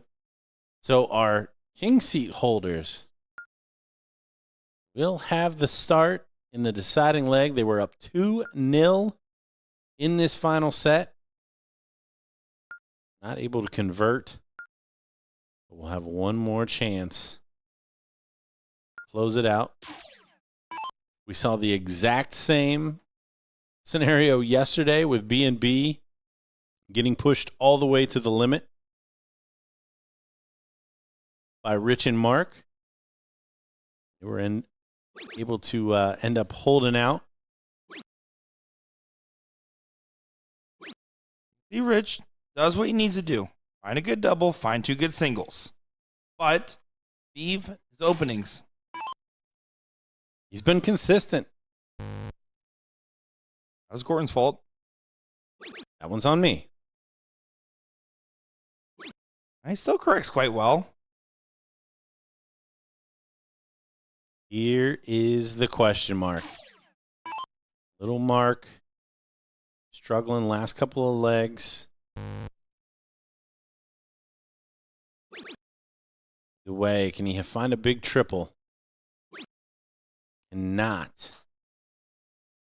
And trying to sit into a supporting role. Rich and Mark do not want to have war flashbacks to the last time this got to this point in this very matchup.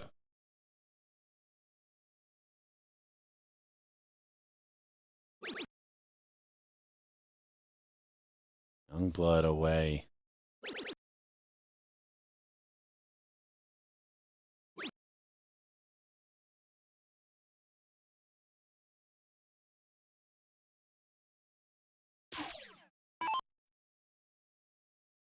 Who's going to hit that first big strike? There's a big saving dart right there, isn't it? Pulled that one out of the fire. Leaves an opening, though, for the Beeve. What's the first? Corrects well. Can you go ahead and get in front? No, but he's staying right in range. The advantage is right now leaning towards Rich and Mark just for the going first advantage. Yeah, winning the cork is pretty much the separation. Mark is in the treble.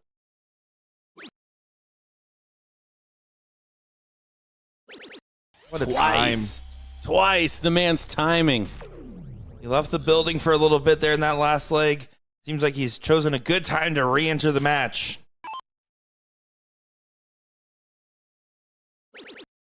YB. He smells blood in the water. He's finding triple 20s. Oh, just slides into the 5.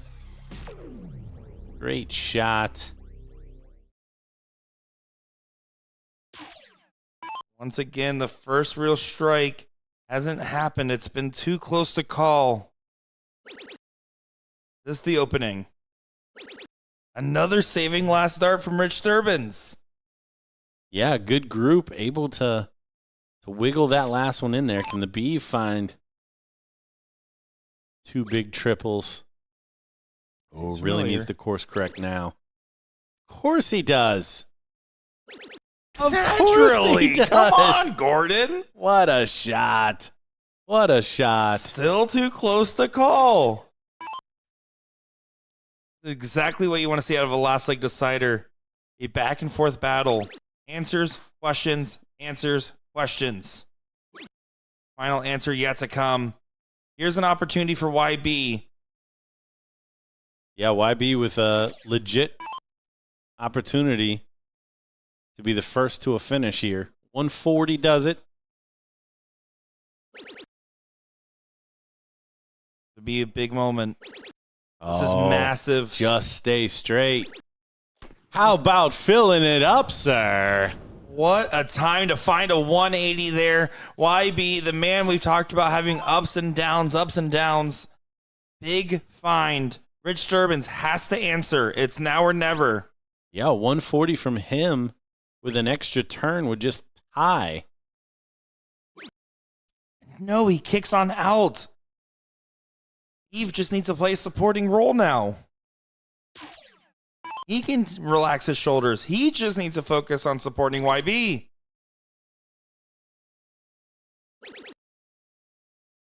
Big dart from him. 144. B&B looking like they want to be the doubles champion again. Rich and Mark having some flashbacks. Mark all of a sudden rising to the occasion. Finds a 180 himself. Yeah. Look at this. Both two holes having a leg. Now, we've seen some decent scoring from YB, but the finishing had 3 clear a couple of times. Here we've got a 3 dart finish. Still on. Trip 20, double bull. Won't happen. So Rich, can he hit the big shot to ease things off? Beeve will still get a shot at 144 no matter what. You got a chance at redemption. Darts pulled from the hat. Eyes on the board. Beautiful first. Beautiful second. Right here. It's enough, though. It's enough. It is. 144 has to go, or little Mark now gets a shot at 76. Yeah, no freeze opportunity whatsoever. Should be. Look at this. Another trip 18 for double 18. Double 18 for a 144 finish. And there it is for the title. The Beeve. Commiserations to Rich and Mark. Couldn't ask for a better final. All the way down to the last leg, just like we did yesterday. And just like yesterday, B&B comes out on top with the double dip of Rich and Mark. Yeah, what an incredible final. What an incredible showing. That last leg decider had everything you could ask for in a box of chocolates, didn't it? Man, yeah, the people that were struggling started hitting 180s, and everybody started coming back, and then obviously the big 144 finish. Absolutely incredible. There's no other note I would want to end our live stream on out here in Myrtle Beach, South Carolina for our 3rd stop of the BullShooter Tour. We had a great weekend out here, didn't we? Absolutely. Darts and sand and $89 room rates. I mean, who $13.99 breakfast buffet. Who doesn't come to this tournament? Well, a lot of people did, so they got the memo. We got people from Missouri, Vermont, New Hampshire. Shout out to my New Hampshire friends out there that we met at breakfast. No, it's flying been high. It's been great. I hope you guys have been enjoying it all. We will be having a lot of other videos going out on the internet. If you still want to follow that mixed doubles bracket, go over to your BullShooter smartphone app, and you go over to the tournament section and switch it from my events to all events, and you'll be able to follow along with mixed doubles. Keep that notification bell ticked on, as we will be posting videos and updates here as we head to Niagara Falls, not this weekend, but next, for our 4th stop of the BullShooter 40th Tour. Any final thoughts, Gordon? One last thing you want to say? One thing that people should take away from this stream this weekend, or just from you in general? Be ready. You're going to get a shot to win the leg. Be ready. And my final takeaway here is don't be like Gordon. Put the cereal in the milk. Have a good night, everybody. Thanks for tuning in.